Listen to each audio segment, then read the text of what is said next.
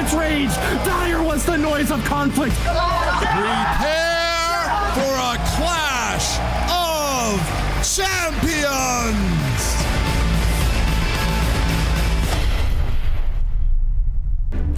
Hello and welcome to Championship Sunday. It's the Clash of Clans World Finals. 8 clans entered into this weekend's finals, and we now have 4. One of these clans will take home the World Champions Trophy, and of course, the lion's share of $1 million. Our first war of the day yesterday saw ATN.aTTaX go up against Exis. After missing out on a perfect war by one attack, Exis was sent into the lower bracket to fight once again to stay in the competition. Our lower bracket match then saw HT Family take on Exis, where the back and forth war came down to the final attack from the Exis captain, Rigo Torres, and he secured the victory. In Group B, we witnessed a Queen Walker's victory against Vatang with some incredible defenses. Vatang then had to battle against the clan with a perfect war under their belt, Chang Dance. This was one of the most electrifying wars we've seen on the main stage, and Vatang scored a perfect war of their own to make it to Championship Sunday. And this right here is what your clans are fighting for: the World Champions Trophy. Alongside the $1 million prize pool, of course, your Championship Sunday clans are ATN.aTTaX, Vertang, Exis, and Queen Walkers. My name is Banks, and I am your host, and joining me in the studio, we have Bash and Carbon Finn. Oh my goodness, it's the third day, the final one on Sunday. We're going to be seeing who is going to win it all here in the final championship. Bash, I cannot wait. I'm so pumped up for this, Carbon Finn. We ended on such a high note yesterday. Hopefully we can carry over that energy. I'm ready for this, Banks. Let's go. So today's playoff bracket is slightly different. Bash, why don't you take us through it?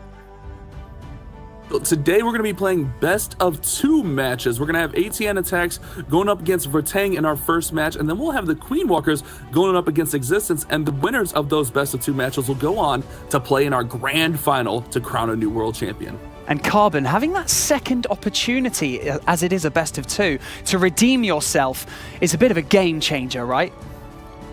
Absolutely. And not that one small mistake that was in the previous wars won't be as huge of a difference, but now you can take all the experience and put it into the 2 wars. Total stars and total percent destruction is going to be the determination of who's going to win these wars. Well, today is our deciding day. Who is the best clan in the world? Who has what it takes to go the distance with the pressure of the main stage on them and the eyes of the Clash community watching closely? It's time for ATN.aTTaX versus Vertang. Oh, baby, Carbon Finn. I am so pumped up for this. Remember, ATN.aTTaX was 1 star away from that perfect war yesterday against Exis, and then Vatang did put up a perfect war. This best of 2 format is sure to bring out the best in our clans. Absolutely. Both these clans are capable of putting up those perfect wars. But here we go. We have Kilberos versus Yo-Yo23. Remember, this is a best of 2, so we're adding the total stars, total destruction between the 2 wars to see who's going to advance to the finals. And we're going to be jumping into it very quickly. But man, I am on the edge of my seat for this one. The best of 2 format, really, like you mentioned, it's a little bit more forgiving, but it also bring out like the true skill of the players, in my opinion. Is we'll see which clan is the most consistent throughout these 2 matchups. And here we go. Kiberos is in, and it looks like we have a Zap hybrid to get us going on day 1, Carbon, our final day. Yeah, just going in with the lightning here to go on to the Scattershot Earthquake. Should help take it down. Did damage that Royal Champion on the defensive side, but decides to send in the blimp towards that single target Inferno, and the blimp is going to pop here. Decides, is he going to be using that rage spell? Decides not to use it here. So now hopefully the Yetis can move over and take down the Royal Champion with just a few shots. The Royal Champion is just hanging on there. She does not go down. Did get the single target Inferno down. The Balloon trying its hardest, but the Royal Champion just hanging on by thread. And it looks like we got the Queen Walk starting down here at the bottom of the base, and no super wall breakers or any wall breakers on this one. So perhaps going to try to sneak this Queen in, or maybe just set the pathing and have the hybrid go right at the Town Hall. Indeed, decides to use that poison spell with some headhunters coming out. Is he going to go with that freeze spell on the defending the header? Yes, the freeze is used to make sure the queen stays alive, and she's going to go to the outside, going to continue the walk around. And here comes the hybrid going straight for the town hall, but the Eagle artillery has locked on to some of these miners now. It's going to do devastating damage, but still waiting for this king. The king has not been deployed, but check this out, Carbon. All the troops are right there at the town hall. The warden ability is going to come in to protect from that Giga Inferno and those eagle shots. And there we go with the king. And at about 4 o'clock there, helping push that queen inward. But man, these troops have taken some heavy damage and now distracted by that royal champion that stayed up on the top side. Yeah, they were distracted right there, slowed down quite a bit. And look at this, the miners are being in the core. Those storages do a lot of work by slowing them down. Queen's ability went off, takes down the single artillery, but the Eagle needs to go down next. Eagle, Eagle is just raining in shots. That Queen's doing a great job. But here comes that royal champion seeking shield to help out. But man, these defenders are staying up. This is going to be a tough finish for Kiberos. Yeah, he's trying to push his way through with a few miners into the middle of the space. World champion already burned her ability, but he's still got a rage spell here, Bash. Rage might come in. The queen, probably the queen, I would suspect here to finish this one off, but he doesn't have too many buildings up. The queen's still full health. Has that Valkyrie to help clean up. Yes, he's still got the Valkyrie and the rage spell. Is he going to just swag this rage? He should use this because it's all about... Right now. Yeah, he's got to use it here because we got 30 seconds. You want to speed it up as quick as possible. But I guess he's going to want to save onto it and not use it. He's going to go swag in the rage. Oh, man, you would think you would get that in there just to make sure time isn't an issue. But Kiberos gets us started with a 3-star. That attack looked grim there in the core, but he's able to get through and finish that base off nicely. Yeah, he did. Now can ATN.aTTaX answer this attack because their defenses have been stellar. So many defensive 2-stars we've seen from ATN.aTTaX. The first one here in the finals gets tripled. Let's see if Boom coming in. He was the one attacker in the previous war that held ATN.aTTaX from getting that perfect war. Let's see if he can turn the fortune and get the 3-star here. This is an interesting attack. I don't think we've seen this at all during this World Championships thus far. We have a P.E.K.K.A. bow bat. So P.E.K.K.A.'s bowlers and 5 bat spells looking to charge right into this base and perhaps a blimp towards that town hall. Be interesting. How do you think he's going to get to the town hall starting on the opposite side here, Carbon? Yeah, he does have that Stone Slammer selected. He can always change it up, but this defending king might be a little annoying for this. Nope, he decides to drop these P.E.K.K.A.s, and all of a sudden, the Warden is going to retarget and help assist. Remember, that Grand Warden is an assist hero where he'll move to go where the P.E.K.K.A.s, the bowlers, where the main army is. Well, let's see. The king is coming around. The single is towards the bottom side here. Does lock into some of the barbarians. Not this king, but here comes that push into the middle. The jump spell is down, which will give access right into the middle. We still have a rage, and that battle blip does come in here. Finally switches over, and we'll see that Warden's ability likely used to keep that blimp alive, hopefully all the way to the town hall. There we go. Warden's ability is popped, and it's on its way, Carbon. It is, but I'm trying to look at where his troops went, but I don't see yet the P.E.K.K.A.s or bowlers. They're all gone. The town hall should be hopefully going down. It does from the Sneaky Gops, and Dragon drops the bats here on the scatter shot, but he's lost that push through. Let's see if these bats can help clear up the rest of this base. The bows are on ground through here, so they're not going to target the bats, and the World Champion's going to distract this Wizard Tower. He has 3 freezes. This is actually looking really nice for the bats if he can keep the defenses distracted. Yeah, the biggest threat now is that Wizard Tower up top. He does have 3 freezes. He uses one on the single to keep that queen alive. 2 more freezes for the Wiz Tower. Potentially the top side queen comes around. The bats are moving through, Bash. These bats are doing work. Carbon Fin, check them out. First freeze spell goes in. He still has that other freeze. This is surely going to be a triple. The P.E.K.K.A. bow bat, a unique attack, getting the 3-star for ATN. Wow, Boom coming in with the answer. It wasn't looking too good when those P.E.K.K.A.s and boulders died super quick, but they got the value they needed, and those bats cleared almost half the base, it seemed like. Boom coming in. That is a triple from each side. What a way to start this war off here, Banks. Absolutely incredible start to day 3 of the World Championships. I mean, oh ye of little faith. Did we really think that Boom wasn't about to get that triple? Even though all those troops went down, he still had enough for the back end. Absolutely incredible attack from both of our Vatang and ATN.aTTaX players, Bash. That was an incredible read on the base. Realizing all 4 of those bows were on ground, the bats would move through there without any issue, and those bat spells did so much work through that base. But now it's going to be up to Warning from Vatang to respond and look for another 3-star. And we're going with this P.E.K.K.A Yeti Smash yet again. This is becoming a favorite of these clans in the World Championships. It is, and I like how he used that balloons there to help take down the air defense, which also now this blimp was able to help move in, takes out the EU artillery, pulls out that clan castle, which has super minions. And the big thing is those super minions got a few of those shots off, so hopefully he doesn't do too much damage to this queen. Remember, we've seen a lot of times, not just in these raids, but raids all over the place where the super minions have cost and taken out those queens super early and caused raids to fail. The super minions are going down, however, right here, a really interesting blimp right there.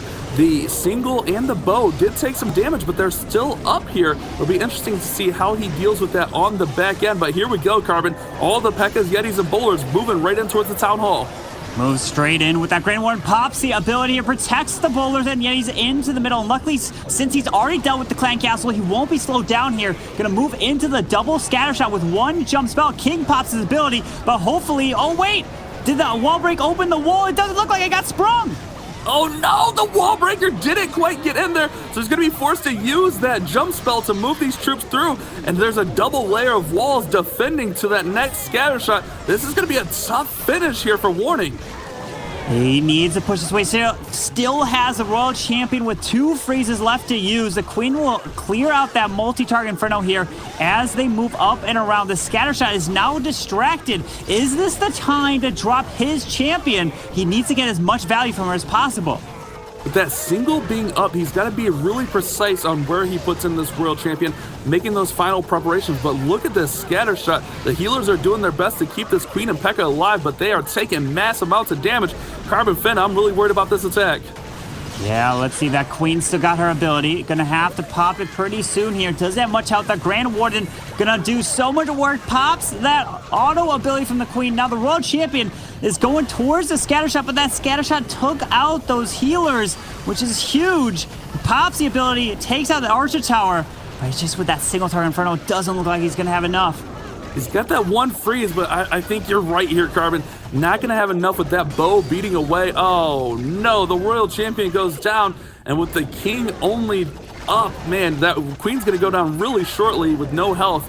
This one's going to be a high percentage attack, but a 2-star for Vatang. Yeah, this is going to just be the defense right here. The Queen will get picked off by the Expo right there. But remember, you're trying to get as much percentage as possible, because it's the best of 2. There will be 2 wars. This is the first one right here. Warning finishes with the 92% 2-star. Vatang's last war, they did get that perfect war against Chang Dance. This is everything's on the line. You kind of wipe the slate clean from everything that already happened, and this is the war that you have to focus on. That's right, Carbon. We're going to have Ass coming in next, and he can put his squad up. But with the best of 2 format, yes, winning that first war is going to feel great. But ultimately, it's going to come down to the performance over the 2 wars, as we're going to add that star total and the percentage total together, and that total will give us our winner to move on to that grand final. Astus coming in now with a Laloon attack. Look at all those free spells. Yeah, he did use the lightning to take out 3 Expos here, finding this Tesla farm nice and early, which also found some of the skeleton traps that popped. So as long as this wall worker can push its way through towards this town hall, it does have a poison to help clear whatever comes out of the clan castle.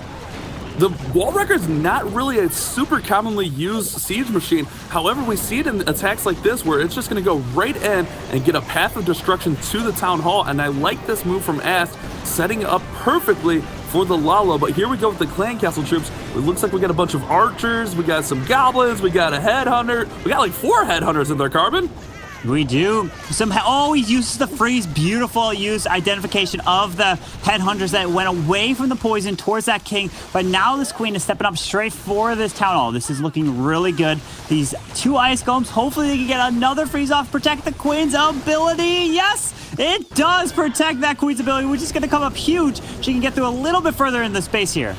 I like the use of 3 ice golems in that wall wrecker just to make sure that the queen got enough value going in towards that town hall. Now we get that royal champion working on the left-hand side, but she is locked onto by the single, looking to get this air defense down, but it's going to be too grim for her. And here we go with the balloon starting at the 3 o'clock. Coming in, moving his way straight around. He does have 4 headhunters. They're going to move straight to the royal champion and the queen down south. There is a multi down there, so you have to be very careful on the way you deploy. But the hounds are distracting the scattershies, moving in. Some of the balloons move their way to the ground expo up top, which is pulling the Grand Warden. Oh no! Warden, get back with the big pack of balloons! We do have the headhunters down there taking out the queen, but if these balloons can't get back together, it's going to be trouble with the tornado trap spinning around now. The multi-target Inferno down south is still standing, does decide to freeze that scatter shot. The balloons need to get to the multi down south at 6 o'clock. It should, yes, the multi goes down. It finally drops, but that scatter has done some work. We have that air defense picking off these balloons one by one, and this is not going to be what Ass was looking for. He's going to finish up with percentage and a 2-star. Everything stuck on storages with 30 seconds remaining. Man, that one just fizzled out. Those balloons going up towards that ground bow really hurt things, Carbon. Yeah, with Vatang's 92% attack, that unfortunately didn't triple. This one is going to fall less than that, which now means Vatang is going to have the advantage here right now. But Ash is trying to get as much percentage as possible. And this is looking like the lowest one that they've gotten all here in the World Finals. Man, the pressure of the finals here, the semifinals rather. Oh man, a 78% 2-star. We're all knotted up on stars 5-5, but look at the percentage difference. We'll have to see if Vatang can take advantage and push their lead even further. Exactly. Warning from Vertang provided a slight opening for ATN.aTTaX to come in and secure a triple to go ahead. However, ATN.aTTaX just didn't quite grab that opportunity with both hands, and Ast unfortunately came in with a mid-range 2-star. So Vertang ahead after 2 attacks apiece. Yes, Vatang looking strong here, but now Lancelot deciding to go with the Super Witches. This is one of the slower attacks. Let's see if he can get that momentum. Remember, you do use the lightning, and you got to do a very quick Warden walk if you could use that Warden, because you don't have much time. Decides to use a Barbarian right here. Why a Barbarian? Maybe testing to find if there is a Tesla farm. But that Grand Warden clearing some of this, and he's going to charge his way straight towards this Town Hall bash.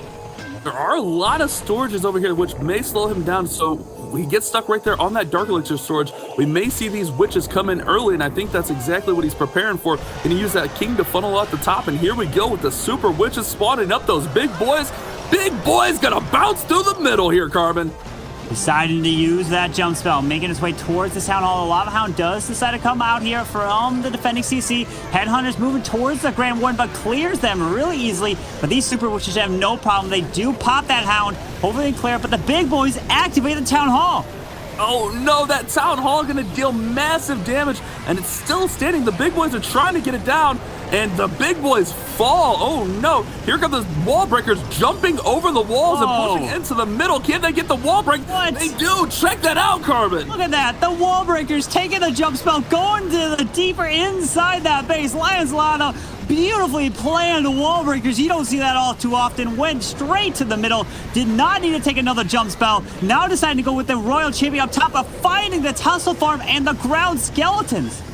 So many defenses up there to slow down that Royal Champion. If she can get to the scatter and get it down, it's going to be massive. But that bad boy is trapped up. She's finally going to work her way through it. But here we go. We still have big boys, or Super Witches and big boys in the core with the Queen here, Carbon. We do still have that Eagle Artillery standing here. The Queen's got her ability. 1 freeze left. Royal Champion already burned her ability, and down she goes. Decides to drop the Wizard. Let's say we can probably drop it up top there to help remove some of the buildings. But this Queen, what is she going for on the outside? She needs to get to this Eagle as quick as possible. Nothing targeting the Eagle, and that's going to be devastating as it is targeting now onto those Super Witches. there is a couple of healers up there, not the full set of 4 that he begun with, but those healers are going to try their best to keep these Super Witches alive, and the Super Witch is making the smart play and opening up this Eagle compartment. If they can get that open before the Queen, that'll be massive.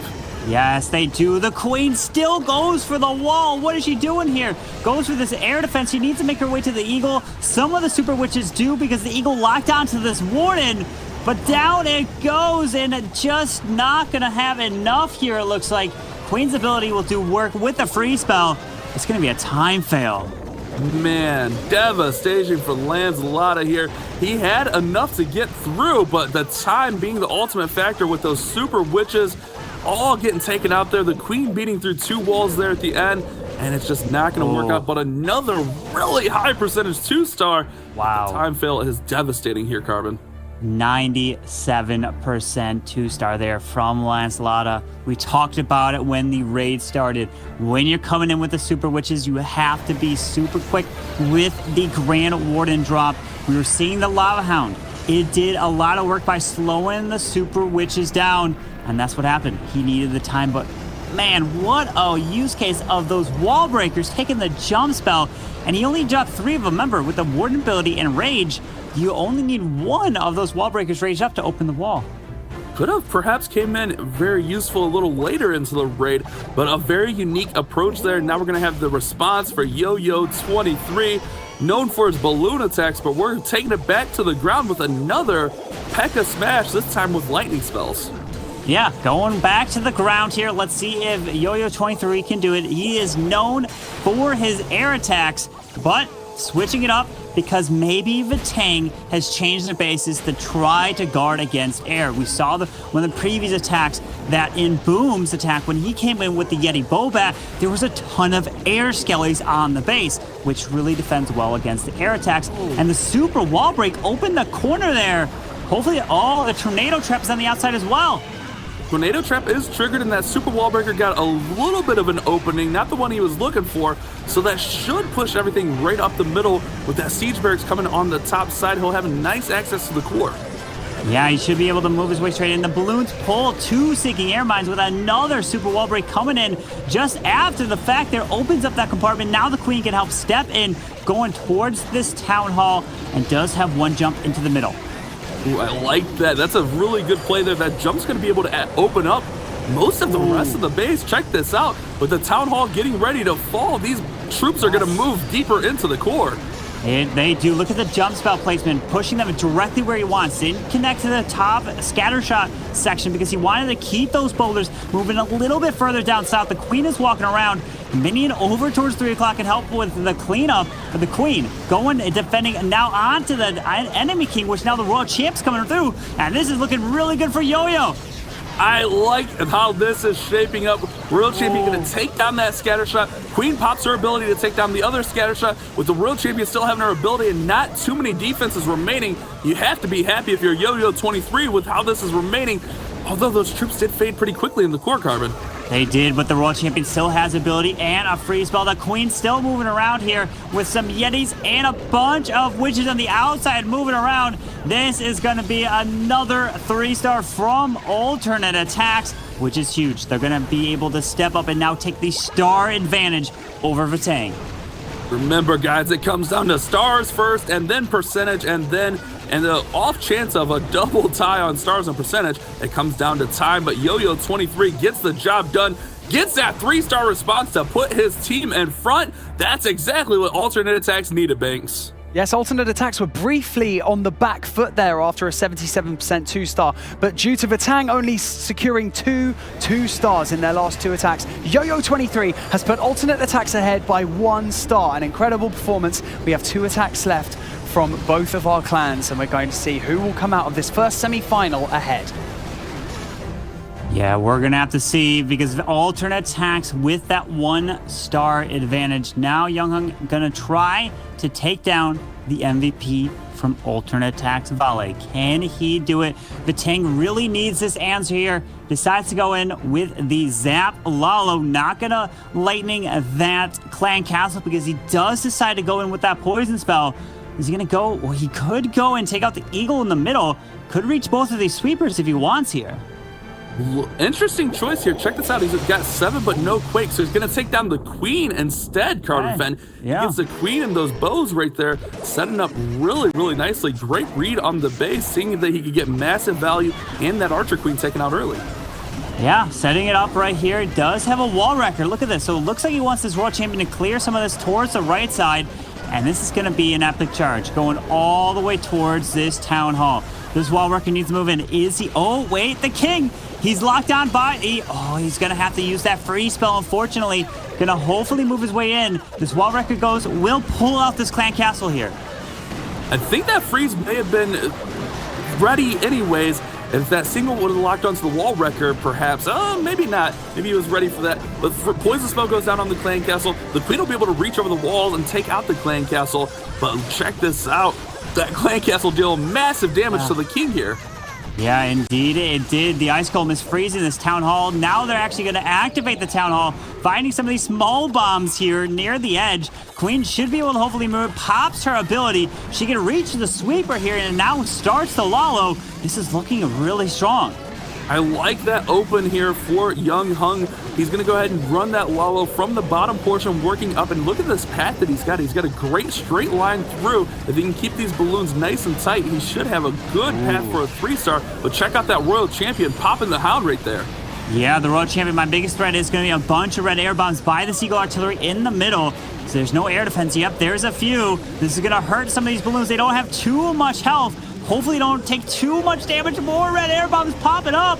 Oh no, they're going towards the Eagle. Come on, they got to backtrack all the way to 2 wizard towers with 1 haste left here and more red air bombs. Oh no, these troops are taking so much damage. Can they hang on here and get this one finished off? It's going to be a close finish for Young Hung of Vatang.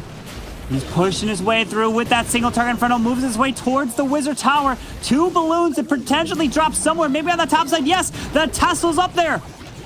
The Tesla going down. Oh my goodness, Garmin, I'm so nervous about this attack. He's got a herd of minions and lava pups to finish this off. The Archer Tower's only going to attack 1 at a time. I think he's got enough to get this done. It's going to be the 3-star response for Vatang. Just what they needed. He is answering with the triple with 25 seconds left on the clock. Gets that 3-star. Wow, what an attack. Decides to take out the queen. Didn't want to take out that Eagle Artillery in the middle. We've got the celebrations running through. What an award ability. They did backtrack towards the Eagle Artillery, but he was patient, hung on to that final haste spell, used it at the perfect time to get his way through. Great attack, taking down Volley's base right there. That was beautiful. Good read on the base there, Carbon Fen. Identifying potential red bomb spots, and they were everywhere you called. That was very, very good calls here, but it's going to be on Valet from ATN.aTTaX to push that lead back. Remember, they were up a star coming into this attack, so if he can keep the 3-star response, ATN will be even further ahead. And we got Zap Dragons here, 6 lightning spells, we got Earthquakes, and he's just going all around here, weakening up that single target Inferno so this Royal Champion can dive in and take it out on her own. We are seeing that ability going off here, taking out a bunch of value. Decides to go with 3 super minions as well. Can this Royal Champion take out the Tesla? Does require 2 shots, 1 and 2. Down goes the Tesla, but does pull out the Lava Hound, defending, which is going to be unfortunate. Now the King and Queen will have to get stuck on it. He does a great job pulling that Lava Hound away, but you're right, Carbon. As soon as he puts that King and Queen in to help funnel his attack, that Lava Hound's going to come back over and perhaps distract the Dragons. Hopefully he can get through the Town Hall and some of these heavy defenses before that happens. Tornado Trap spinning, and here comes the Stone Slammers. They get to the Town Hall. Yeah, the Dragons with that warning ability take the Town Hall down. They do survive. The timing was perfect. Now the King and Queen are going to be potential. Wait, not deploying the Queen. So as long as this Hound stays, does decide to go with the Queen there, so she will get stuck on this Hound, unfortunately. The Hound will be popped, but check this out in the core. We have a lot of Dragons, a lot of Balloons still remaining. We have a free spell. That Royal Champion's going to go down, and it's really going to come down to this bottom compartment. We have that Scatter Shot and Air Defense doing some massive work to the Dragons. We do decide to go with that free spell onto the single target Inferno. If that single goes down, just requires the heroes to run around the outside. No, the single doesn't. The dragon is picked off right there. The Grand Warden's going to help take down this air defense. It's going to come down to the pathing. He's got a Valkyrie to use and one balloon. I don't know where he wants to deploy this because that single target Inferno, hopefully he can go down. He has quite a bit of time, Bash. He's got plenty of time, but not a lot left here. Let's be honest, Carbon. No spells. Time for days. He has the king and queen's ability. It's just going to be trying to kind of push that king away. Oh no, with the enemy king popping that queen's ability, that's going to be devastating. It is. Decides to pop that king ability here as the dragons are coming around. They're going to move their way towards the single target Inferno. Is the king locked down by the single? It looks like it might be. Single needs to go down. It does. Oh! Perfect! The king gets a single down. Valet's still alive. The dragon's gonna push through, and this is gonna be the response from ATN.aTTaX. I can't believe it, Carbon. He's coming in here, the king. Timed the ability there. Luckily was able to take down that single target Inferno, and has just enough to get that 3-star to add another one to the board for alternate attacks.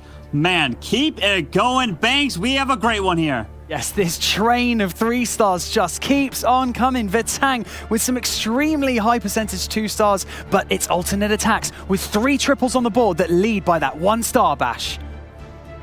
Valet pumped up, and he should be perfect. King's ability right there, Carbon.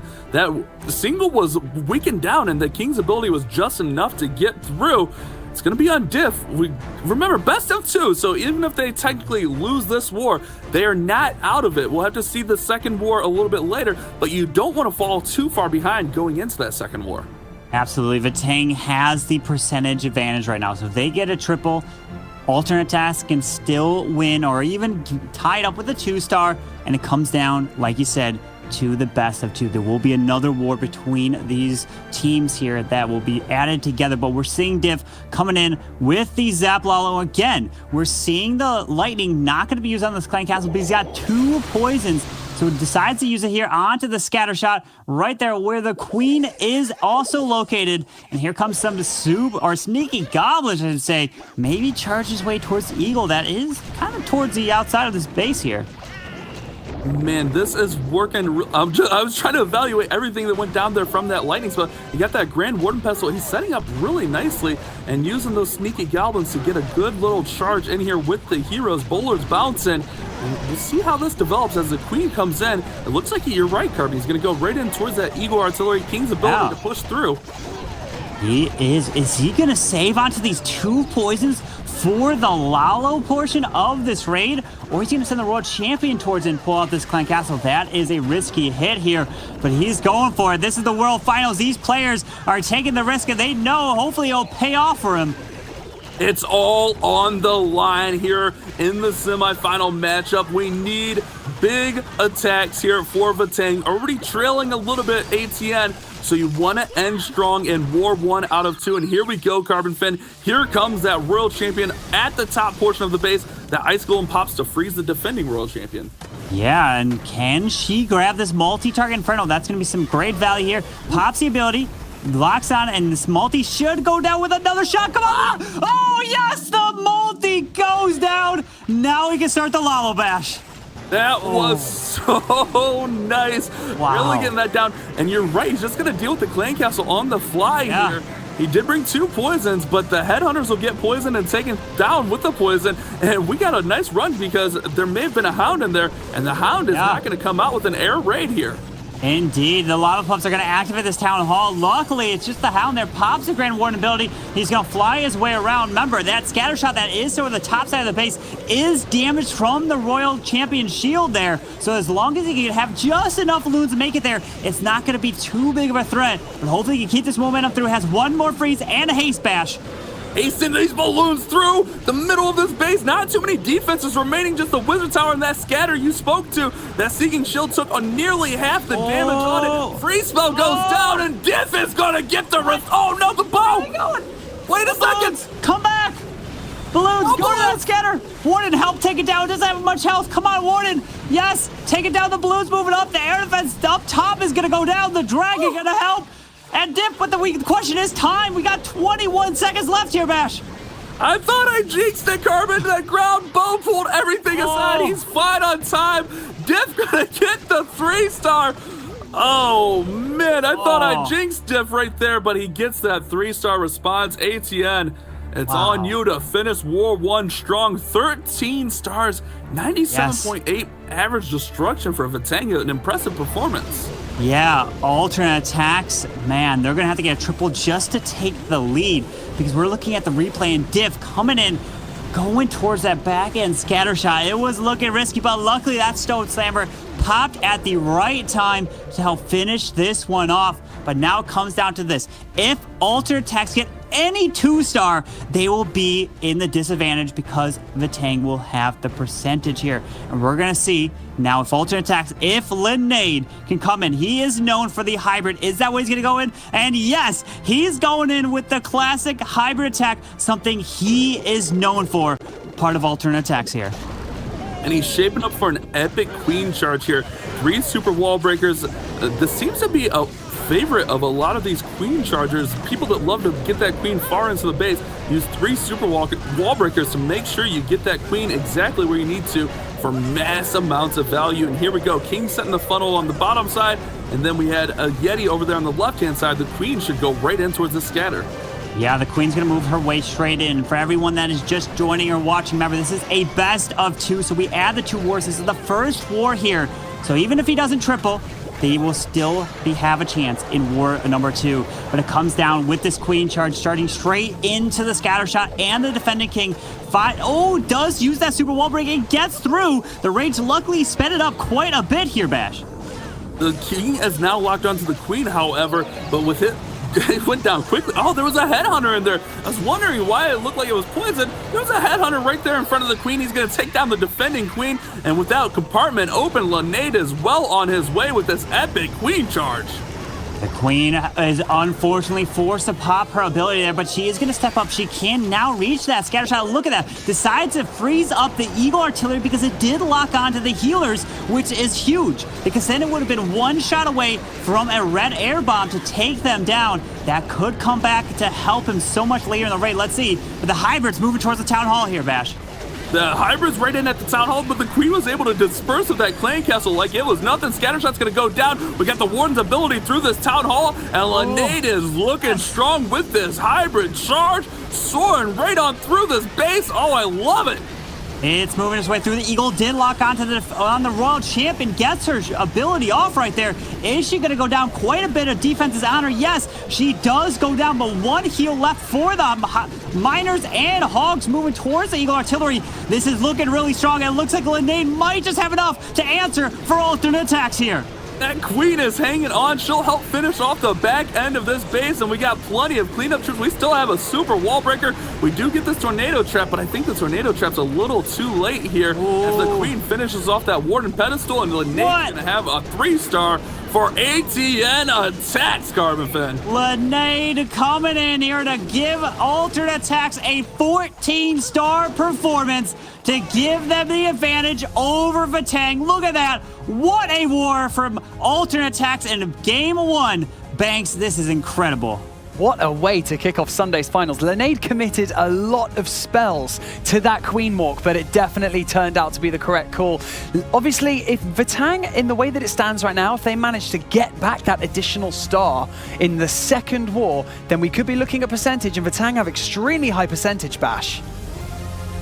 They put up a really nice performance here with a 97.8 average destruction. Just fell just a little bit short on Lanzlata's time fail with the 97. So you're right, if they can somehow hold on defense and get that extra star back, they could be right back in this. But let's be honest, ATN is known for their defensive builds. Yes, the base builders from Alternate Attacks have been incredible, and they've really stood up the tests throughout this entire weekend so far. But this is how your playoff bracket is standing right now. Alternate Attacks slightly ahead of Vatang, but it really still is anyone's game. So we're going to have to wait and see what's going to happen in the best of 2 a little bit later on. So I'm now going to hand you over to one of our favorite Clash of Clans streamers and content creators who has picked out one of the best attacks to break down from that war. It's Lady B at the Telestrator.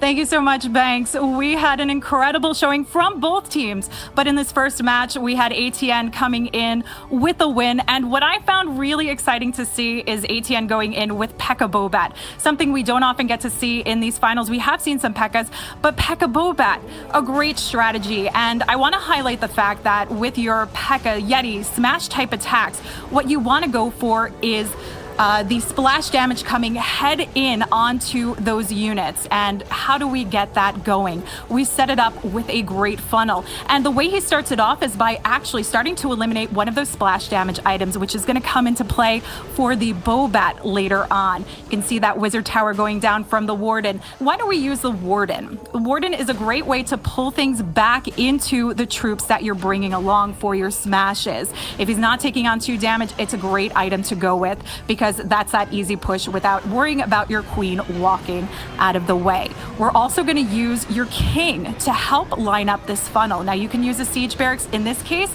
he wants a line drive to the town hall, so he brings a blimp. But you can see the pathing moving along. Let's pause here for a second because I want to highlight very quickly a few things. Oncoming splash damage, we have all in this quadrant.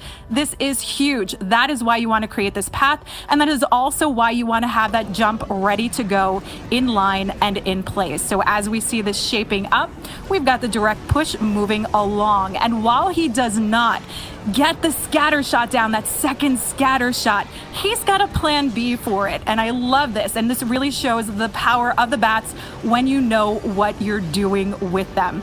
So bats, when you plan this, you have to know what splash damage is going to remain and how you can go about it. So with this, with the wizard tower that was stuck in the core of the base, he took it out, and he can now bat bomb into the central core of it where it's taking on no splash damage and work its way through. Now, don't forget your royal champion when you're doing bat attacks. She can save you a free spell, which was needed on the back end of the base where we have the other wizard tower. But moving along, these bats are going unscathed for the most part, especially as the queen is helping out quite a bit, and it allows him to reserve that freeze for the very end, which really helped out for this raid and picking up the 3-star. So again, some of those takeaways with your Bobats or your smashes, make sure you have a great funnel leading into oncoming damage, and make sure you know what you're going to be able to do with the splash, how you're going to take care of it. Royal champions, freezes, and even ice golems. Good job to Boom. And we are now actually heading back to Banks, who is going to be speaking with Boom. Thank you so much, Lady B, for breaking down that attack. And yes, like you already mentioned, I am now joined by Boom of ATN.aTTaX. What a way to kick off Championship Sunday. You've put yourselves in a great position for your next best of 2. How are you feeling? Thank you, Mr. Banks. It was an amazing war, the first half of the semi-final. It was so close. We are leading with stars, but they are leading with percentage. So we cannot rely on these results. So we have to be even better and perform even progress for the next war, and I'm really looking for that. Well, we've also already mentioned that your defenses are absolutely incredible throughout this entire weekend. So is there anything you'd like to say to your base builders?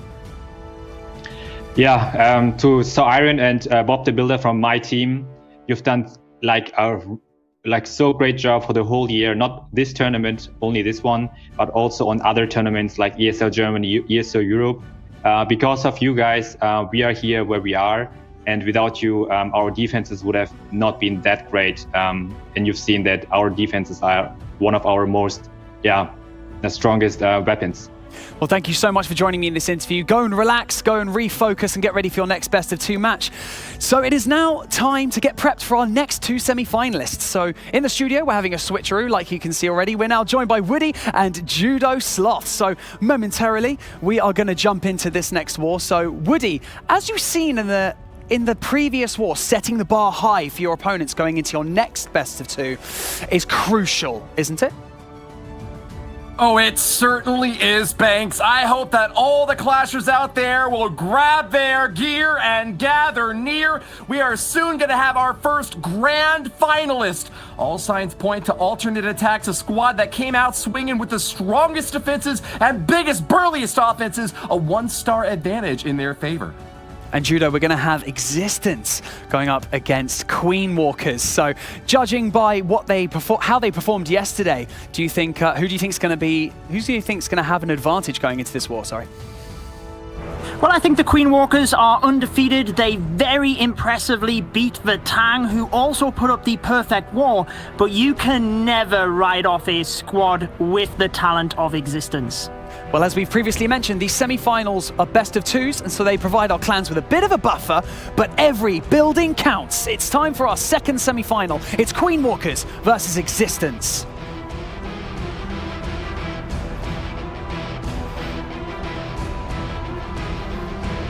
We will be diving into the matchup momentarily. Queen Walkers winning their first couple of matches. Existence knocked into the lower bracket, but have managed to battle their way back up, Woody. So it is going to be an interesting one as to who can put themselves in the lead with this first war. Queen Walkers have had a stronger defense, 70% success, including the only 1 star that has been scored so far in this World Championship. On the other hand, Existence has had a 53% success on defense. Their base is not holding up quite as well, but certainly still have got as good a shot as any. Queen Walkers, being an undefeated team from the upper bracket, are favored in this best of 2 matchup. But the first attack will be coming in now from Metro. A lightning quick attack will take down the Royal Champion and send in a battle blimp for another air defense kill. Very conscious on time as he charges into the base. Metro actually has not achieved a 3-star this weekend, so he will be wanting to break that curse moving into Sunday, and he is off to a powerful start here. Things going on all over the base, Woody. He is squeezing this base hard, Judo. Metro gets damage done on the top left and bottom right corners to set up a funnel for this Dragon Raid. Soaring through the skies and ready to breathe fire straight onto this town hall. He's got loons out in front, as always, to stoke damage against those Inferno towers, shutting it down with a freeze spell. Here he'll get that Air Sweeper and Inferno tower offline. Rage it up and get the first star. Interesting to come directly into an air sweeper. Definitely non-traditional, but he gets through that, gets through the main damage. There is a air defense and single targeted Inferno at the north of the base. That is my main concern, Woody, and he needs to save the spells for that because the dragons have gone across to the other side of the base. 2 air he's got defenses the in the queen. top section, and the dragons up there are going to be mincemeat. But heroes coming in to help out might just be enough to get the damage done. They need to knock out the air defense, single target Inferno, and that Eagle artillery. Tesla Farm popping up over in the top right corner of the base is going to be even more damage on the dragons. Can they survive through this scatter shot, Judo? Oh, I don't think he expected the Clan Castle troops to come out here, Woody. He is distracted big style. The king is fortunately getting through the troops, which does allow the queen to get the Eagle. Massive, but with the dragons down, it's not meant to be, and it is all about percentage. Existence not getting the 3 stars, and this is exactly what the Queen Walkers needed for the first attack. Long arms for the reach around this base, but he couldn't get the squeeze in the end. Metro hitting on all angles, but the last line of defense will hold for the Queen Walkers. Their impressive base design will gain another pickup here, as Metro from Existence will be sent packing with a 2-star 85%. I'm sure he wanted more than that, but try and just shake off the nerves, ease themselves into the match. But we know how good Queen Walkers are. Both of these teams were in last year's championship finals. Existence actually placing 3rd under the name of Team Queso, and Queen Walkers will be wanting to improve on their position last year too. And if there's anyone from last year you'll remember on that Queso squad, it's gotta be Rigo Torres. The MVP of this lineup will be on defense this time. His base building skills put to the test by Stadra. He is using the Super Witches, Woody. He has used this strategy for the previous 2 wars as well. One of those attacks resulted in a 3-star, and the other an 87% 2-star. So he is obviously hoping that this one is the 3 to give the Queen Walkers an early lead. The power of lightning called down from above into the bottom left compartment with a Warden walk to back it up. That blunderbuss dealing damage to outside buildings and setting up for the Super Witch funnel. These big witches go really slowly, unfortunately, and time has been a factor multiple times on these hits. That means that Stadra needs to make the most of those jump spells to hop over big, tightly compacted compartments in the middle of the base and ensure he can reach that Eagle Artillery far and away at the top side before time runs out. I really like the use of the archers as well towards the corners. Very well protected. They can just chip away at the buildings the entire raid, and he doesn't have to commit a lot of troop capacity to it. Now, the Super Witches are getting through the Lava Hound, which is meant as a time restraint. They finally get through to the Town Hall, but still a lot of base to take down, Woody, and over a minute in. The last free spell is out to shut down the Giga Inferno. Warden ready to pop that Eternal Tome. If he chooses to do so, no. Soaks the Giga Bomb, and those big boys are taking some heat. The Inferno Tower is going to continue heating up, and you really want to make sure none of them lock onto the Super Witch. It looks like he'll evade that big hit right now, but over on the right corner, even more destruction coming in. A Barbarian King and P.E.K.K.A trying to chop through walls, but the defending Archer Queen will have none of it. I think he's trying to hold on to the Grand Warden's ability as long as possible when he starts getting into this central area. There we see it. Royal Champion still to be deployed. Will she come in from the 9 o'clock area? She does, Woody, just as I say that, to sideswipe the base. But the single target Inferno is the main damage dealer now. A fusillade of destruction coming straight through the core, up the gut, and they've only got one more exit point. A single target Inferno heating up, big boys all around. Those heroes have got to be shaken, but they are not deterred. Stadra with the last stab, a Royal Champion ready to toss that shield. Single target Inferno gets the cook, but Archer Queen still has her ability. Forced to pop it off. This is the last final countdown. There we go. The Royal Champion gets the final defense. He has a wizard to the bottom helping to take out any of the non-defensive buildings, and it will be a 3-star, putting the Queen Walkers to an early lead here, Banks. Queen Walkers opening up with a triple against Existence. Existence needing to dig deep and finding some incredible attack strategies going forward, because opening up with an 85% 2-star just isn't going to cut it at this stage in the competition, Woody. Stadra the Gadra turns it around, and the Japanese squad will be back on their feet and holding court against Existence. A 1-star advantage early on in this best of 2 format is going to be a big motivational lead for them. But if you want to see another big hitter coming on in, it's going to be from Michael DP. Huge destruction in the last couple of wars and looking to keep it together against the MVP of his opponent's lineup. He's brought mass drags again. They are really fearing the aerial assault category this time, Judo. Michael DP is using such a wide variety of attack strategies. The dragons are something we've seen a lot, but not by Michael. He has 3-starred with Hybrid, Yetis, and Lalo, and I talked to the Existence squad previously. They said they tried to make strides in their diversity, and they are showing that today and throughout. Such an incredible year of Clash of Clans. Such a quick start with the dragons in already, Woody.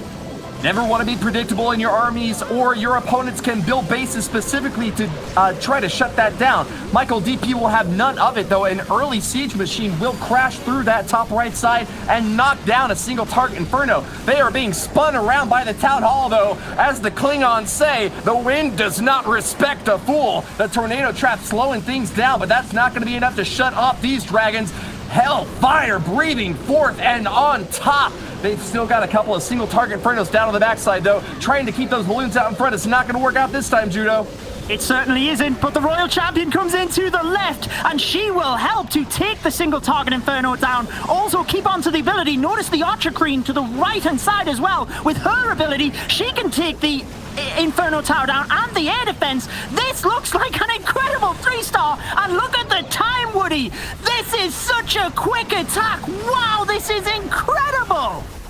Lightning fast offense, and the heat is on. Yuta 14's base has been demolished as Michael DP will not just put up the 3-star, but if this does come down to a time race, he is going to be far and ahead thanks to this lightning quick performance. A great base identification by Michael DP, and his fans will certainly be proud of how this is finished up.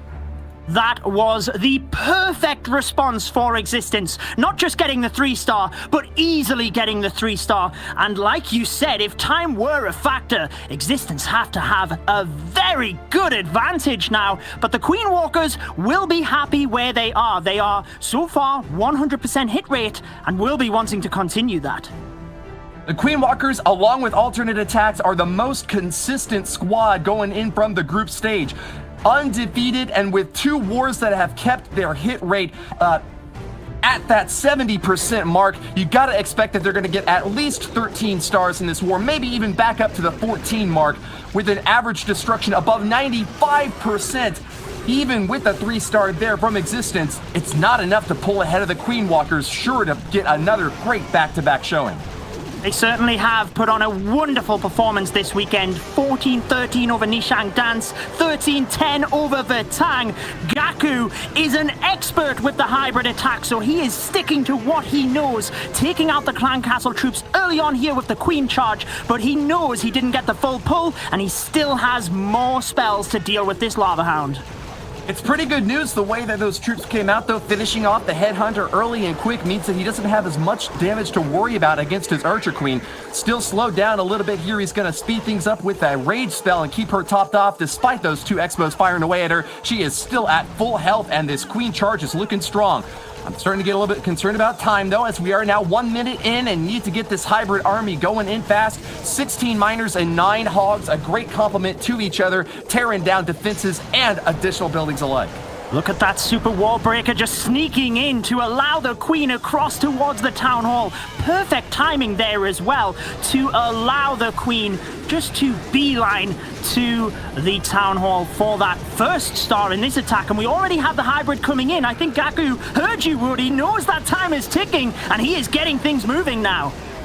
This is a beautiful funnel setup. Everything in the top corner demolished. The entirety of this raid now will sweep down from the top left down to the bottom and back up to the top right, tearing down everything in its path. A Tesla farm pops up in the center of the base, and that's not going to be too much for Gaku to worry about. He's got 2 more heal spells to drop down on all these hogs and miners, which are dropping shovels and hammers everywhere. Splash damage cannot concentrate fire when there are so many troops spread out everywhere, and Gaku looks cleared for landing. Another 3-star performance, Judo. What a beautiful move with the heal spell down to the bottom to keep that big pack of Hog Riders alive through the scatter shot. It allowed the Royal Champion to continue taking out the Tesla. Still has that ability. He should use it just to help out with time momentarily, because this one is another 3-star. Queen Walkers not taking their foot off the gas, not giving Existence any breathing room here, and it is another beautiful attack. 3 stars again. What an incredible war banks. No breathing room indeed, Judo. Queen Walkers putting their foot down and keeping the gas going. 2 triples on the board. Existence are going to have to bring their A game if they have any chance of staying in this war. We've only had 2 attacks apiece. Still plenty of time to go in these in this first semi-final matchups. There's still plenty of time to catch up, but Queen Walkers definitely looking like they're not going to slip, Woody. The Mitochondria is the powerhouse of the cell, and the Archer Queen is the powerhouse of this squad. Queen Walkers, living up to their name, have done so much damage with these heroes early on in the raid, setting up for a perfect funnel, tearing down key defenses. The multi-stage hits here from the Queen Walkers is what really is standing out to me now, as Al-Mualin will take the turn. Existence moving in next. Here, Judo. Al-Mualin is one of the players that is perfect across this weekend, and he has used dragons for each one of the attacks. So again, sticking with what he knows, looking for the response, but just mixing in a few bat spells with this one, Woody. Oh, that Eagle Artillery far and on the outside, stabbed at early by the Royal Champion, but she doesn't take it down. Crucial misstep for Al-Mualin. That Ice Golem got there a little bit too late to freeze any defenses to help out, and I don't think that this is the way he was hoping things would go early on. Certainly not, and it's going to be difficult for him to adapt because of the air sweeper pointing in that direction. Maybe he will send a Valkyrie in, he's got one of them, or maybe he's just hoping that the dragons sideswipe that area, take a little bit more time and take it down. But either way, he has already taken a lot of damage from the Eagle, which he was not intending with this attack. Here comes the battle blimp though, Woody, straight for the Town Hall. He has got to get this because we did see a 1-star yesterday against one of the Queen Walker's bases. Raged up dragons with an eternal tome to protect them through. That battle blip goes straight for the Town Hall with a freeze to help out. Uh-oh, misses the Inferno Tower there, but will catch the Wizard Tower. Great job, but still soaking a massive amount of damage from the Giga Bomb. He's got 2 stars, but 3's gonna be tough. Up on the top side, Bats dropping Guano into the entire compartment. Hardly any splash defenses to stop them. He's done as good as he can do here, Woody, using the bats to take out the splash damage at the north. They can then take out the rest of the point defense. A dragon moves across to the Wizard Tower. It's going to get it, but there is an air defense that could take down the dragons here. The loss of the bats to the Eagle artillery puts the final nail in the coffin. You gotta say, that early strike from the Royal Champion didn't hold on as much as she needed to, and Alwalin might miss the 3-star as a result. The final air defense up top is popping down. Dragons all over the place. I'm a bit worried now. I don't think he's got it anymore. How much health does this? Oh, how much health does this dragon have? It went straight down, and it's not what they needed. So many mistakes in that attack which just didn't go his way, and this means that although in the first semi-finals with ATN.aTTaX and Vertang, ATN are 1 3-star ahead, Queen Walkers could put themselves 2 3-stars ahead here already. A heartbreaker for Alwalin of Existence. One of the closest hits coming within the razor's edge of a 3-star. But only in horseshoes and hand grenades does close count, and Existence will now trail by a big star gap. As the Klingons say, death is an experience best shared. And unfortunately for that Royal Champion dive, her death will be shared by many bats and dragons. Queen Walker's looking to take the advantage. Interestingly enough, Woody, throughout this year's qualifiers, ATN.aTTaX had the highest hit rate, 3 stars that is, across the qualifiers, and the Queen Walkers had the second highest 3-star hit rate. So it's interesting to me that we see both of these teams accelerating in the semi-finals as well. Well, it's not over. It's a big lead for the Queen Walkers and a chance to push it even further. Stars is the next one, and if he's true to his name, he'll get 3 more for his team. Triple Lava Hound with 27 balloons, mixing things up away from the dragons we've seen so often, but still has brought those 7 lightning spells to zap down hard and fast. Where's he going to start him off with, Judo? Well, with 7 lightning spells, you tend to go towards either the Clan Castle or the Queen. Looks like he is taking the Archer Queen, gets a single target Inferno, an Expo, and also creates the pathing that we always talk about. Crucially important for a Lava Loon attack. Lava's out in front to protect those shots from the air defenses, while balloons do the heavy lifting out back. A stab into the top left compartment will be enough to get that CC pull and the Town Hall down early on, as long as everything goes according to plan here. Tornado Trap will pull around the wall wrecker, but that's good news for Stars, who knows that he won't have to worry about that later on in the raid. Those balloons should have a clear path for landing with 2 haste spells to keep them going fast. He's got a good strong push into the Town Hall, which has already gone down, and can still get some more of the defenses down. With the Royal Champion reinforcing, looks like he might be going towards the scatter shot and also the sweepers. If he can take the sweepers down, it just means for the Lava Loon, they are not going to be pushed anyway, and it looks like he's pretty much going to mitigate the pathing around them anyway. Surprised to see the freeze spell on that scattershot and Archer Tower, just trying to get that Royal Champion a little bit deeper in. A lot of times you see her doing the work early on and then using freeze spells late to support the balloons, but instead he gets the shot off that air defense, and with its defeat, Stars has taken out another key structure. I only see one air defense left on this map. Yeah, the Lava Hound is going straight across to it, but notice the couple of balloons that were sent in towards the air sweeper in the middle. He has to take that down, and it looks like it will. I think he was trying to get the Royal Champion shield to hit both of the air sweepers, but with that down, the balloons can move in. He still has the Grand Warden's ability to freeze and to haste, but he's already taken a lot of damage on the balloons, and they are going down fast, Woody.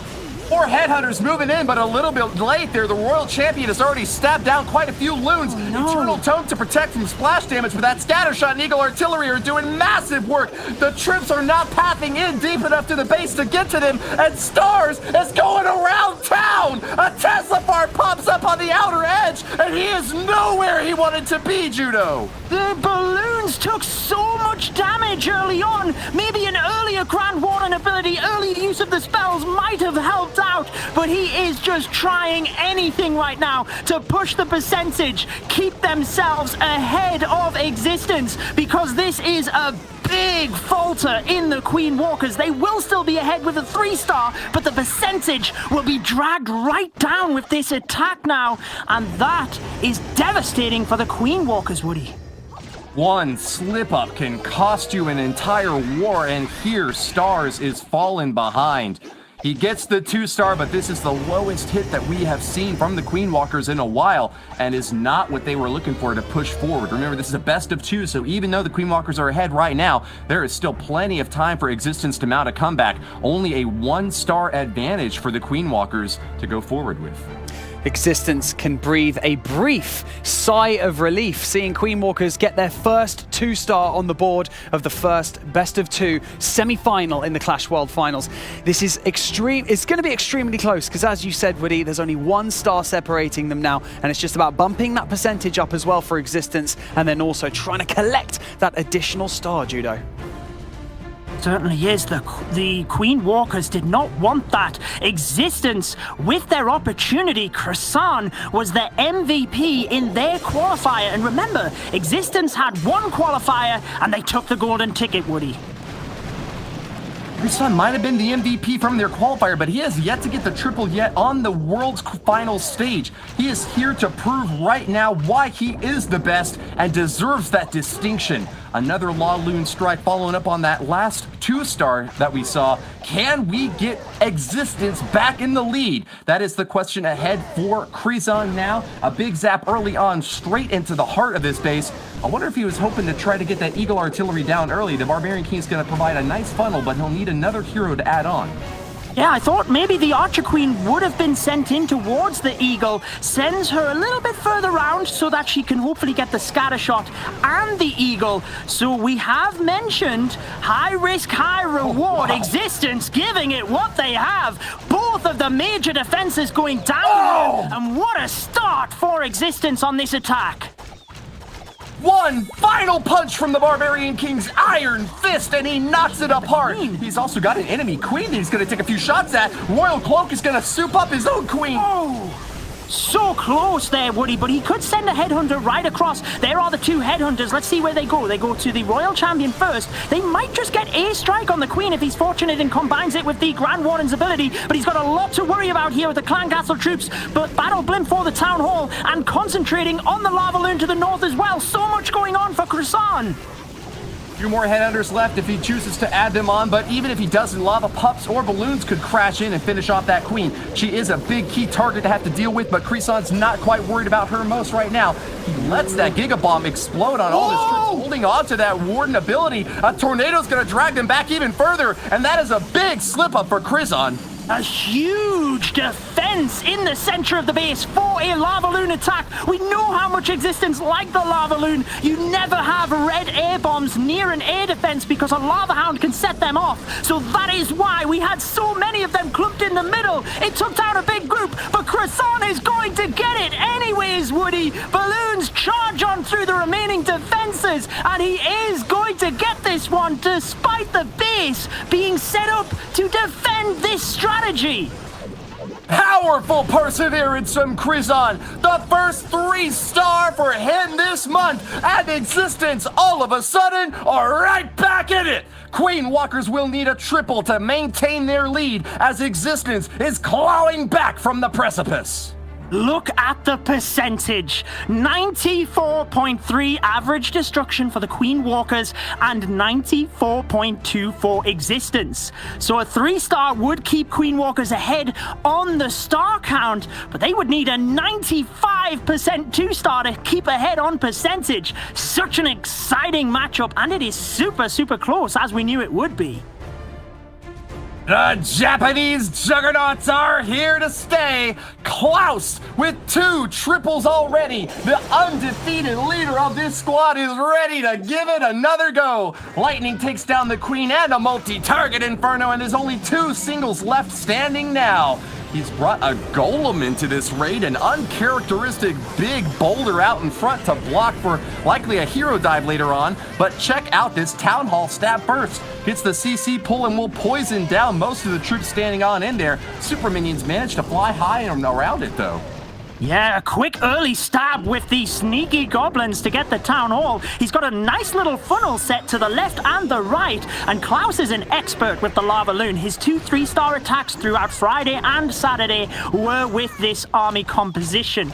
Now with the golem, he is going to be able to use that to tank a lot of the defenses, and maybe realized that the freeze from the ice golem might not hit too many of these, so that's why he's substituted in with the regular golem.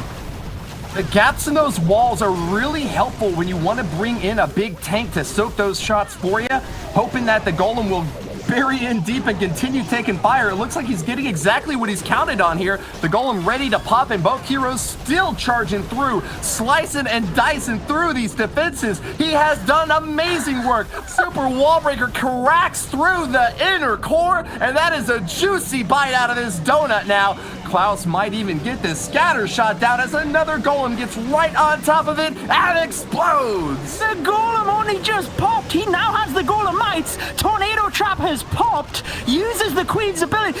There's no base left for the lava loon. There is literally the Eagle Artillery and a couple of other defenses that don't do major damage to the lava loon. But Klaus's main issue now is time. Time always a factor, but he's done so much work early on. I'm not too concerned about the cleanup here. He's got another haste spell to drop after this one he's already got down, and there's only a few splash structures that could cause any trouble at all. That air defense and wizard tower in the far left corner are gonna be the biggest roadblocks, but I think he's not gonna stumble. Last haste spell is out, and here he goes. Klaus dropping in heavy will get another triple for the Queen Walkers. If you thought Existence were staging a comeback, just wait for Klaus to have his say. Did you see the minions in the center of the base with 4 or 5 red air bombs chasing after them? That is why it was so crucial to get his heroes into the middle, so the lava loon did not have to go there. They were well protected. Beautiful attack, 3 stars, and puts the Queen Walkers back in the lead, Banks. You can see Queen Walkers all dancing around in their little cameras right there, because Queen Walkers have got 3 out of 4 triples on the board. Existence also shaping up to be a really good war, because Existence are starting to pump those numbers up as well. It's now down to Rigo Torres to see if Existence can close this out as close as possible to Queen Walkers, Woody. It is mighty difficult to get maximum value out of a golem, but he just did it. Klaus had perfect base identification and got it in so deep to protect the king and queen for an amazing charge. You rarely see golems because ice golems are often better used to shut down defenses with its freezing ability, but the unparalleled hit point per army camp space stat for the golem is just so perfectly used in exactly that circumstance. Hats off to him one more time. But let's go back to Rigo Torres. You know him and love him. One of the best attackers from Existence, and needs to get this last attack on top.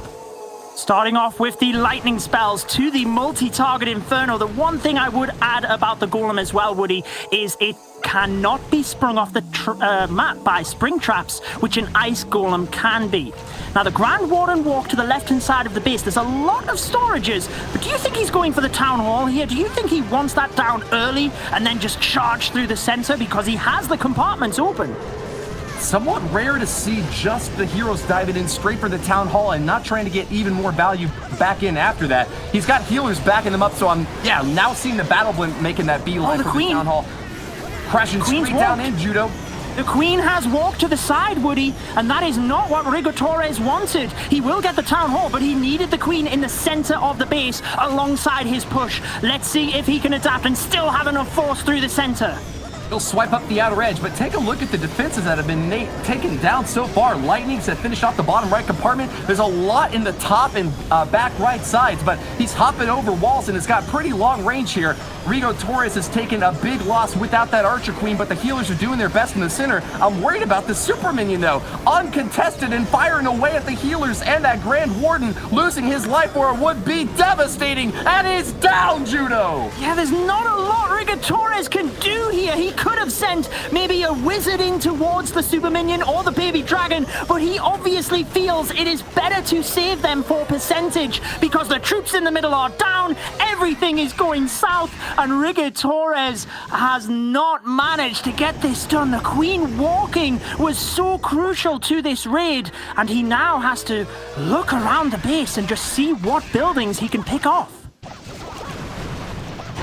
That is gonna be it for Rigo Torres. Drops the last few troops for additional cleanup on the outer edge, but a 2-star in the 70s gives Queen Walkers the chance to slam the gate in their face. 12 stars total from the first war, and that is not anywhere near what you would have needed to defeat the Queen Walkers in any of their past battles. 13, 14 stars even from them. And with one more attack left to go, that's what we're expecting to see. Queen Walkers are very familiar with the best of two format. They won the CIC community tournament in recent months with 29 stars out of a possible 30. So they have the diversity and depth within their clan to take down a lot of bases across two wars. Yuta 14 continues to step up to get 3 stars across wars, and if he does it now, they are in a very good spot, Woody.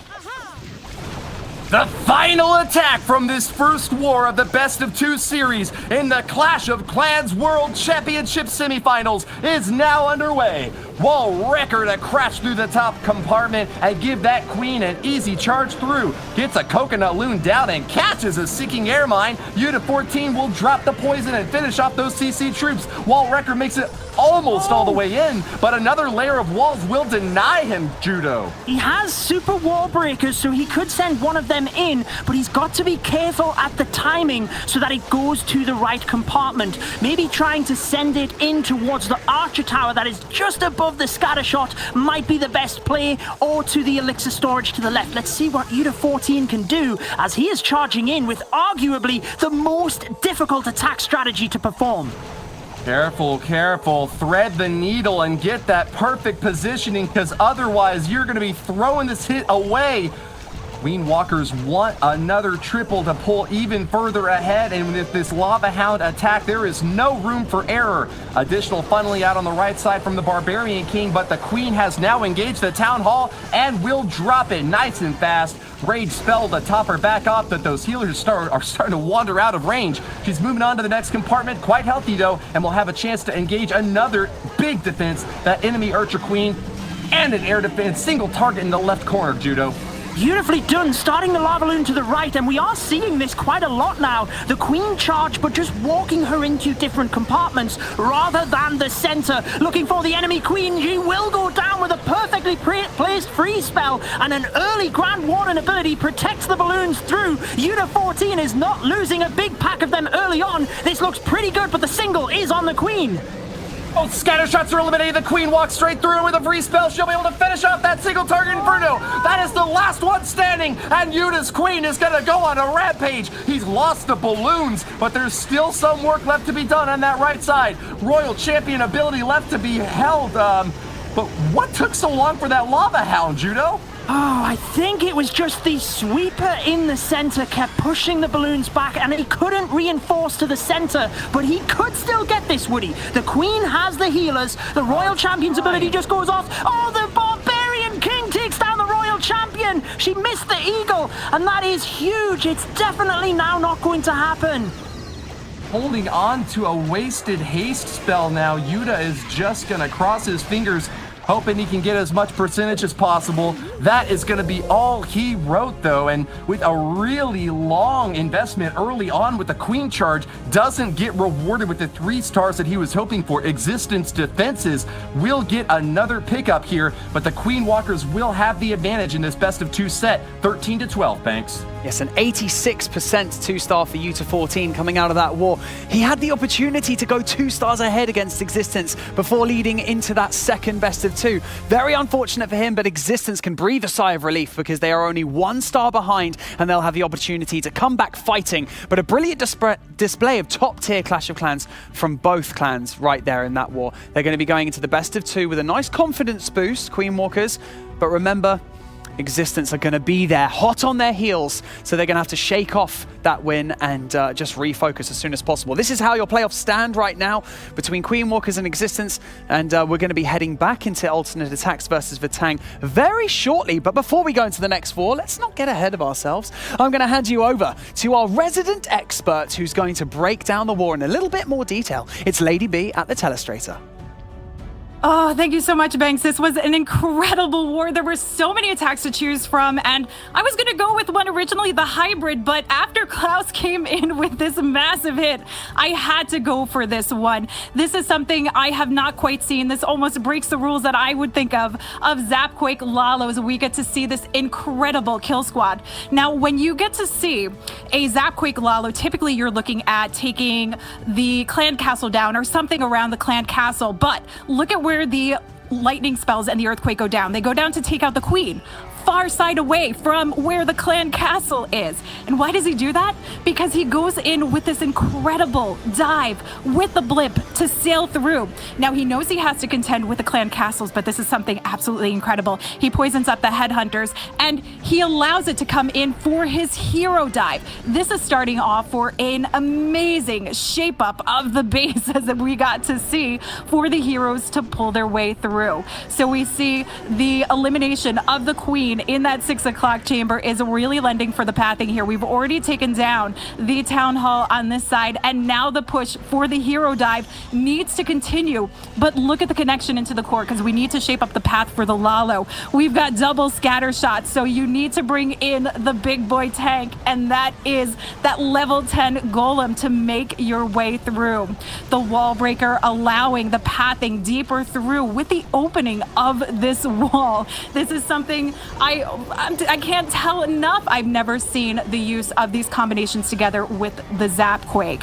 Now the wall break opens, the queen takes down both scatter shots, and the other big factor we have to worry about our Lalo push is the air sweeper. So she's able to take on both. We had the other one taken down here in the core and the other one coming through the back end. So beautiful push through. We can see how this is shaped up. Now when you are coming through with these Lalo pushes like this and you have heroes to worry about, you can use your Warden ability, the Eternal Tome, to keep the headhunters safely through the Royal Champion, as we get to see here. It's a direct line drive, straight push up, going into the Eagle, so it serves double duty for this Lalo pathing. And the Hound pushes its way, leading the way. You have to remember with your Hounds that they need to pick up those traps along the way. And with the Queen gutting out the core where you could potentially see those traps, the Hound has the path across to the air defenses to pick up any skelly traps there. This was just absolutely phenomenal. I don't think I have ever seen what I would call a risky plan pay off so well. So kudos to Klaus there. But remember, those takeaways for the Zapquake Lalo portion is you always want a way to contend with the clan castle troops, which he did in a very unconventional way, taking those risks, and they certainly paid off for this first match for the Queen Walkers. And with that, we now get to hear a little bit more about our players. So much, Lady B, for breaking down that attack. I am now going to be joined by a player from our winning team. It is U214 from Queen Walkers. Now, you're going to be going into your second semi-final ahead of your opponent. How does that feel?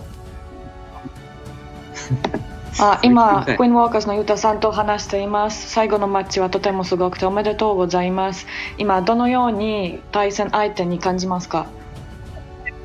そうですね、まだ BO2 の2試合目が残ってるんで、全然1点差っていうのはまだまだ分かんないので、怖いな。絶対勝ちたいなって思ってます。So we're still waiting for the following match.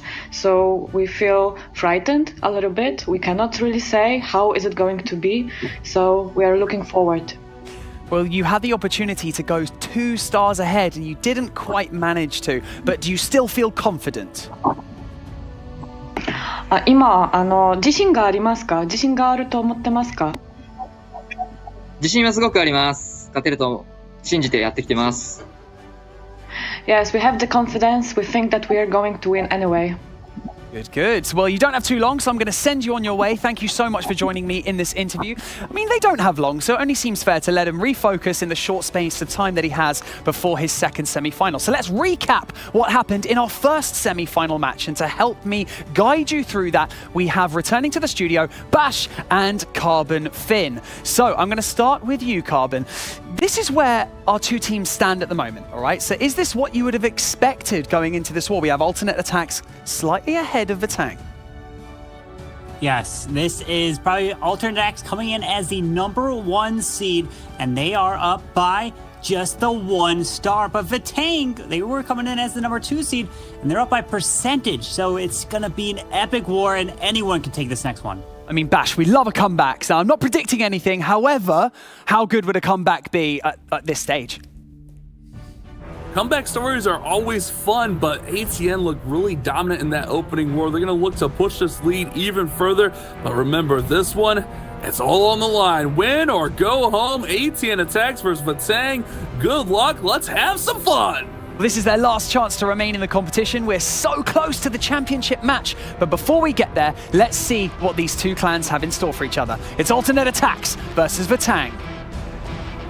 We're going to be seeing the next match. This is match #2. ATN.aTTaX has the 1 star advantage over Vatang right now. But if Vatang win by 1 star and they get a little bit more of the percentage, they can take this to move on to the grand finals. And now coming in with the Mass Hog Lightning, some bats. This is an interesting strategy here, Bash. This is really interesting. A little bit of everything, weakening up that scatter shot so the Royal Champion Seeking Shield takes it right down there. Now going to try to take on the defending Royal Champion, but not going to quite get there. And we're going to have the King coming in from the top side. We'll like to see if that Queen comes in. But check this out, Carbon. We have a Wall Wrecker selected. We do. Wait, is that 2 bats being used right behind this Ice Golem, trying to clear some of this stuff here, but the Wizard Tower did get a shot off onto the bats, unfortunately, and the bats are spawning a little bit more. They do go down. Well, this Wall Wrecker is coming at a very unique angle here to try to get to this Town Hall. Man, I don't think that's what he was hoping for with the bats. A big risk, and that's what Vatang's known for, taking those risky moves and trying to make them pay off. But if this Queen doesn't go to the Town Hall, he's going to have to readjust his whole strategy. Yeah, this could... Oh, wait, the Queen, can she make her way back to the Town Hall? Wait, she's going around. She does... Go in! No, Queen, you need to make her way to the Town Hall. Yes, oh, she's does! Okay. Wow. She's stuck right back in there. Might have to force the ability here just to make sure that Town Hall falls. Does just that before the Lava Hound comes over. And now we have 36 Hog Riders ready to come in and destroy this base. Not quite the opening Kiberos was hoping for, but this one could still work out for him. Absolutely. Still has the Headhunters moving in to help clear this King. Some more Hogs coming from the top side, moving straight into that single target Inferno. But we've got the Scatter Shot on the backside, protected by that Queen there. He's got 1 more heal and freeze to use. And look at these Hogs on the outside trying to pick off some of these defenses. And he's trying to keep this momentum moving into the middle. Hogs being healed in the core. They got to get to that Scatter Shot because it is working them over quickly. And this one is, taking so much damage as that Queen is picking these Hogs off 1 by 1, Carbon. Yeah, unfortunately, if he didn't use those bats, he could have maybe had another 2 free spells, taken another heal spell for the Hogs. They got picked off real quick right there, and this is going to be a lower percentage attack. Even though it's in the 80s, we've been seeing the attacks have to be at least in the 90s to be contending. Man, that was rough. Going with the Hogs to try to move through those storages, stack through the core right there, but did not work out for him. That opening was just a little bit sideways and gonna get to 85%, still very respectable. But remember, Vatang, already trailing by a star, so if ATN can put up a 3-star here, they're going to be in a really commanding spot. Absolutely. ATN is going to be looking to add more 3-stars to the board with Vatang down on the overall stars. They do have the percentage, but that will bring the percentage down a bit. Now Yo-Yo23, he is known for his air attack, specifically the Lalo. Let's see if he decides to go with the Lalo. We've seen him go with quite a bit of ground attacks already here in the World Finals. And let's see, he's about to be jumping in against Diff, and he is sticking to the ground here, Bash. A little bit of a change of pace, going with that P.E.K.K.A. smash that seemed to work so well for them in that first war out of these two. He does have those 5 lightning spells and the earthquake combination to take out the single target Inferno to help this Warden Walk shape up. And look at this, he's finding a Tesla farm down here that needs to be dispersed of, but that Warden's taking some heavy damage. Yeah, that Warden, unfortunately, is taking quite a bit of damage there, but hopefully he can get healed back up here. And luckily, the Expos are not within range, and he can get healed up. No issues here. Eventually, he'll get stuck into 2 Expos. If he doesn't... Oh, yeah, 2 Expos on this Warden. This could be devastating. I don't think these healers can keep it up, and he's forced to use that freeze there. Freeze to help those Expos retarget perhaps onto the P.E.K.K.A.s, 1 onto the P.E.K.K.A., 1 onto the Warden, but that should be enough to keep him alive as they're pushing in towards this Town Hall. Siege Barracks on that top side, and we have our main phase of this attack underway, pushing right through the middle of the base. He is pushing right through and decided not to bring it. Poison Spell pops that War Internal Tome, getting through the core here. Hopefully these bullets can get some skip, but there are 2 witches still standing in there, which the jump is going to help him lead right into the middle of this base, Bash. Big move there, not taking a poison spell. The Clan Castle is taken care of with that bowler bounce. That multi-target Inferno is doing massive damage, and the Tornado now spinning around. We still have the Royal Champion yet to be deployed. She could save this attack for a 3-star. Yeah, the World Champion can come up clutch with a Super Bowl break on the bottom side. P.E.K.K.A. and Witches are moving around. The Valkyries were coming out of his clan castle from the Siege Barracks to the very top, moving around the space, and he's hanging on to this Royal Champion here.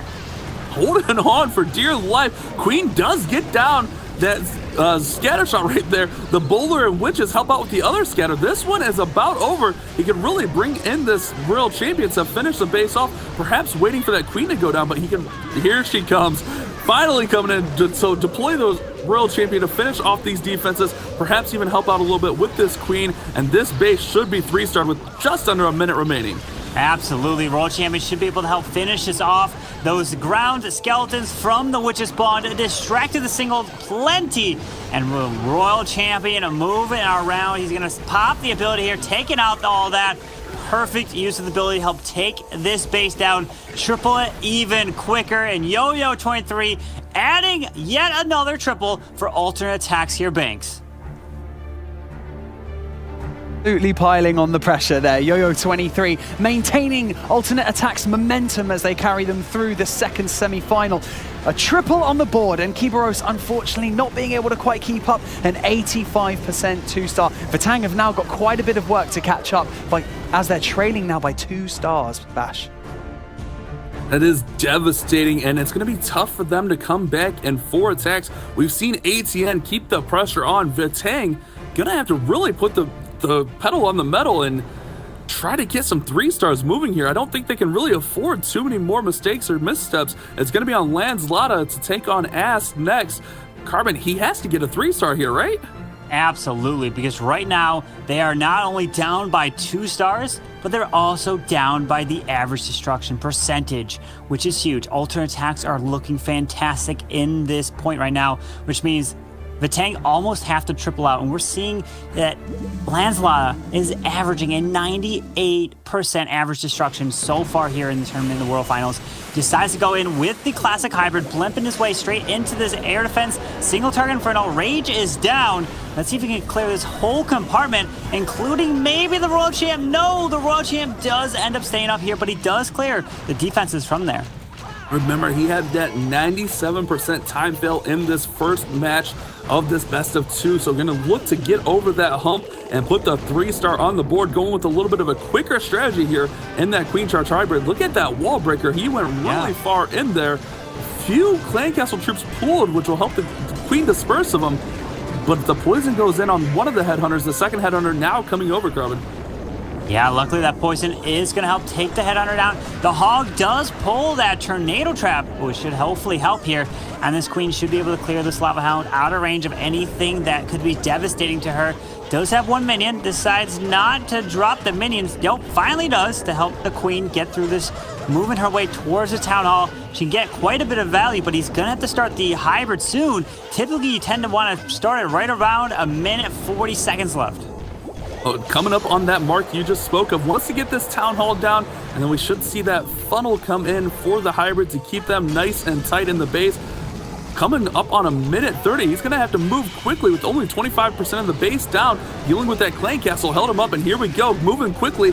The king in, and now here come the miners, the hogs, the warden, and that royal champion to take down the base. Yeah, the hybrid is pushing its way from the top side. The king should be able to clear a bunch of the buildings on the outside. Pops this Grand Warden Eternal Tome through the eagle shot here to protect it all. Freezes the expos in the middle. The queen still has her ability. She can get a ton of value. Should continue to walk to the bottom side, hopefully. Unless she wants that wall, and she does. Wait, no, she's going for the storage here, Bash. Orange goes down, and check this out in the core. We got a lot of action, but those miners went out of range of the heal spell. Oh no, they do finally come back in, get healed up, but that scatter shot is gonna hurt. Oh no, another heal goes down to protect him. That king beating through a wall now. That scatter is devastating right now, Carbon. Yeah, unfortunately, the Royal Champion went down way too early in this raid here. Needs to drop some wizards down the bottom side for cleanup because he doesn't have too much time. Just over 30 seconds left in the raid with the hybrid trying to push. Finally drops that wizard down there.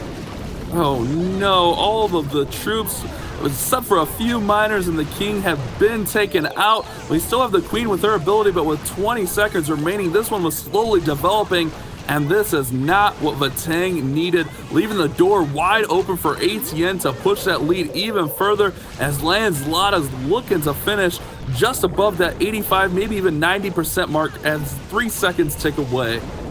Yeah, unfortunately, Lanslada gonna fall short here. He averaged 98% destruction so far, and this one was only an 88. Unfortunately, one of his worst attacks when they needed it the most, Bash. Devastation. You could see it in their faces. It's going to be on Ass next to push ATN even further ahead, you see. And the best of two so far, we are tied on stars 17-17, but ATN.aTTaX has not used their seventh attack where Vertang has. And here we go with a Zap Quake Lalo, using the 5 lightning spells and the 3 earthquakes to weaken up all of these buildings and take down the clan castle. Little interesting pause there on the lightning spells. Maybe wanted to wait for the queen to come around for the 5, but a little bit of timing issues there. Yeah, at least did drop maybe one of the lightning to damage the queen a little bit here. Air Skellies did pop, so hopefully you can clear this really quickly. But the queen needs to make her way towards the town hall, but these Teslas could prove to be a little bit of an issue. Look at this. Oh, he's dropping some minions to pull the Air Skellies so the queen can help clear them. Very nice move there. Great move so that the queen does not walk away. Also, if those air skeletons were too far out of range, perhaps that queen would have took the bait of those Teslas and went down the side, but he's got to get the queen in as the town hall does not fall from the king, Carbon. This could be devastation. The queen is not making her way towards that town hall. Gonna have to force her ability. Literally, there is a sliver of health left on that town hall. Just like a death damage of the balloon should even be able to take it down, but he needs to like invest a freeze if he wants to take it out. All right, here comes the balloon, and the Stone Slammer is going to take it out. Going to look to save this one. One drop from the Stone Slammer should take down this Town Hall. No issues. There we go. Town Hall falls, and here we go with the Lalo from the 6 o'clock position. But that Stone Slammer is not going to do much to support here. Yeah, unfortunately, the Stone Slammer's going to the top side. I wonder if he was going to be patient and Lalo from the top. Granted, the sweeper is pointing up top where that Eagle Artillery is right next to it. Pops that Warden ability, but it misses quite a bit of these balloons with that Warden ability. This is not going the way Acid hoped for. He does have a massive pack of balloons. Freezing that single target Inferno to keep that Warden alive is not too much splash remaining. However, he's got that Scatter Shot and Wizard Tower in that final compartment with the freeze and a haste. He might still be alive here, Carbon. He's trying. That dragon is tanking the Scatter Shot. He's hanging on, freezes it now. with no more spells left. Hang on, he's not giving up here. The balloons get the scatter down. The Wizard Tower is gonna fall next. And Ast may have just saved this attack from decimation. Instead, decimating Warning's base with a 3-star. Oh man! How did he just do that, Carbon? That attack looked like it had so many issues, but he pulls it out for a 3-star. Imagine if that king took that town hall down and he didn't have to use the Stone Slammer for it. It would have been even more crushed. Comes down to time right now with about just above 20 seconds left in this raid. These balloons do split here. Nice split. Oh, look at that. That was a perfect split by the balloons and the minions and pups to clean this base up. No question about it now. ATN.aTTaX, alternate attacks, gonna push their lead even further after 7 attacks. Banks, they're up by 3. They are indeed. Unfortunately for Vatang, they're just unable to keep up to pace with alternate attacks and their base builders as well. Yo-Yo23 and Ast have now put 2 triples on the board in their first 2 attacks. Ast's attack did look like it was slowing down quite significantly, but never count them out. They've always got a trick up their sleeve, and he still managed to get the triple carbon. Absolutely. We were watching the replay of those balloons coming through, celebrating for alternate attacks. Now, can the rest of the players keep that momentum up? And Vale's looking up to put up a defense. He's been the MVP for alternate attacks for the very first qualifiers. And here we come with Younghung coming in with the Zap Lalo. And again, we're seeing the lightning spells being used somewhere else, potentially on, you could take out the Eagle Artillery because you have 7 of them, but he's not going to take out the Clan Castle because he's got a poison spell there. Good read, Carbon Fin. Expert moves right here. So using the lightning spells eventually here, we'll see which way he decides to go as we get that final 3-2-1. He's got to make a decision, and he's trying to get some damage on this Royal Champion. A very unique play. So committing 5 and then 2 to finish off the Royal Champion, but that single target Inferno is weakened enough that he can throw that Seek and Shield. Look at that play. Yeah. I like it by Younghung. That was very nice there to select the lightning perfectly around the base and not only take out the Royal Champion, damage the Inferno, so the Royal Champion ability can take it down. It was brilliant. Now has to deal with this CC that's coming out. We're seeing an Inferno Dragon coming out to defend, but with the poison spell, with this charge, shouldn't be too big of a deal. It does take a while for the Inferno Dragon to charge up because it's in the poison spell. Here, Bash, can the Wall Wrecker get through the wall? Oh, it does. The Inferno Dragon was locked onto the Wall Wrecker, but with it being poisoned, it did not quite do enough damage. But the Queen and King need to go down to the Town Hall. Finally, they circle back, and they'll be able to knock this Town Hall down without issue. That would have me nervous, but Younghung is off to a really great start here, opening up for his Lalo with these heroes. Looking great, pops that Queen ability. Can she remove that multi-target Inferno? That would be huge right there near the Town Hall. And here comes the Lala from the top side, moving up and around. Yes, the multi did go down with 1 Air Expo in the middle of the base, probably surrounded with a bunch of red air bombs. But he's still waiting on this Grand Warden to drop, and he's just sending some headhunters into that Queen towards the outside. The Queen is coming over to deal some damage. That scatter shot locks onto the Lava Hound now. Tornado Trap spins those balloons around. Warden abilities to protect, however. Look at that. Look at all those red air bombs in the middle of the base doing so much damage to those loons. The scatter shot is still up, and these balloons are going down so fast, Bash. No, devastation as that scatter shot just rained in shots. You called it. All those air bombs just took them down. Look at the Warden tanking here, though. Warden tanking the scatter shot. There's not too many defenses up, but they're kind of tucked away behind. Oh, man, I don't think he's going to have enough here to get the 3-star, and that might just be it for Vatang, unfortunately, Carbon Fin. Unfortunately, with the 2 Air Expos and Tesla still standing up on this base, it's going to spell a defense for Vale. And we're seeing it. Red air bombs in the middle of the base where there's no air defenses do so much damage to balloons. You have to be so careful for those sections, these players build and test these bases for many, many weeks. And they've had so much time to try to find ways to defend. And it's tough, and especially in this meta now, to find those defenses, but Younghung only gets the 92% 2-star there. What a defense by Valet's base there, and we've spoke to that a little bit in the past about alternate attacks defenses, well known for being able to defend, and that's what we saw there. The opener of that attack looked like he was on a path of destruction, but those air bombs, oh man, check that out. Taking down a huge pack of balloons and weakening the rest. Great defense there for Valet. Absolutely great defense there from him, and now alternate attacks, believe it or not, are up by 1 star with 1 less attack used. That is incredible, because now Linade is going to be trying to get another 3-star for alternate attacks. He looks ready. I'm gonna guess, is he gonna come in with the hybrid that he's known for? I mean, he could do anything in the game, and indeed it is. He's coming with the hybrid, Bash. You called it. Linade loves his hybrid, and he's going to look to charge deep again with those 3 super wall breakers.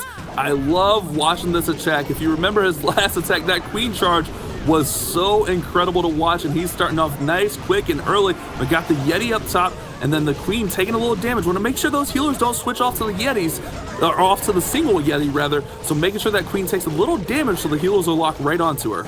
Yeah, charges this queen straight into this multi-target Inferno, takes it out with ease, and the enemy queen has 1 more super wall break, help using the headhunter to help assist this queen through quite a bit of point defenses here.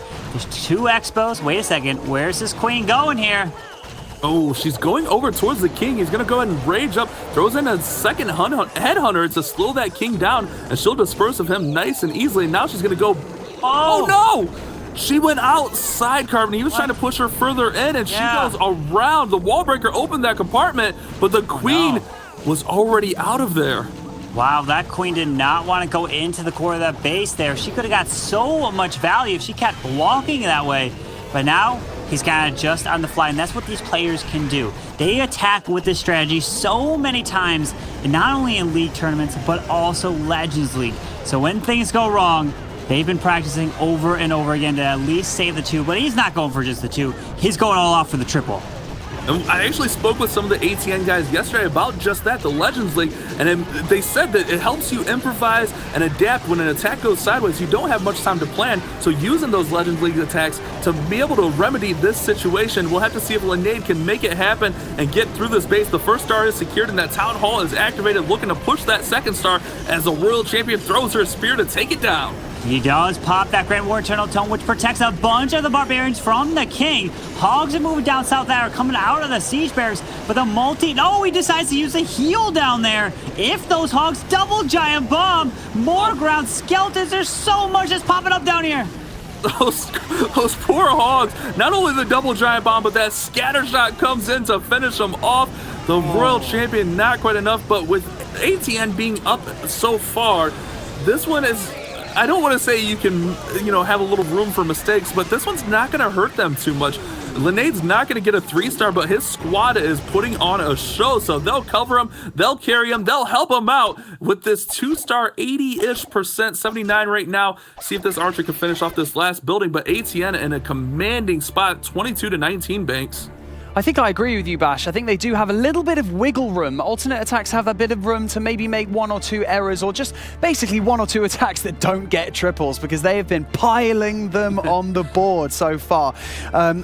Just in this war alone, they're ahead by 2 stars. So alternate attacks do have that breathing room, but obviously Vatang could come back absolutely swinging, and you just never know with 2 more attacks on the board for both of our clans, Carbon.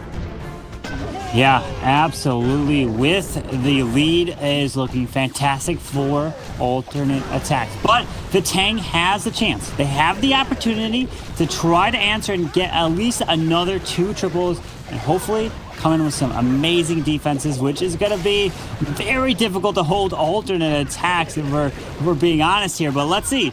With the King charging his way straight into this multi-target Inferno, now try to get all this value. He does have, look at this Bash, 2 skeleton spells. Using this hero dive in towards, the queen going around is going to hurt. It's going to leave him vulnerable to defending heroes such as that World Champion in the core with no headhunters in this comp. But I don't think this went at all how he planned. He did not get much value, and the clan castle is now out. Wow. This is going to be rough for him. That is going to be very difficult with the CC now coming out as no way. He does have a baby dragon that could try. Wait, oh, he's using the lightning here to remove that. Trying to get these super minions to get their shots off and eventually go with that poison spell, maybe through the Lalo. But that queen, he was probably looking to get way more value with her. That queen went around and did nothing for him, unfortunately. Here comes the poison on those super minions. Going to just try to slow them down and work right on through them, going right at the town hall here. Stone Slammer's going to come in to protect, to take out that scatter shot, but it's going to go right into a sweeper and a Seeking Air Mine. Town hall does fall with the Warden ability protecting the balloons, Carbon. Yeah, with that Warden ability through the Town Hall here, the Dragon comes out of the Stone Slammer, going to make its way over to the Queen, but it's getting stuck quite a bit on the storages right now. And this Dragon needs to remove that Queen. The Royal Champion is not going down in the middle. Royal Champion's fighting off skeletons one by one. The balloons are going to look to fight right on through her, but they are taking so much damage. Not too many balloons remain. That Royal Champion was picking off those skeletons so quick. I don't think I've ever seen a hero do that. That Royal Champion is incredibly fast, taking off those skeletons. And this is going to be another defense for alternate attacks. We see that with the skeleton spells on the Queen, and it can really be effective. But against that Royal Champion, she handled it really well. And man, alternate attacks bases here in War number 2 have just been devastating for Vatang to try to battle, and they're going to keep that lead moving into the next round of attacks. Vatang is knotted up, but alternate attack still has an extra attack essentially. Yeah, indeed, absolutely. And the minions or the lava pups are trying to get a little bit more out of these buildings here. But this is still only going to be the 2-star. Put them at 21, which is still going to be behind alternate attacks here in the war. Man, devastation for Diff. The 81% 2-star. Alternate attacks can put this one away with a really, essentially a solid 2-star here. Can really put this war away and move them on into that grand finale. Let's see what Valet is going to have in store for us as he prepares for the 4th attack for alternate attacks. Man, this has been an incredible show by this team, showing that they're ready. They made all their preparations. They tested their bases, and then they tested their bases again. And then Carbon, they tested their bases one more time, and that is showing here. Valet is going to come in now with a Zap Dragon attack. He's coming in with dragons again. That's what he did in the previous match, using the lightning here onto the single target Inferno. And is he going to use end up all 5? He's got 5 more. Yep, dropping them. He's dropping them everywhere here. Does he want to actually use the final 2 potentially for the sweeper, that wherever it is pointing, maybe to prevent these dragons? But look at the core of this base. There is 1 air X-Bolt, but it's pretty spread out here. We're going to help take care of the CC, which got some super minions in here. 3 super minions come out of that clan castle. No poison spell to deal with them. The dragons are just going to get raged up and work right on through there. We have the king and queen using that funnel on the bottom side, and the dragons are going to meet the town hall and take it down immediately, Carbon. He does take that town hall with the Stone Slammer, helping around the base here. Moving his way towards that multi-target Inferno. Does drop the Earthquake up top by the scatter shot. Hang on this Royal Champion here. Can this Queen move over? Needs to take out the Royal Champion, but this push through is looking super strong here. With 2 scatter shots on the back end of this attack. 1 dragon. Oh, the dragon's going to get down 1 scatter. The Royal Champion going to pop her Seeking Shield ability, and that'll take out the other. Wow. Oh, man, Carbon. What a play for Valet. Absolutely beautiful Royal Champion ability right there with the use of the lightning, of the Earthquake. He knew that it would have just enough with that RC shield to finish that section off. And these dragons have nothing else to fear with these heroes moving around. This is going to be another 3-star from alternate attacks. It's like we're repeating ourselves here for alternate attacks. They're incredible. Alternate attacks putting on a show for the viewers, making it happen with that Zap Drag absolute decimation on Kibaros's base, and it's 25-21 in favor of alternate attacks now, Banks. This one is out of reach. Totally and utterly out of reach. Alternate attacks absolutely smashing their way through Vatang's bases, and Vatang just unable to go up against the base builders of alternate attacks, who have created some incredible defenses for them. And now, next up, we're going to have Warning going in for Vatang, Carbon. Yeah, warning, looking just to add another 3-star for Vatang. He wants to try to add as many stars as possible on the board, sends in some balloons, and the blimp going straight for this town hall. Let's see, are we going to find Tornado Trap? Red Air Bombs, drops the range, and there's a Tornado Trap! Oh no, this is going to stop potentially Skellies yet, or the sneaking off the town hall might not go down. Oh, it does, just barely. Just barely, indeed, Carbon. He does have that full clan castle pull now, poison him up, but that Inferno Dragon is going to deal some damage, and Vatang looking to finish strong, as you mentioned, but oh no! The Queen pops her ability, Carbon!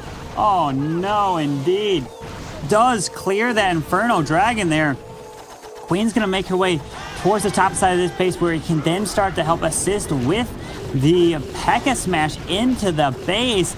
But man, that Queen ability going off is going to be devastating.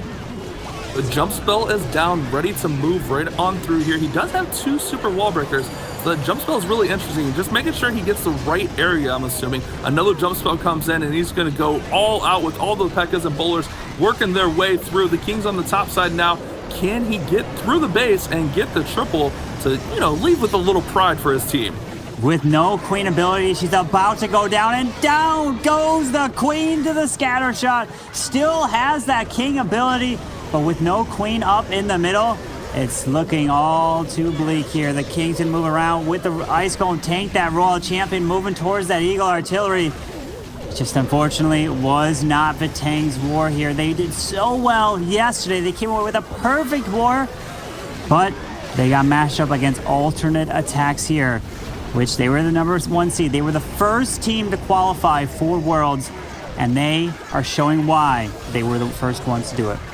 This is nothing to be ashamed of. They put on such a show here in the World Championships, and so they should be proud of themselves. No reason to be down and out, but man, ATN.aTTaX came to play here on Championship Sunday. It's going to be on warning to try to finish up percentage. Oh, we get that last little archer of spotting while was dealing some damage, but what a performance, Carbon. ATN.aTTaX showing they were really ready for this matchup. Absolutely. ATN.aTTaX came in, and a lot of times you have the bases ready that you've been testing, but not only have you been testing certain bases, but you've been testing and planning bases for every single team. You have a scouting report for every single player, what their tendencies are, what you think they'll do, and all these attacks. Yes, these players can come in with any attack strategy, but there is one attack strategy that they use more than any other, which is something that is like their crutch, something that they do just in if it's a pressure situation. And a lot of times, these players, especially ATN.aTTaX, they know exactly what bases to use against these players of Vertang. And that's exactly what we're seeing here. They've capitalized, and they came to play on defense too. 10 attacks, 23 stars rather for Vatang. ATN.aTTaX gonna look to push that lead and finish even stronger here, as I believe we have Boom coming in next for ATN.aTTaX to finish off this matchup. And yes, it will be Boom coming in. They can max out at 28 stars. Imagine that, Carbon. 28 out of 30 possible stars? They go 14. And then the next war, answer the same thing, another 14 stars. That is what Boom is looking to do here. They are just on another level here. Remember, there's still one more set of wars that they'll have to get through in order to be crowned the World Championship. And can they do it? Boom, all he needs to do, he's just going in for another attack to add more triples to the board. Can he do it? Get them to 28 total stars here, Bash. Yeah, 8 lightning spells. We have an earthquake spell, and then we have a Lalo shaping up on the back end. I want to see what he does with his lightning spells here, because there's a lot of potential. When you bring 8 lightning spells into earthquake, you can take down just about anything on the base. You notice also what's in the middle of the space. There is one scatter, but there's a lot of room for red air bombs that we've been seeing in these bases. So for everybody at home, you're seeing bases like this, always look for a core base and watch out for red air bombs, because they are devastating to air attack, especially Lalo hits. But now deciding to use that Royal Champion up top. Onto the cannon, air defense, moving straight towards that single target Inferno, sending his hero straight into the Eagle. But look at this. He's setting a wall record. He's going in with the wall record probably to charge that all the way to that scatter so he can clear it so his balloons won't path there. Ooh, good read, Carbon, and you talked about it. We've seen numerous just stacked air bomb traps. So he's going to get all the way in here, have that king and queen's ability. The wall record gets right into that compartment, and man, look at that. This one's going to be gutted. Look at this opener for Boom. He's got a P.E.K.K.A that's coming out here, clears that scatter in the middle, pops the king ability. The queen's going to eventually get stuck onto this lava hound, but he's cleared that, activated the tornado trap. Luckily, these balloons don't have to path anywhere in the middle there. What is going on here? This attack is off to an incredible start. The queen will be slightly distracted here by that lava hound, but check this out. The Lalo doesn't have to deal with much as the king, queen, royal champion, and that wall record did all the heavy lifting on this one. He's going to have that warden ability for the balloons through the town hall.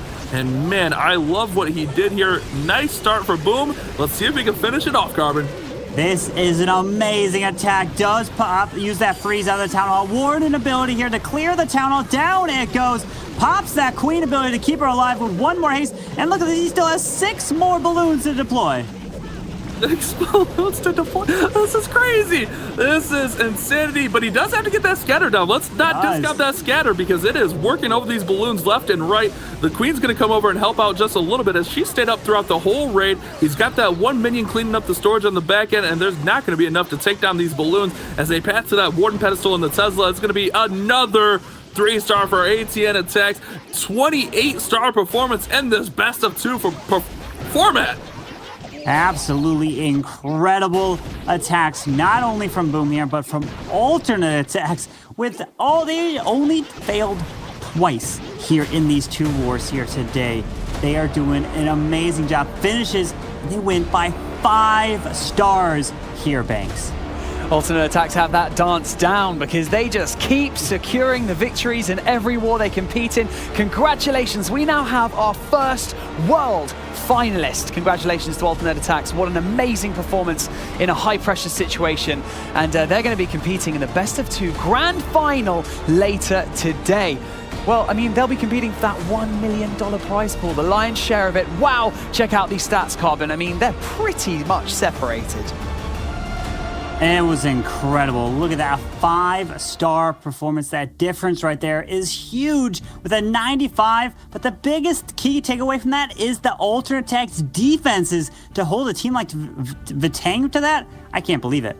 Yeah, these 4 remaining clans really have proven why they should be here at the World Finals, but especially Alternate Attacks. Coming in as the favorite, that is an additional pressure on your shoulders when everyone is talking about how you could be the favorite coming into the competition, and then putting in a performance like that. Look at that, that's your playoffs right there. We're about to go into our second semi-final best of 2 between Queen Walkers and Existence, but I'm not going to get ahead of myself yet again because we need to recap at least one of those attacks. So I'm going to hand you over to Lady B at the Telestrator.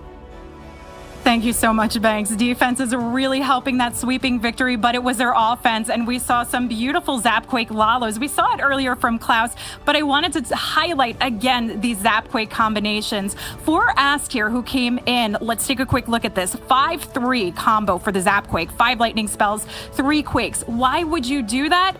It's because you want to disperse the damage around, and we are always looking to take down items near the clan castle. Unless you're Klaus, you'll go straight across and pull them to the other side. But typically we're looking to find a way around the clan castle, and what we can get. That spreadable value from the earthquake combinations allows the royal champion and her seeking shield to come in and take on that multi-targeting inferno and take down an air sweeper.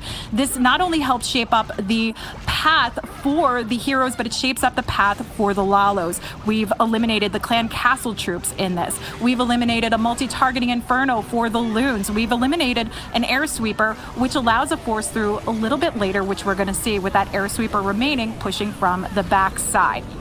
So as this continues on, let's look at how this has pathed out for him and what this kind of value creates. Now, while we don't see the town hall go down in this is something you have to be very mindful of. And I've got to commend Ast on his patience, being very patient through making sure he has a backup plan, and that is where the Stone Slammer comes into play. You don't often want to have to throw your Stone Slammer in, but if you are forced in that position, definitely get it done.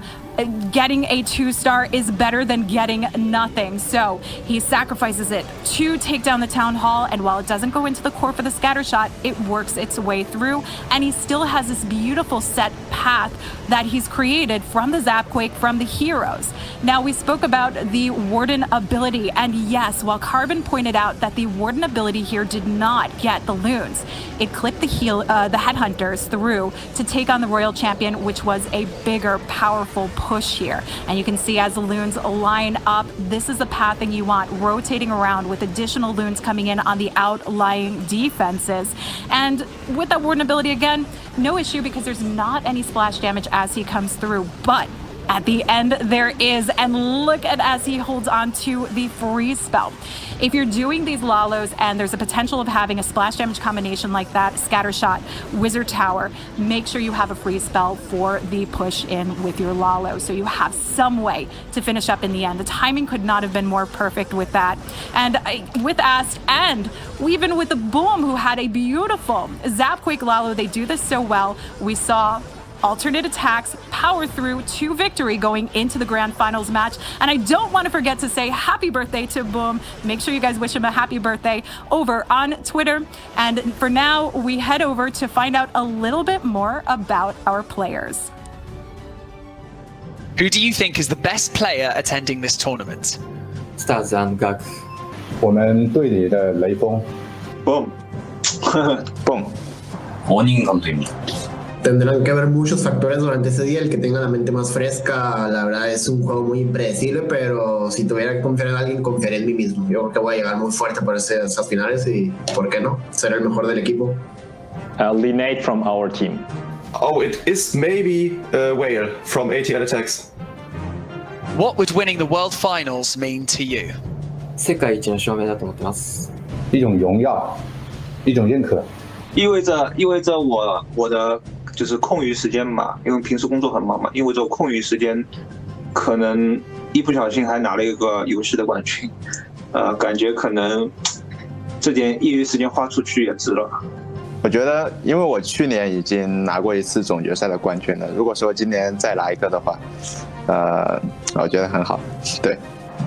무척이나 영광스럽고 다시는 해보지 못할 경험이라고 생각합니다. Sería el mejor logro jamás conseguido como equipo y una cereza del pastel para poder disfrutar aún más del juego. It would mean everything for me as a Clash of Clans captain. It would be incredible. I don't know. I would have to find some words for it. Thank you so much, Lady B, for breaking down that attack. We have one more semi-finals match for you today. The second round of the best of two between Queen Walkers and Existence. So I'm now joined by the Human Thesaurus and the Martial Arts Mammal. It's Woody and Judo Sloth in the studio. So after such an impressive best of two, these two clans now know who they'll be facing in the final ATN.aTTaX. How do you think they feel about that, Woody? None too happy, I'm sure. ATN.aTTaX with a dominant showing in that last round has got to be sitting high and proud with that big star gap. But it's a lot tighter right now between the Queen Walkers and Existence. Only 1 star advantage for the Queen Walkers, and with 10 more attacks left to go, anything could happen. Swords from sheaths, let's go Chiefs! Hopefully they don't let that distract them too much, because obviously we have another war to take place. What is it going to take to reverse the current standings, Judo? I think Existence need a big defense to start off and the 3-star, kind of how Queen Walkers started out the last war. But I'm sure Queen Walkers will have seen ATN.aTTaX had the lead in the first semi-finals, continued and got it done, and they will be looking to replicate that. But before they get looking at the final, Woody, they have to concentrate on this match first. It's always one attack at a time, and for Mechuo, this could be the last battle of his World Championship career. He does not want it to end here, and for Existence to advance, he has got to start things off with a big exclamation point. Yeti and an Archer Queen for a little bit of funneling out on the outer edge, and might even be able to grab that Eagle Artillery as well, but it is well protected by all 4 heroes backing it up, Judo. He is going for a strong push, wanting to get the Eagle, the Scatter, and the Heroes, as you mentioned. Existence are the experts with Queen Charge Lalo, going with what they know for this semi-final matchup.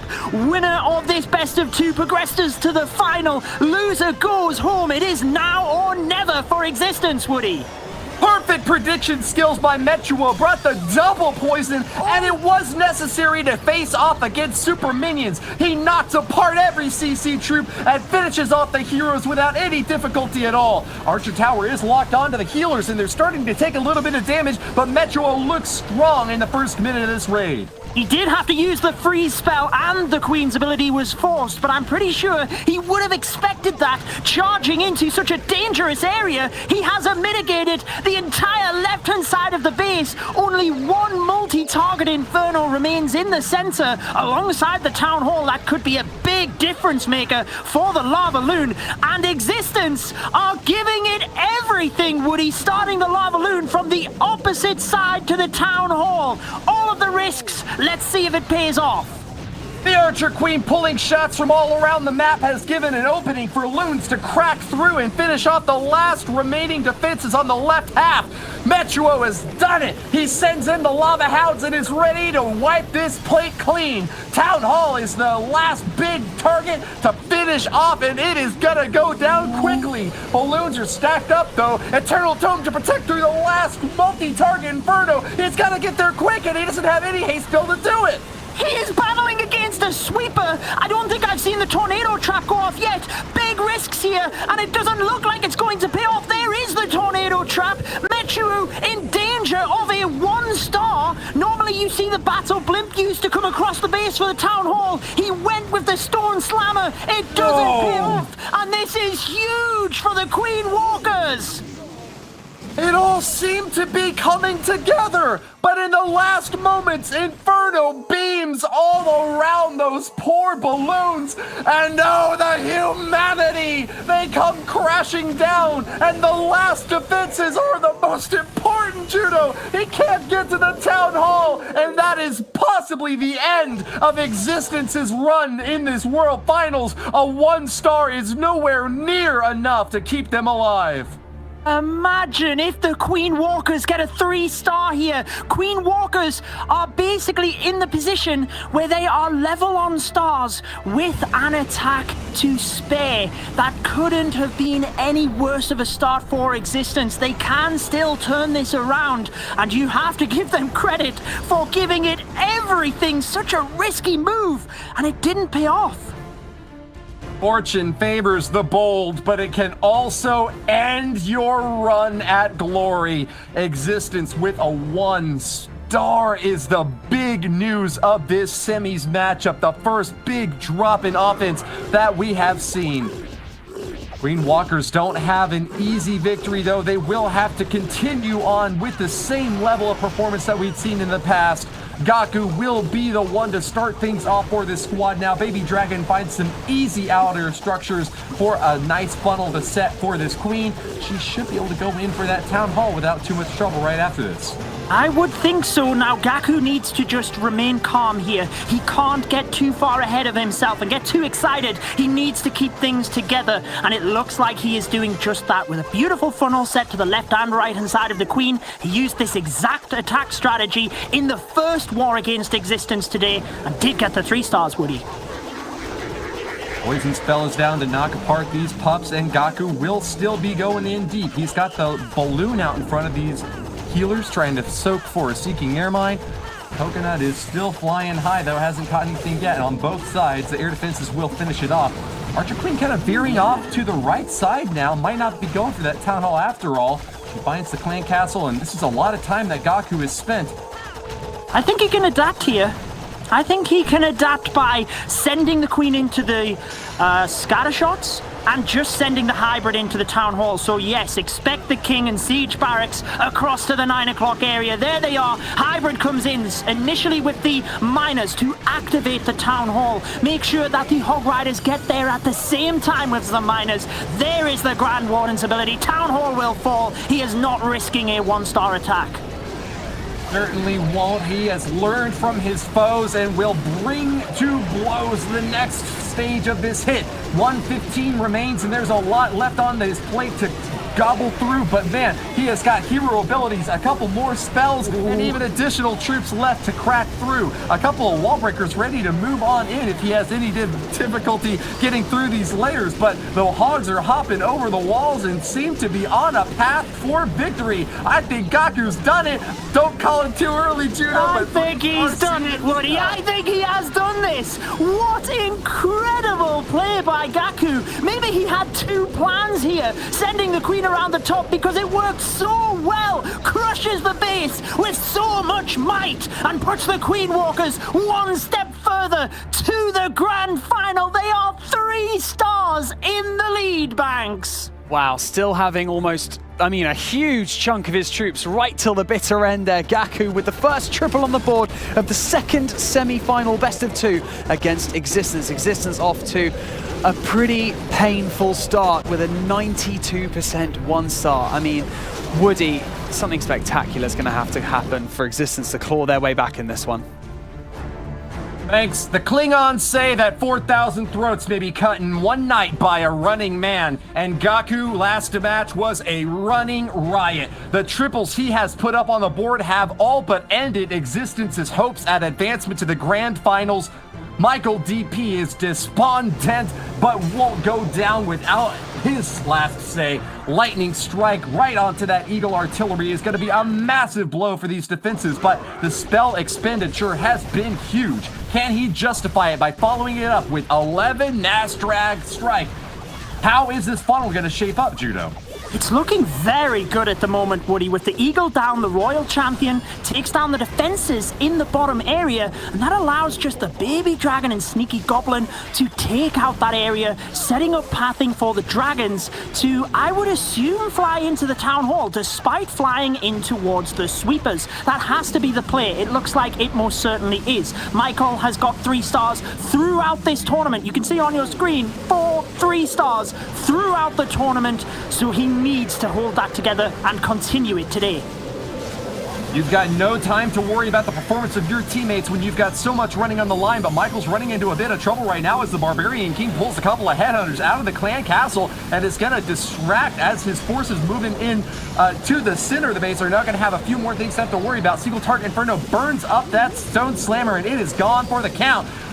This poor Grand Warden can't keep track of all the dragons flying around and is instead trying to help out these balloons getting walloped by double Stone Slammer splash damage. A lot of them have gone down as sinking air mines are exploding all over the dragons, Judo. Beautiful freeze spells onto the Sweeper, the Queen, and the Expo, trying to help the Dragons through. They do manage to get through this right-hand side, but with them splitting, the Grand Warden, like you mentioned, is just stuck with one pack, and they are taking a huge amount of damage. That air defense is slamming into the Dragons. I'm not sure they can get through it. Here they come. If they get the air defense, they might just be within a shot, but the multi also stands. Multi-target Inferno burns up all the balloons, and there's only one dragon left to try to deal with this last line of defense, and Archer Tower and Tesla are going to be able to zap at the air as well. I am quivering with anticipation! That multi has to go down! The Barbarians can't stand the fire and the flames heating all around them! Michael DP's forces have been rebuffed, and Stars will hold on to the third!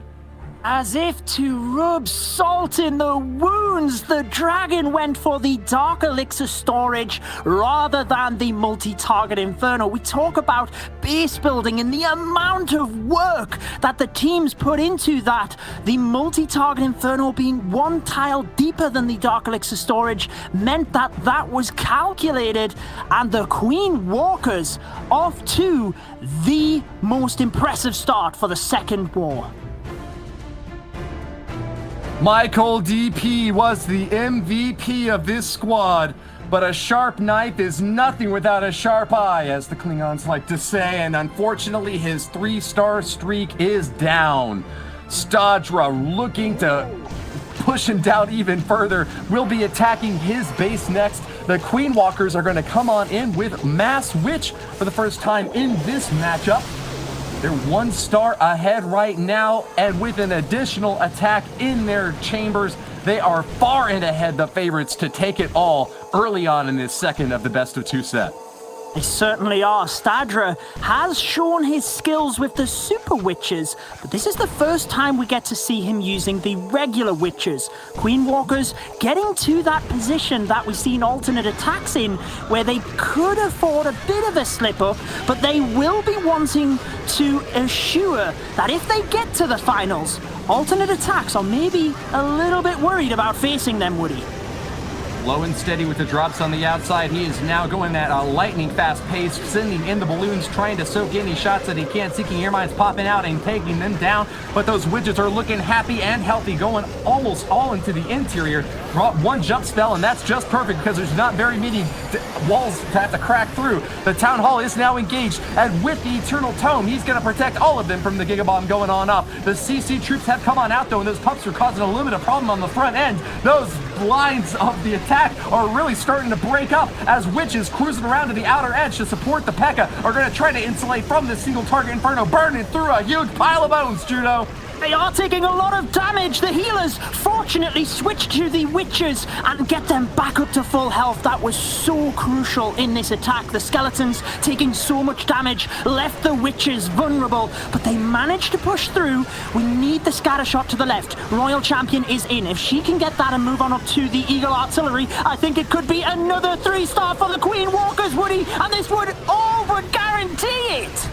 A switch in time saves 9, and Sandra has learned his lesson. He's moving in fast, and with jump spells over the last remaining walls, the final minute of this match is going his way. Royal Champion ready to toss that shield at the last few defenses, and there is nothing to stop him. A Bone Storm again, dominating on this map. Michael DP has been demolished. Such an incredible performance, and look at the freeze spell as well. I love that by the Queen Walkers. Not swagging anything, not leaving anything to chance, giving it everything they have, and they are in a commanding spot now, Banks. Queen Walkers sit ahead of Existence by 4 stars with 3 attacks left to go in their second best-of-2 matchup. This is absolutely incredible to watch. With a 94.8% destruction average, Queen Walkers are running away with this war. It's just unbelievable to see right now, Woody.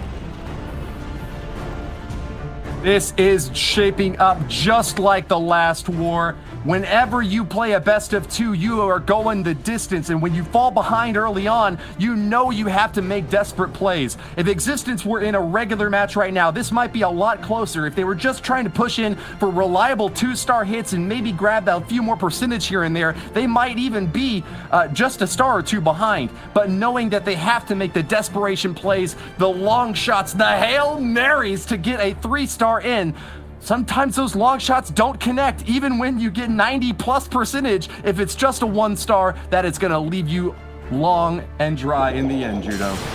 They have to continue taking risks like that as well, Woody, because if they have any chance of getting this back, they need to put everything into the attacks. Go for the 3 stars. They cannot leave things with any chance for the Queen Walkers to just finish it off. Al-Mualin is a man with bags of experience, part of the Team Queso roster last year who took 3rd, and he is charging into the base already with the Dragons. Sneaky catch of the Tesla farm in the bottom right is pretty good news for Al-Mualin, as those Teslas won't be able to cause much damage with so much support from the Dragons and the balloons right out in front to soak any air mines he catches. A great placement on this Grand Warden is going to get these Dragons all the way in for the 1st star to be cleared out fast, but he needs to get this Rage spell in here fast. A big old air sweeper is pushing them back as fast as it can, trying to slow things down, but they will not be stopped. Fire spreads pretty fast in the forest, and these Timber Wolves are ready to bounce.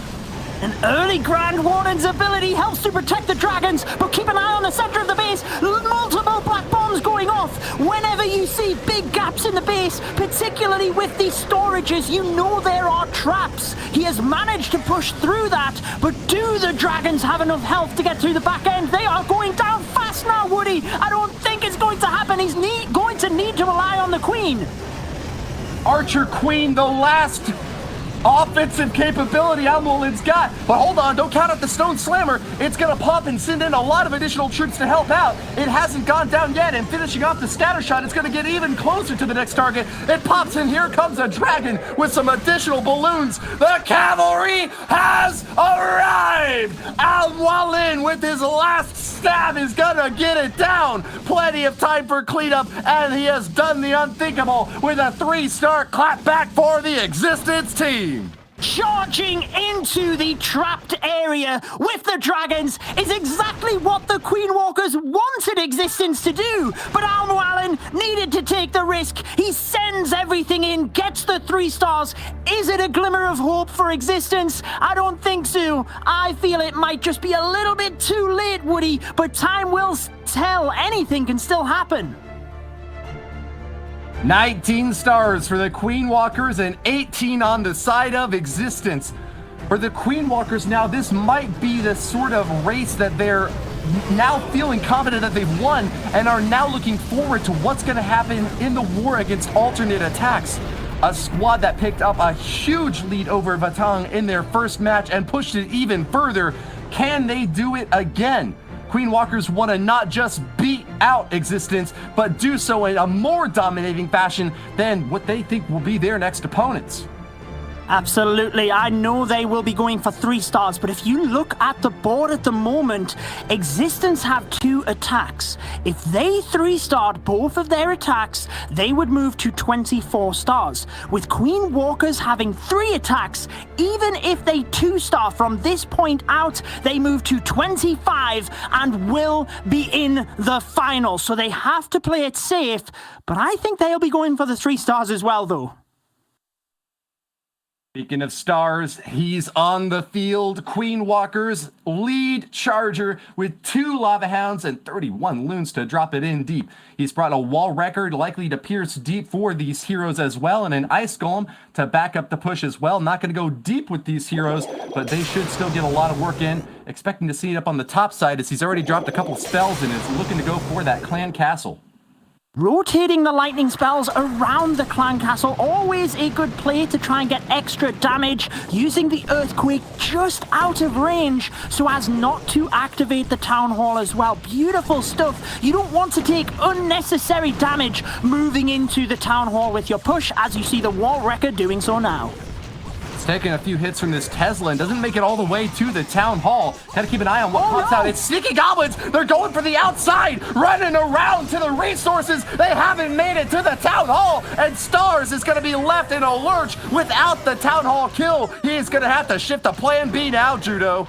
He has to do something. We've seen in other attacks using the Stone Slammer to the Town Hall. He doesn't have that option. Maybe the Royal Champion, maybe the Queen, or maybe he just lollows into it. Remember, 2 stars is what the Queen Walkers need. Sending the Queen and the Royal Champion in. He is not taking any chances here, Woody. That's like putting on your coat for a cold day and then facing off against the flames. A Giga Bomb explodes right in the Queen's face, and she won't have much left to do against this base. Stars was hoping for 3, but now he'll be happy to grab the 2-star with a really late deploy here. Now we're almost halfway into this raid, and he is just getting his Lava Hounds down. He is just studying where is best to come into the base. I'm not sure where he was going to deploy the Lava Hound, but he decides to come in nice and wide from the left. Also troops being deployed from the bottom. Look at the minions as well to just get the percent, get the 2-star, and clear this one up. Loons are spread out, but a bit too thin for my liking. Stars is losing his hounds as a rain of Eagle artillery fire cracks through them, finishing off the pups almost just as quickly. Look at how many troops just died to that splash damage. The Eagle artillery MVP on defense, and Almolin is holding his head high. Base building skills coming in for Existence and denying the 3-star for Stars. Just miscalculated on the wall wrecker, caused this attack to go south. Stars knew it was just the 2-star percentage, sent his balloons in so that all of the non-defensive buildings on the outside were then not protected for the minions to clear up. And Woody, he's actually into the 80% region here, which is incredible for having to adapt an attack like this. Although he's going to have to take that calculator back to the store or trade it out for some new batteries, he is going to be pretty happy with the answer he sees on his screen. 2 stars and in a middling 80%. Queen Walkers will still hold a commanding 3-star lead over Existence. With only 2 attacks left from his foes, there is virtually no way for them to come back without a big 1-star defense. Hard to expect that sort of thing from the Queen Walkers.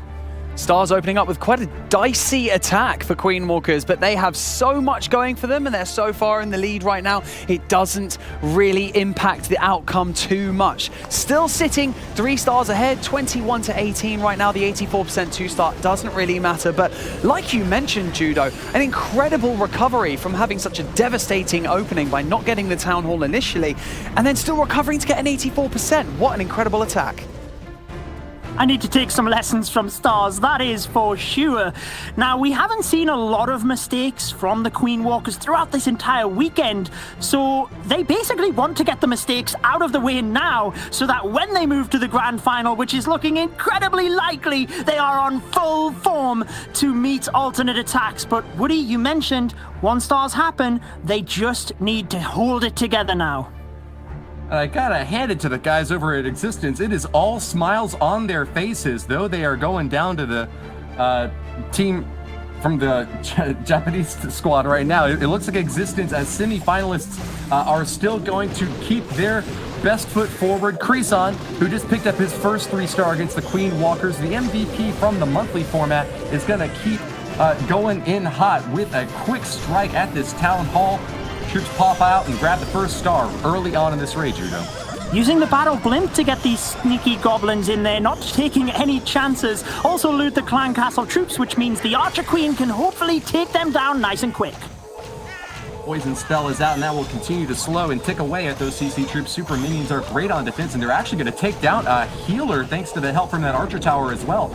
Bit of a misplacement there from Creason might mean that this Archer Queen's going to have a bit more difficulty going deep into the base, but keep an eye on those key targets. There's still a scatter shot up, Barbarian King. Take a note also for that multi-target Inferno. Going to be difficult for those Hogs and Miners to be happy cruising through that if the Archer Queen can't get there first.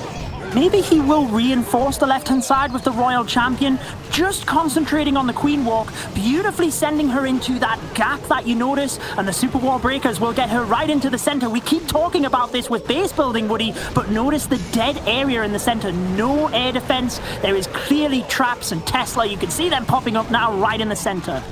Lots of easy access, and Creason was perfectly prepared for that Seeking Airmine sent into Coco Loon, and it catches. Air sweepers are pushing back these healers, but they are not just going to get a boost to their healing rate, but also to their speed. They are staying on that Queen like white on rice, and she is still healthy and strong. Firing away, she is forced to pop out that ability as the enemy Queen takes an interest in her activities, but she will continue on to the top side, finishing off those 2 heroes and, dodging the multi-inferno. It's the main phase of the attack now underway, though, with the Eternal Tome to protect these Hogs and Miners. Big blast, though. A giant bomb goes off, and that's going to require additional healing to keep them on target. Whoa! The Queen goes down. You see the red air bombs in the center now hitting the healers, which means Hogs and Miners will not have any more healing. All of the spells are down. Multi-Inferno is still on the left. This has turned in a knife edge, Woody.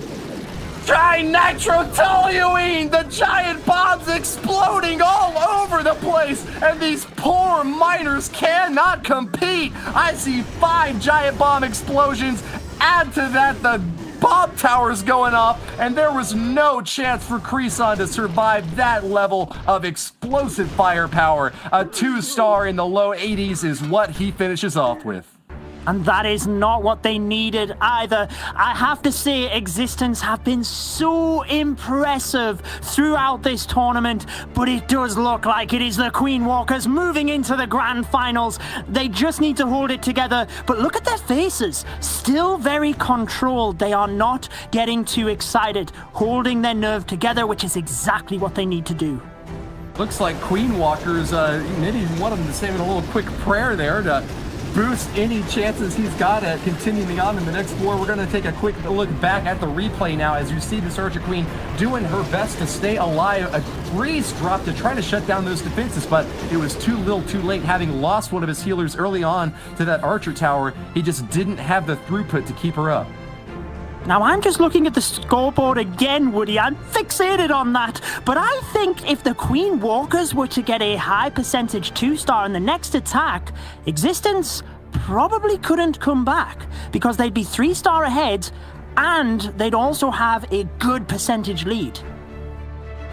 Well, we saw 28 stars from ATN.aTTaX, so that is the standard set by our first grand finalist squad. The Queen Walkers are queued up for their next maneuver in, and it's going to be Klaus, none other than their MVP. All stars hanging high above his head and ready to grab another triple. It's going to be a Laloon strike this time around. He has used this strategy throughout the weekend and 3-starred with every single attack. The master of the lava loon. So let's check this one out as the lightning spells takes down the royal champion and Inferno Tower, and a quick start to this attack. He grabs a few more buildings on the outside. Additional funneling done by Klaus is just good for some simple setup. Taking a look at the base now, we've still got a single and a multi-target Inferno deep within, protected by heroes and an Eagle artillery to form a triangle of death. Only the Bermuda Triangle's more deadly.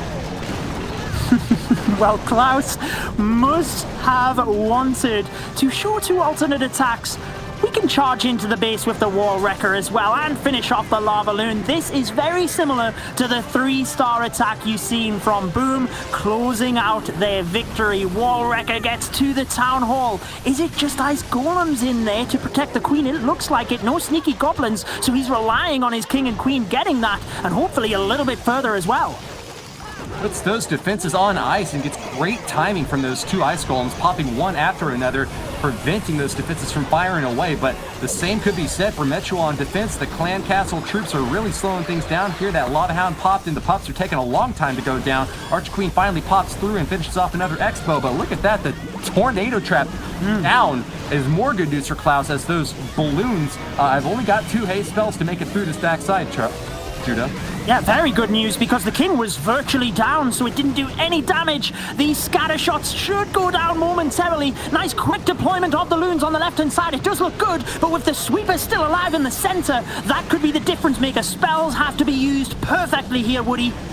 Oh, fantastic Eternal Tome. That book is gonna be worth so much for Klaus. Those holy words of protection, keeping those balloons high and above the praying battle below. A minute for cleanup, but I'm almost confident that he has got this. These balloons are taking a lot of damage from the scatter shot, but as they path on over, the last 3s will protect them. Poor our Lava Hound is gonna pop, but with his death, he fathers so many pups that this cleanup is gonna happen even faster now. Another 3-star for Klaus, and the Queen Walker's MVP will hold his title. The creativity, the base recognition. He knew there were traps in the center, used the heal spell in order to keep the balloons alive. It's not only a 3-star, it puts the Queen Walkers out of reach and moves them into the grand finals. They got knocked out last year in the quarter-final stage of the grand final, and they move through the semis to the finals today.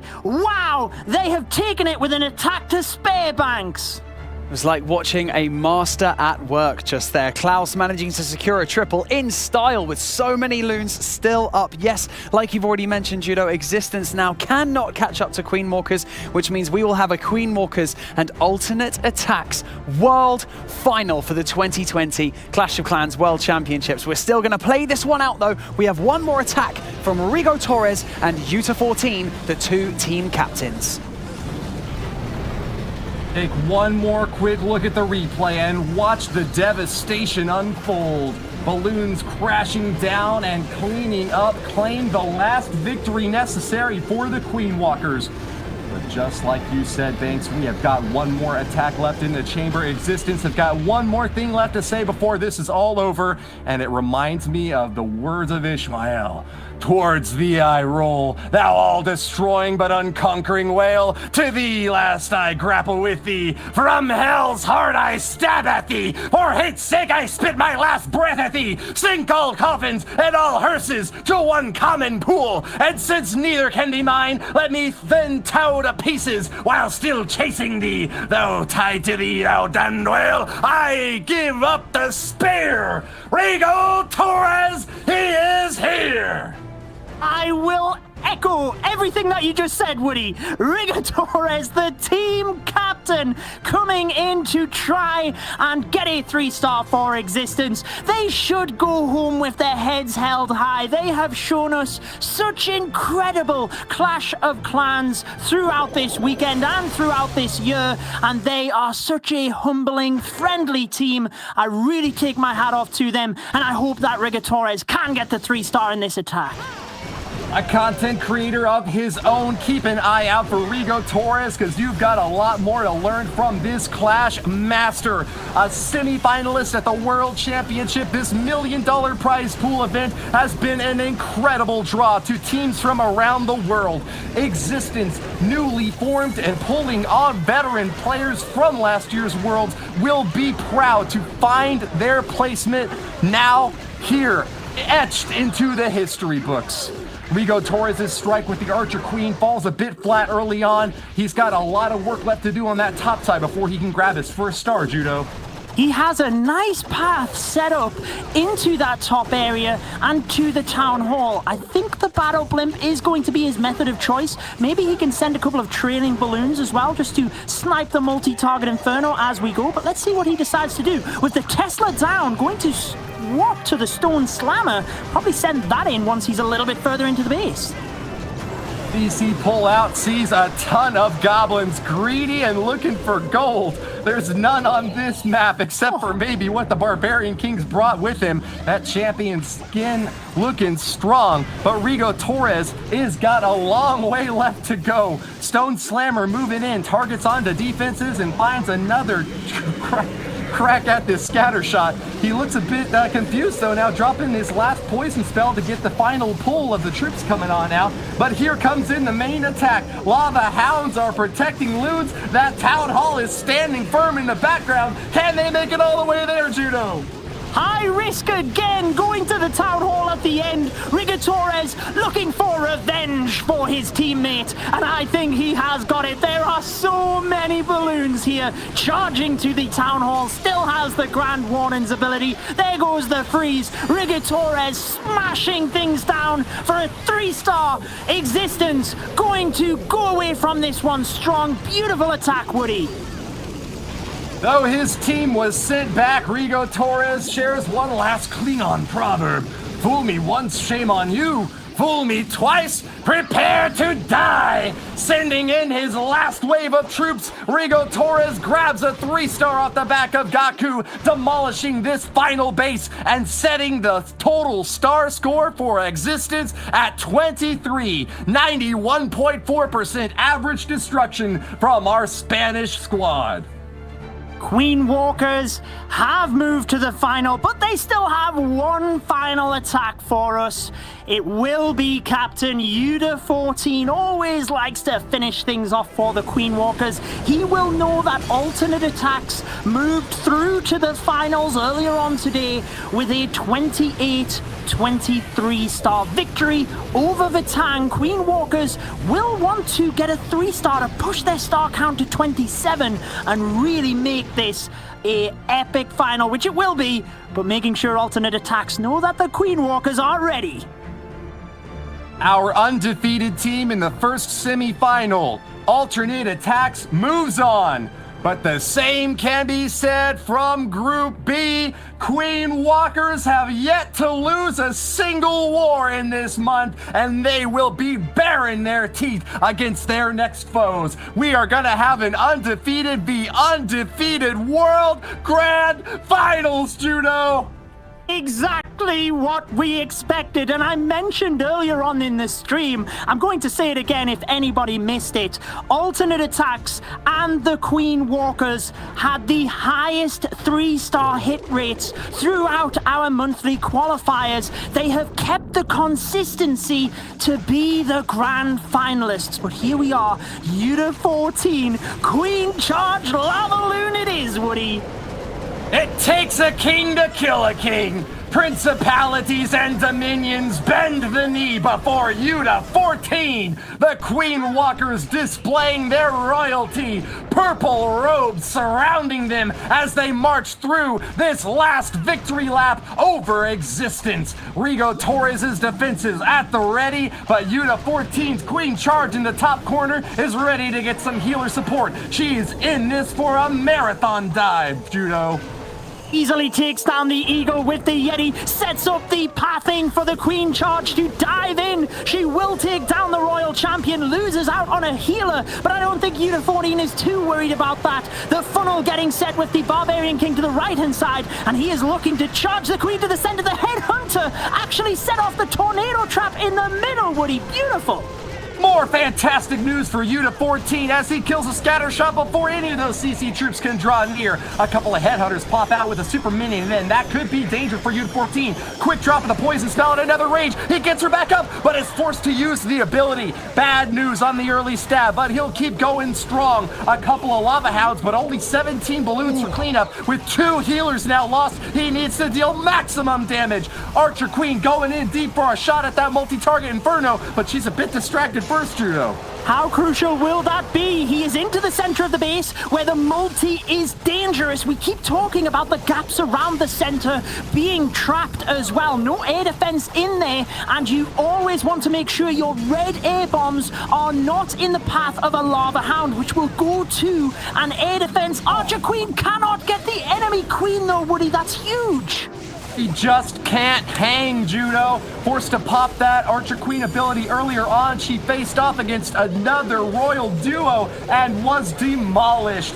King and Queen stand tall in the middle of this base for Rigo Torres, holding on the best they can to defenses. Lava hounds flying over, and these balloons are well protected on the outside, but on the inside, it's a totally different story. Pop, pop, pop, they are going down, and Archer Queen, cocked and reloaded, fires away. These defenses are holding today.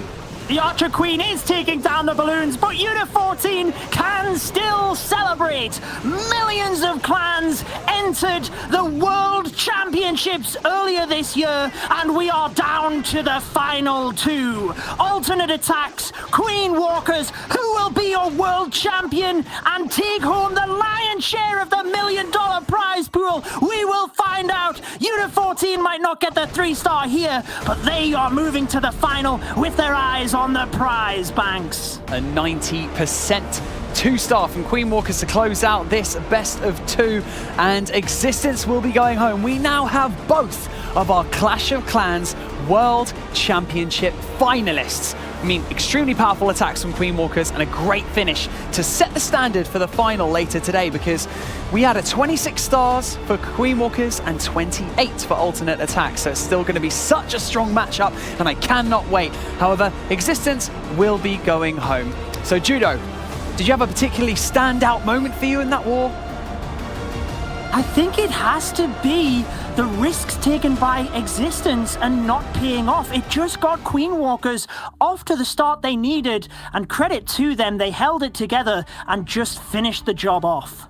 Well, a 26 to 23 star count in the favor of Queen Walkers, an absolutely incredible performance, and we cannot wait to see how they match up against ATN.aTTaX in a little bit. We'll be going over to that quite shortly, don't you worry about that.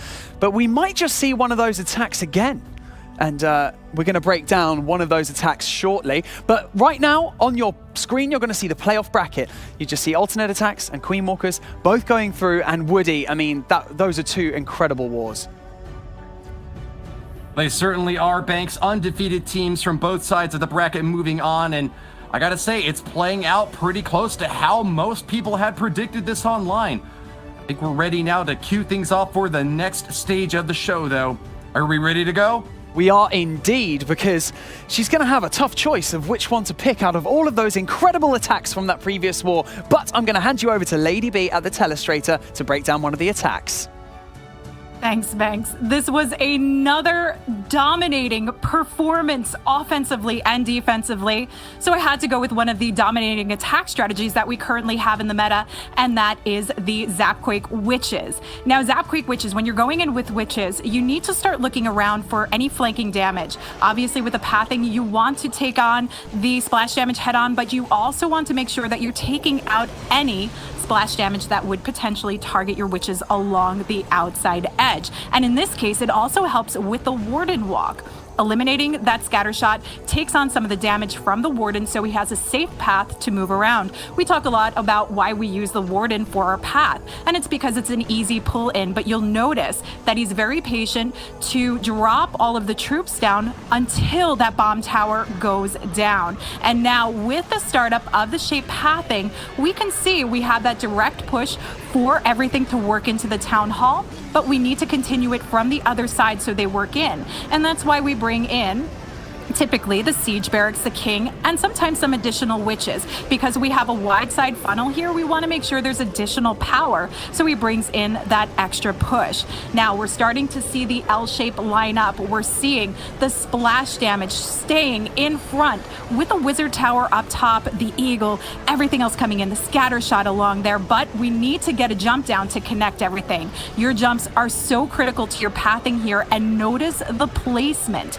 It hangs just along the edge of the eagle artillery, just to ensure that they can continue their path moving along, take it out, but get to the single targeting inferno chamber and work their way through the end. He knows he has the additional power of the royal champion. You want to reserve your royal champion because she's going to help continue the shape around, but you also need to make sure that she takes some cover if she's coming onto heavy fire.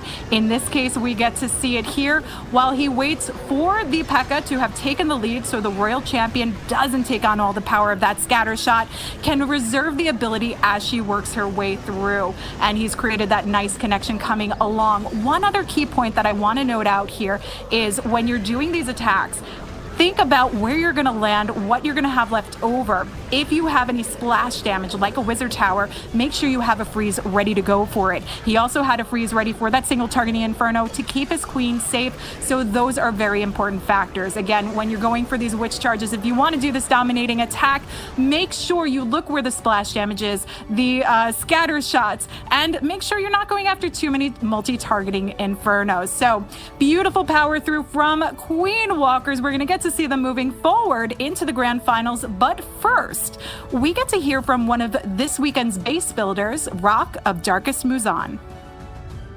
I'm now joined by the base builder for Darkest Muzan, Rock. First of all, are you more excited or nervous to be in the World Finals? A little bit of both, yeah. It's a lot of pressure, especially in an attacking meta like this, but I'm definitely excited to be, on the big stage with some of the best attackers in the world. And what was your initial reaction when you heard that Darkest Muzan punched the golden ticket? I was very, very happy, especially in a close war in the finals. I think they won by 0.2%, so I was happy, excited, nervous throughout the whole weekend, but yeah, very happy to see them finally get the golden ticket. I think it's something interesting for a lot of people to know, especially fans or members of the community, about how hard base builders work. So how many bases do you prepare weekly? Weekly, it's hard to say, but we try, especially now in the last couple of weeks, we've been trying to do like 3 to 4, maybe 5 bases daily. So yeah, daily, and then we have to, test them, take out the weaker ones, and then change whatever we need to test again. So it's been a lot of work. No sleep then, no sleep. No sleep, yeah. So when you're creating a new layout or a new composition for a base, do you always start with the same few buildings, or do you change it up? I try to change it up, yeah, because if I do the same process over and over again, the bases tend to look alike. So I've been trying to, start with different compartments and different buildings, different defenses, and then just build the base around different areas, so we have more versatility. And what aspect of the work as a base builder gives you the most satisfaction? I think it's just coming up with, new creative designs, trying to trick the attackers into, maybe baiting them a little bit, And then, you know, of course, seeing some of the best attackers in the world not getting that 3-star is what, you know, keeps me going, basically.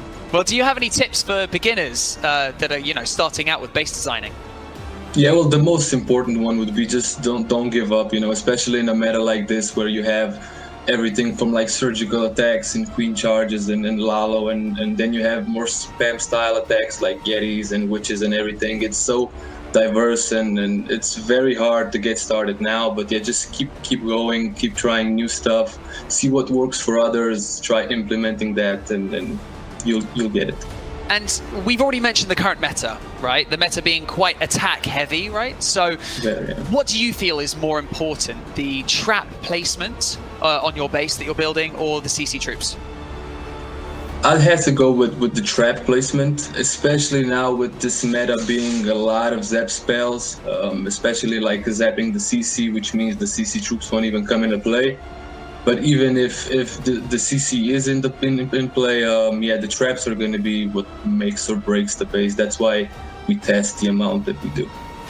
And regarding your specific base building style, what's your favorite? You know, air defense building or, you know, ground defense building? I would have to go with air because that's what I was better at when I was more active in attacking. Now I've just been focusing on building more, but yeah, I would have to go defending air since I'm more familiar with the attack styles. It's easier for me to defend. 100%. Well, thank you so much for taking the time to have this interview with me, and we can't wait to see your bases in action. Thank you, and thank you for the opportunity. And now to remind us of the performances that we have seen across this weekend, we are now going to take you through some of the replays of attacks and impressive moments that we have had up to this point. And to help me guide you along, we now have Bash and Carbon Finn returning to the studio. How exhilarating, first of all, was that last semi-final, Bash? Wow, what a matchup. These clans are putting on a show for us. How can you not be excited for this final? So now, recapping a little bit in Group A, in our group stages, ATN.aTTaX had a comfortable win against HT Family to kick things off, and Existence had a really close war against Darkest Muzan. So which war stood out the most for you, Carbon?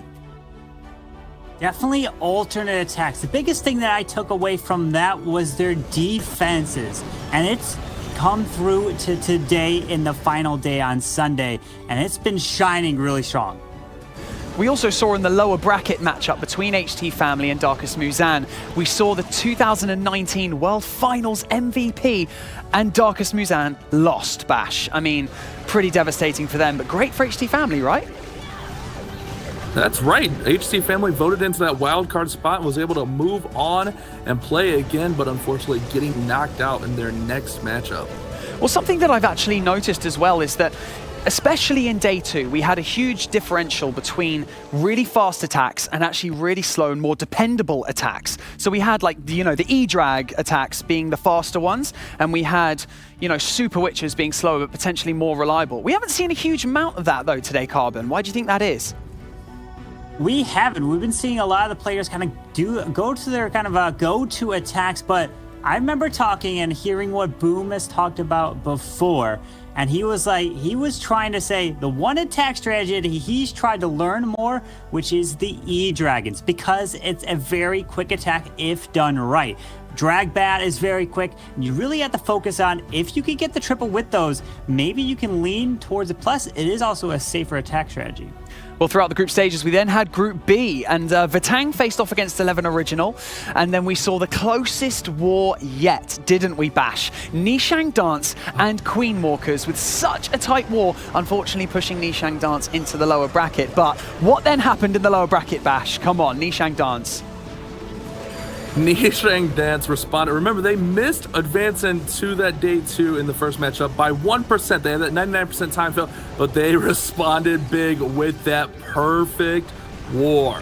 I mean, it was so heartbreaking actually for them, because they were beaten by an almost perfect by Queen Walkers, right? Then they fought out of the lower bracket with a perfect war, and then lost in day 2 to a perfect war. Absolutely outrageous, and such a tough go for them throughout this World Finals. But this is the talent that we have right here, right now. And Carbon, I think that Vatang actually showed up extremely well against Chang Dance in that Group B war, but just today they just couldn't quite cut it.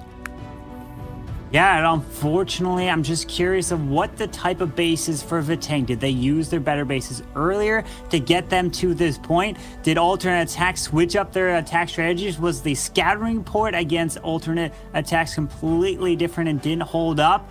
It's just, that is the biggest question mark, because Vatang puts up a perfect war against Chang Dance, which is absolutely incredible. I mean, they could do it against anybody, but unfortunately, it's just today, Sunday, wasn't their day.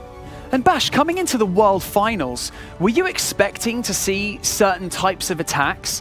You know, given that we've seen so many live qualifiers up to this point, and now we're at the World Finals, were you expecting to see things that you maybe didn't see, or have we covered, you know, all the bases in regards to attack strategies this weekend? I think we've seen a lot of what we expected. For me personally, I'm really surprised by the amount of P.E.K.K.A smash, P.E.K.K.A Yeti smash, and it seems like that's kind of adapted and overcame a lot of these bases on defense, you know, maybe changing up what the other team's scouting report said, as you mentioned there. So a lot of like that P.E.K.K.A smash, even that P.E.K.K.A Bobat we saw earlier, a little bit of a surprise for me personally. I love that. I love a little bit of a surprise attack strategy to just throw it in the mix. So we are going to dive a little bit deeper into the group stages from the past 2 days while our clans prepare for the grand final. So I'm going to hand you over to Lady B at the Telestrator. Thank you so much, Banks. This weekend was incredible, and I honestly don't think anything beat yesterday's final match with Vatang going up against Chang Dance. It was just the highlight of the weekend, though we're into the grand finals and it is getting better, but so far those past 2 days, it really was epic. So we had to highlight it with Diff's beautiful drag attack. Now we're talking about Zapquakes again. Why? Because it is huge in the meta. It helps shape our pathing, which dragons do need. We don't just need it for Lalos, we use it for dragons. But the way he uses it is so smart. He's got a 7-1 combination. We know he's going for the queen, but look at this. 2 strikes to get the queen and the multi-targeting Inferno. That spread out Quake that reaches the scatter shot, and he waits till the queen lines up with a scatter shot to finish it off. Why did he spread that out there? Why did he go for the multi-targeting Inferno? Because he wants the Royal Champ to help take it out with the Seeking Shield. Notice he also waits for the first Archer Tower to go down because he needs, it only gets 4 strikes. He needs the RC right in there. But we shape up a beautiful path. Look at how much value just with the Zapquake and the Royal Champion alone it's created. Now dragons need more than that. They need a narrowed out path around 12 tiles. Now the queen can do this on her own because he can get a good push with the dragon, so he can use the king here to pick up insane value, taking down the Eagle artillery, which would be on the back end. You don't want to see that firing down in your dragon, so a very smart use for the king there. As we start seeing this shape up with what the Zapquake, the Royal Champion, and the King have done, we know we have this narrowed out line of path. And with this, we can slightly delay the Queen because we can funnel out the dragons easily by just dropping a few along the outside edge that will continue to push in. And we can also use the Stone Slammer to help cut across and work through inside towards a town hall. Now let's talk about this dragon path. You do want a straight line push across the town hall because you want to make sure that they are spread out in a nice even line, dispersing all that damage that's coming down and getting that firepower moving along. And again, talking about the Queen reserved here, because she no longer has the King to tank, we've got the dragons with a nice narrow path even along the outside edge. The Queen can be reserved to come in and help take down some of these structures. Now let's pause it here for a second because we swept over the fact the Air Sweeper was here. The Warden's ability helped get them through any oncoming damage, but he's got a freeze to help hold on the scatter shot, so very nicely timed. Now again, the one takeaway for these dragon attacks is to make sure you help set up the funnel, use some Zapquakes, be smart about it, get the most amount of value you possibly can get out of it, but make sure you have a nice straight direct line towards a town hall with not too much spread on your dragons. Diff really showed us a beautiful performance with that yesterday. Again, one of the highlights for me for this weekend. But we have so many more to come with the grand finals almost underway. But first, we get to hear a little bit more about our players. What strategy is the most relevant for the World Finals?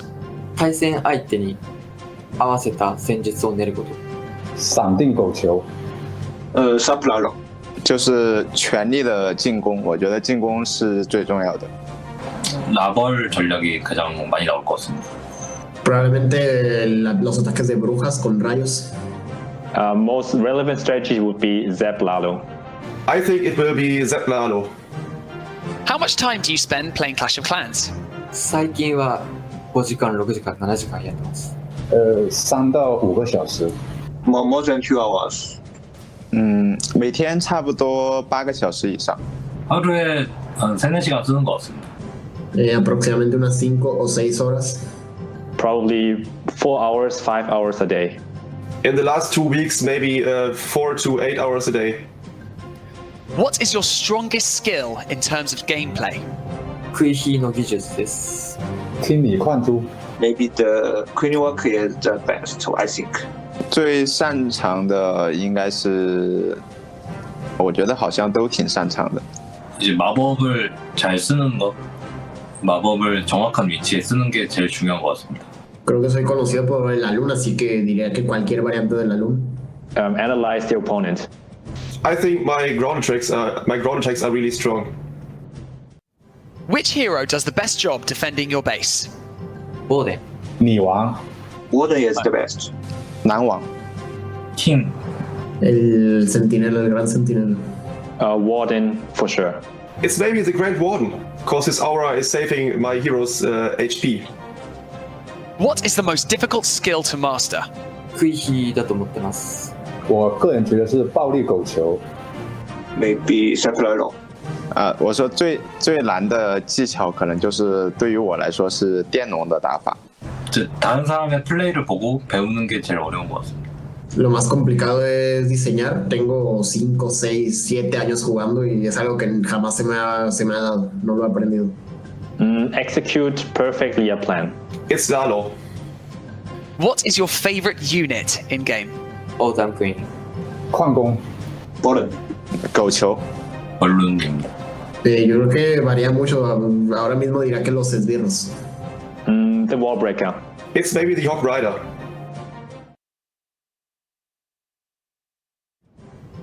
How would you describe your team in 3 words? Active. Teamwork. Spicy. 聪明、团结、强劲。 열정, 파이팅, 노력입니다. Una gran familia.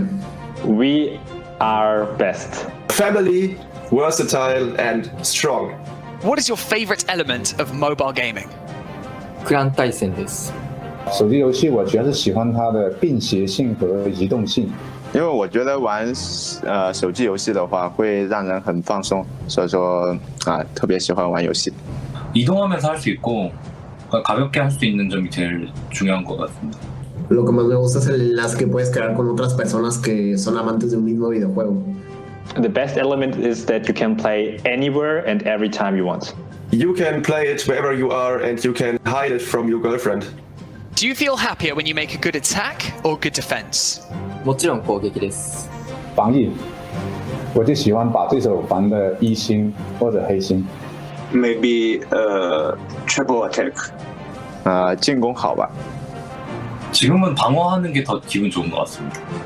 Siempre cuando hago un mejor ataque es lo que más me gusta. I'm happy if I'm doing a really good attack.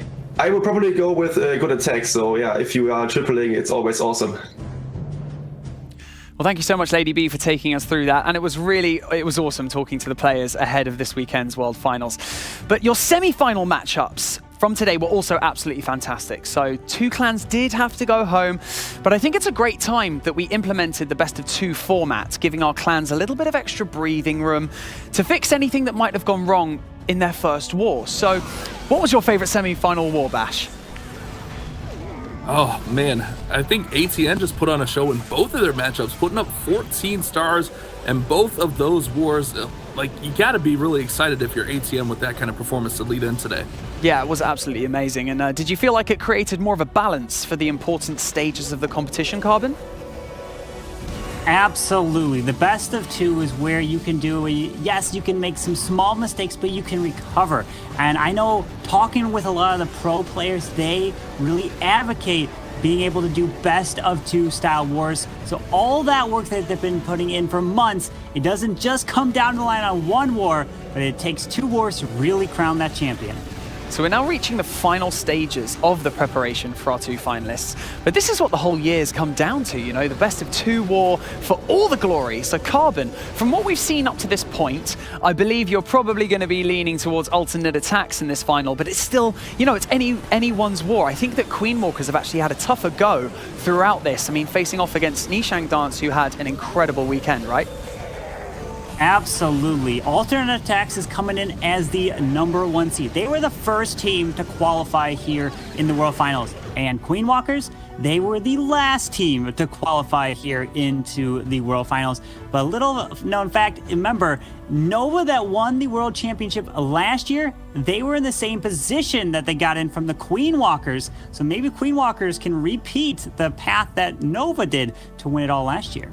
Oh, the repeat. I like that. Well, as you can see on your screen, before we look at this glorious trophy that you can now see, there is only just over 1% difference between ATN.aTTaX's average percentage and also and Queen Walkers, with a couple of stars thrown in the mix as well. This is going to be a heck of a World Finals matchup. So I believe that we are almost ready. But Bash, I mean, imagine you have one of the players, let's say from ATN.aTTaX, sat next to you right now before he does his first attack and he goes, any final words of advice before I go into the World Finals? What would you say?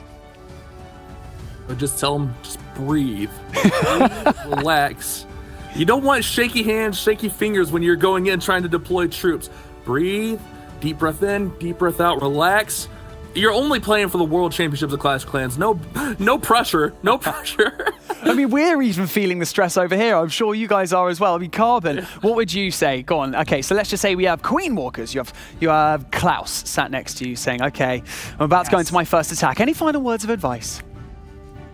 Well, I mean, they know it all. They know way more than me. But what I would say, and I've always talked about in any leagues or competitions that I've been a part of, is don't be afraid to take that risk. And these players are not afraid. You will see them lollo from the opposite side of the town hall because that is the best way for them to 3-star. They've made it to this point. The last thing you want is to have that regret in the back of your mind that you said, hey, I wanted to go for that safe 2-star, but instead they didn't go for that 3-star and it could have cost them the war. Well, you did just see the graphic on your screen of the MVPs of our 2 remaining clans. You had Klaus from Queen Walkers and we had Vale from ATN.aTTaX. So Bash, I mean, some of the attacks that we saw were just so OP. Adapting on the fly, I think, is probably the #1 thing to be a pro player. I mean, how do you get on with that, adapting on the fly in your attacks?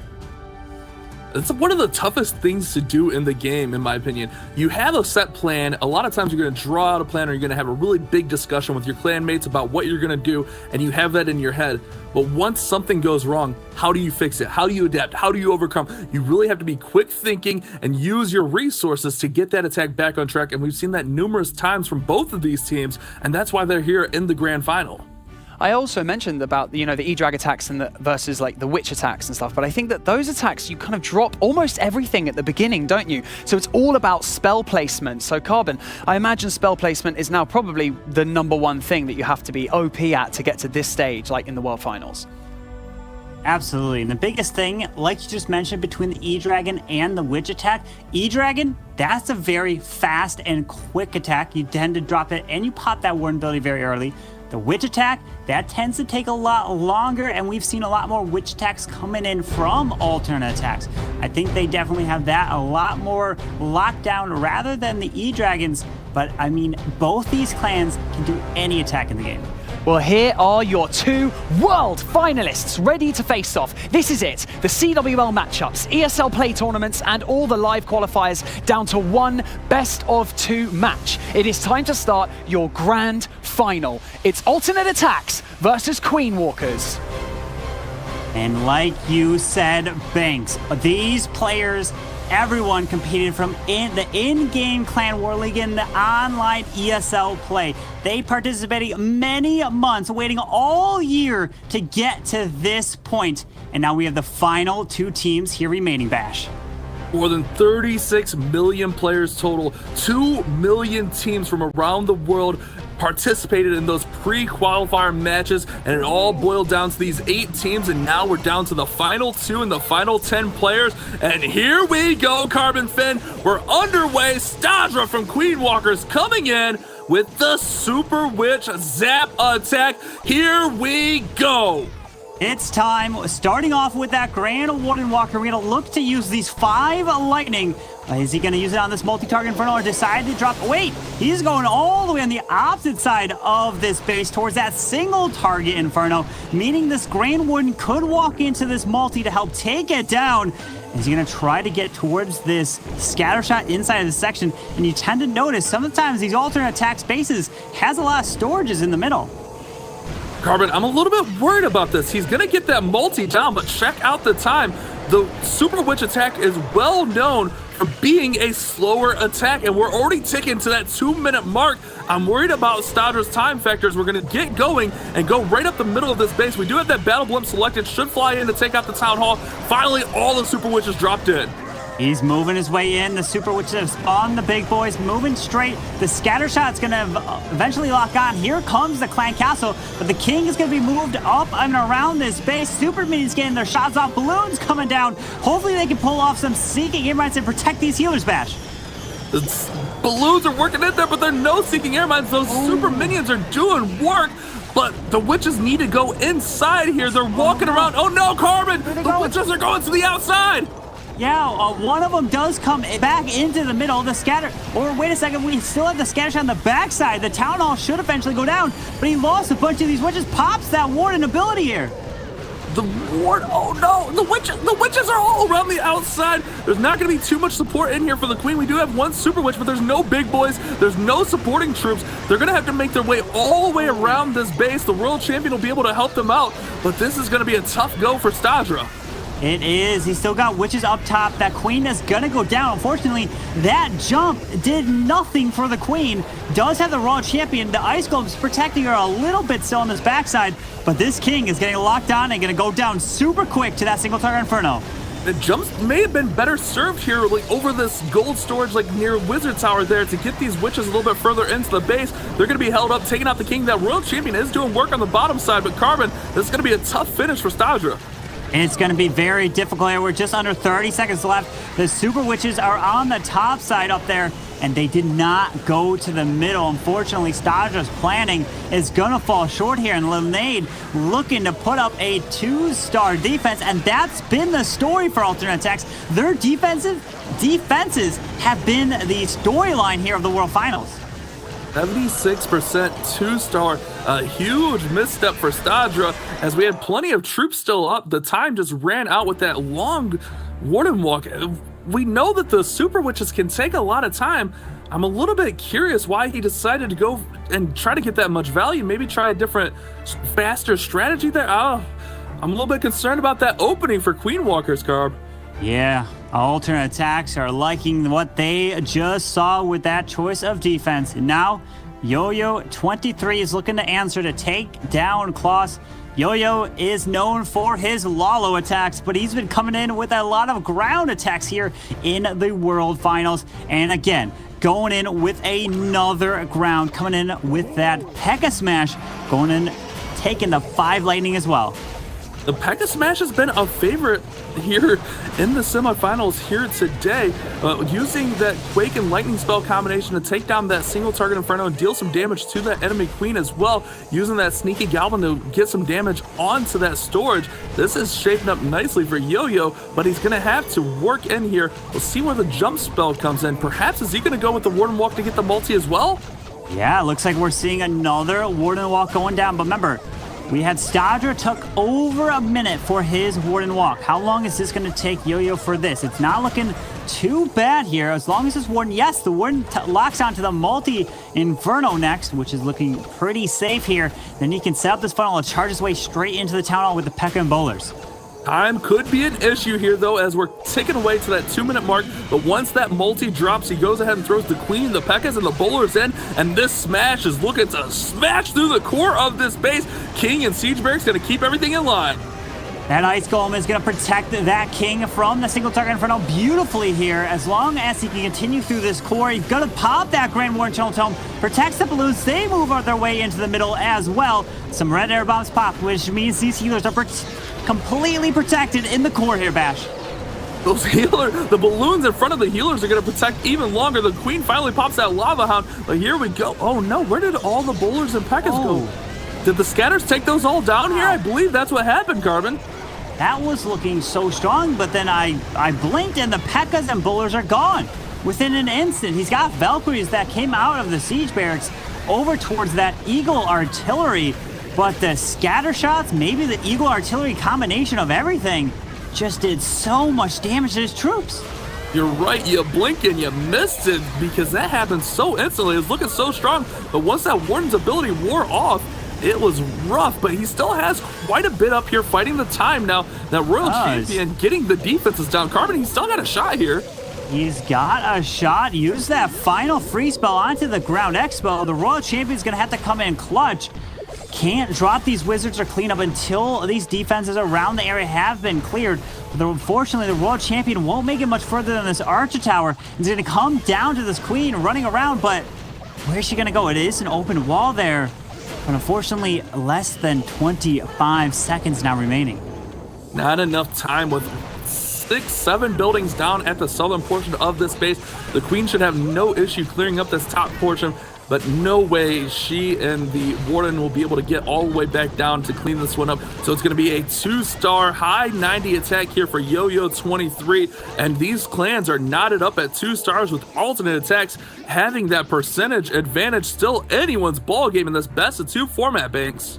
Yes, a surprising opening from 2 of these incredible clans going head-to-head in our first match of the Grand Finals. 2 stars going in, but we do have quite a significant difference in percentage with a 93% attack from Yo-Yo23 and unfortunately a 76% 2-star. I believe it was Lady B who mentioned in previous wars that if you're not hitting that 85% and above, if you're getting a 2-star, you might be getting your clan in a little bit of trouble, Carbon. Absolutely, you need to hit those high percentage marks, and Yo-Yo23 of ATN.aTTaX did do just that, but Queen Walkers fell quite a bit short. So ATN.aTTaX is looking good, and they are liking this lead. Granted, they want those 3 stars. They want the star advance since this is a best of 2. This is match number 1, and now we have stars. One of the best Lalo attackers in the world coming in to try to take down Vale's base. LA on defense. Remember, he had that epic defense that last one. Check this out. Stars with a massive balloon army here with a Zapquake as well. 6 lightning spells and an earthquake. We don't have a poison. I'm looking to learning to look for that, as you mentioned previously, Carbon. So perhaps going to take down this clan castle and set up nicely for the Lalo.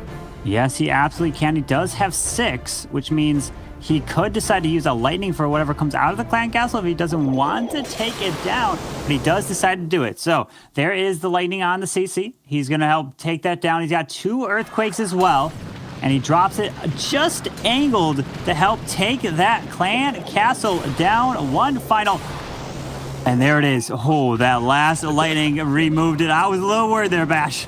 He was being super precise there, but look at this, 20 seconds ticked away. Now, the nice thing is you can be a little bit slower with those drops because the Lalo tends to be a faster attack. Once you get everything going, you dive your heroes in, you take down the Town Hall, the Lalo can really breeze through a base, right, Carbon? Absolutely, as long as you have the pathing. You don't want to fight the sweepers. Both of them are pointing towards 9 and 3 o'clock. So he's clearing this bottom side towards the Town Hall, which means the Wall Wrecker, you won't have a clan castle to deal with the enemy Queen or Royal Champion, but as long as his heroes clear one of those heroes, the Queen, that could be incredible value, but I don't know if that King and Queen can make it there. The King sneaks in there, but he's low on health and gets taken out by the scatter, splatted to the floor. The Queen's gonna try, but she takes a scatter shot as well. I think you're right, Carbon. I don't think they're gonna get this Queen down. Wait a sec, he freezes and the Queen goes! Wait, I think she's gone. Wait, unless she's got no health. What is it? No, she's got a little bit. She's got a sliver of health just left. Oh no, now this Queen is gonna fight through a sweeper that's pointing right over the top of the Queen here. Oh man, this is not looking too good. He needs to get through with one ground expo, kind of protecting the queen. One headhunter's gonna get like a shot off on her as he's trying to fly around.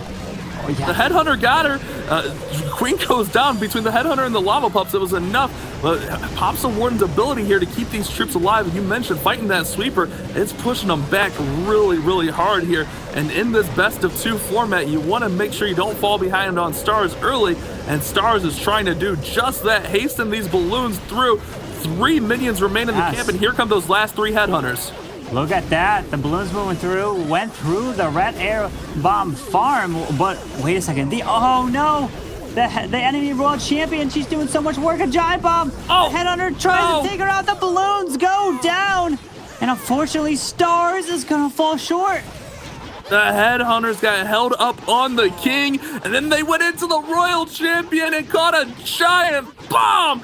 Stars is not going to get it, and it's another lower percentage.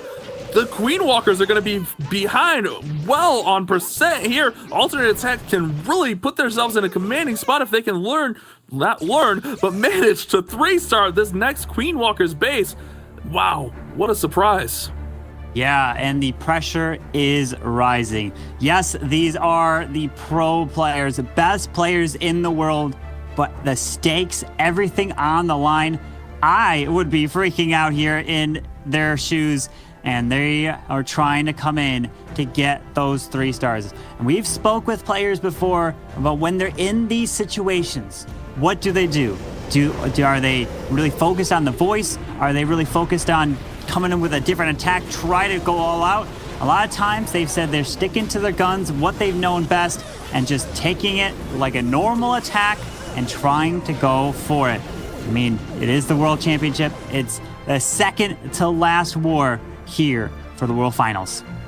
All on the line. You don't want to get too risky, but you don't want to get too safe as well. You gotta make sure you put up a big attack, as we're gonna have Ast coming in for alternate attacks next, looking to get that huge response. And Ast actually had a 2-star in the first matchup of game 1 versus Vatang, and then he responded with a 3-star. So 1 for 2 thus far as 3 stars go. Let's see if we can get that response and get the 3-star final preparations being made. You can see him getting it all in. Thumbs up from Ast. He's ready to go. And here we go with a Zapquake Lalo yet again, Carbon. He is ready. He's going to take out this clan castle with the 3 earthquakes and 5 lightning. Down it goes real quick. He's going to help set it up. And look, he drops that 1 barbarian. I love it. He's testing for the Teslas. That's why he decided to drop the barbarian there, to make sure a Tesla wouldn't force that king to run back up. Now the king's going to make his way into the Sarah defense, take out the multi, the royal champion. Beautiful value that I'm seeing here. I like that. You pointed it out. King's going to go in and take that king out. No issue. Queen's going to work her way up. Carmen, do you think this queen could get all the way towards that town hall with the ice golem out in front? I think so. I think that's his plan so far. Plus some Teslas that popped in this section, which is a ton more value here. Queen's making her way straight towards this town hall. He might have to invest a free spell to protect this queen through this storage, but this is looking incredible so far. Wow, this Sui from Ass's Heroes going in and taking down the town hall. Gonna get this single as well. Yes. So much value from that. And here we go. The Lalo's gonna get ready. Stone Slammer's coming in and setting up really nicely. He needs to put a 3-star on the board for his team. Let's see if he can do it. Beautiful thing is, the only real threat he has to worry about is that Eagle Artillery and the defending Queen. Yes, there are some scatter shots, but he has the Warden ability and some free spells to really make his way through here. Plus that Stone Slammer is tanking the scatter shot, pops the ability early for these headhunters that are taking out the Queen. The headhunters, oh my goodness, they got her down. But you're right, that Stone Slammer take that whole scatter shot. Freeze comes in on the second one. Tornado Trap spinning his troops right around. Wow. He's gonna have to move into his final compartment, Carbon. He's going in with taking out that scatter shot finally, and he's moving his back to the back section of this base, and this is looking like the first 3-star of the finals. Here we go, alternate attacks, getting that triple, Ash getting it done with the Zap Lala. What an incredible attack. Exactly what his team needed. The Zap Lalo was well executed there. Got so much value from the heroes and those lightning spells and finished it off strong. Great use of the spells. We talked about spell placement. The spells were on point during this attack, and that'll put alternate attacks in front after 2 attacks, 5-4, Banks. I don't even think that I could count the amount of balloons that were still up there. Eve Maxi giving them the fist bump. Nice one. Ast securing the first triple of the grand final for alternate attacks, putting them ahead by a star. But also, look at that percentage difference already after just 2 attacks, Carbon. That is a huge difference. That can mean everything going into match number 2. Queen Walkers really need to step up, but we were taking a look at the replay, and inside the middle of the base was a bunch of red air bombs, but that Stone Slammer got so much value. And that's the thing, when you run multi-target Infernos, you don't have to invest real freezes on the entries, and you can get the crazy value like you did with that King and Royal Champion. You can see alternate attacks celebrating right there. They are pumped up and ready to go, and if you're just tuning in, we've spoke to this, but this is a best of 2 format, meaning this is our first war. We will take this war and the second war, combine the stars, combine the percentage, and that will give us our Clash of Clans World Champion for 2020. Carbon Finn, Gaku's up next for the Queen Walkers, and he needs to put a 3-star up. Think of how many millions and upon millions of players that have competed to try to get to this point. Gaku needs to really answer the call, needs to put up a triple. All that work is coming down to these 2 wars. We're gonna see him coming in with that Queen Walk Dragons. We haven't seen this attack in such a long time, Bash. Not at all. I'm really surprised. I'm examining, looking for like lightning spells. I'm examining, looking for like super. No, we're just going straight up Queen Walk Dragons here. I like it, Gaku. He does have those 2 super walkers. Going to look to push this queen nice in here. But if she can get into the scatter shot, she'll have nice access through some very valuable defenses here. Yeah, that queen's charging in with the super wall breakdown. Can get access to the enemy royal champ. The scatter shot. Quite a bit of value. Does have another super. Wait, this queen. Oh, the queen! Hang on, queen! Ooh, she's holding on, Carbon. She's holding on. She gets through the scatter. She's got to get through the king next, but she's looking fine. But does have 1 headhunter in the comp. We'll see where that comes in, but the queen's going to be nice and healthy there with the rage spell. Look at the value. Royal Champion coming in and helping set the pathway for those dragons to come right in towards that Town Hall. Sweeper goes down, and that is crucial. He drops that poison spell onto these headhunters with the Lava Hound coming over to that queen. She can then work on the Eagle Artillery, but the Eagle's locked down to this queen. Might need to drop another rage for her to keep her alive. He does pop the ability. Can the queen stay alive? And she does. Just there's the rage to keep her going as the dragons are pushing away to the Town Hall. Oh, the queen is barely hanging on there, but the dragons are now making their way into the Town Hall. Free spell goes down, and they should have no issues dispersing of this Town Hall, especially with that Warden's Eternal Tome protecting not only the dragons, but the balloon. But the sweeper does push off. These balloons may take some damage. Oh, the Warden ability protected just long enough, Carbon. King's ability still, he just pops it right there. The queen's staying up. She's getting some incredible value on this backside. These dragons, as long as they're staying alive, need to take this bottom air defense down. The king's running around the multi. He's about to go down from the king. He's hanging on. There's the freeze spell. The ground skeleton's slowing him down, but the queen's gonna beat through this wall. King OP, that king got so much value. The queen's still going. So many dragons. Gaku's got the response for the Queen Walkers. This is just what they needed. A 3-star to put them back in the ball game. What a beautiful attack here. Turns the Queen Charge Dragon into the triple. We've been seeing a lot of the hero dive with the dragons, but this time keeping that queen alive, using the rages, got so much value through that charge, got scatter shots, took out the clan castle, the eagle artillery, and those dragons did work for that base. Gaku really needed to do it, and he got it done there. He took that queen up and around and back down to finish that base off, and that king, man, how did that king make it so long? He finished off so many defenses as they worked through there as well. Yeah, that king did an amazing work. We're looking at that replay. He came through, beat through that wall, went to the bottom side, ended up using that free spell onto the multi-air defense section. But those dragons just got so much value into the core of that base and just overwhelmed it. It was a beautiful plan to take down Yo-Yo 23's base. You can see the Queen Walkers cheering right there. They know they needed that. And now Can ATN.aTTaX add up another triple? Because if they don't, then it's going to be all tied up on stars again. This could be an interesting one. We're going to have Lenade coming in, and Lenade is hitting hot here today. He had that 3-star in the first war, and then a little bit of a falter in the second war with a 2-star, 79%. But we've talked about it. He loves this hybrid. Is that what we're going to see here? Let's see what he brings to the table on this attack for War 1. Lenade's getting ready to go in, Carbon Fan. Oh, Lenade switching it up from the ground, and he's going to the air attacks. Coming in with the Zap. Lalo not going to take out that clan castle because he's taking in a poison as well. Let's see the incredible value. Decides to drop it up near the queen, damages her a little bit. Down goes that scatter shot. Now he's going to help send his heroes potentially into the Seagull artillery to help set up a Lalo pathing so he doesn't have to worry about that firing upon his balloons. Bringing in the king to help set the pathing as well. Here comes a super wall breaker to open up this compartment. It lands, it connects on that wall. Here comes that royal champion as well with the king out in front. The queen should go right in here, take out that eagle artillery, and have a nice path to help get that queen down. The king, honestly, she doesn't jump over the wall though, Carbon, so he's gonna have to beat through a wall if he wants that queen. Yeah, unfortunately, he did have to use that free spell to protect the royal champion a little bit more, but he is using a poison spell on the clan castle that's coming out, which is very nice. Did he miss the minions though? He missed him a little bit there, but I feel like the queen's ability should be able to help take him down, so it's gonna be okay here. I think you start the lull from the top side because the sweeper is not pointing that way. The queen, yeah, you're right. The queen will get. Oh, whoa, there they go. Get the minions down. The royal champion dropped. I thought it was the queen, but he's gonna bring the Lalo in from the bottom and have to go in and deal with that sweeper, Carbon.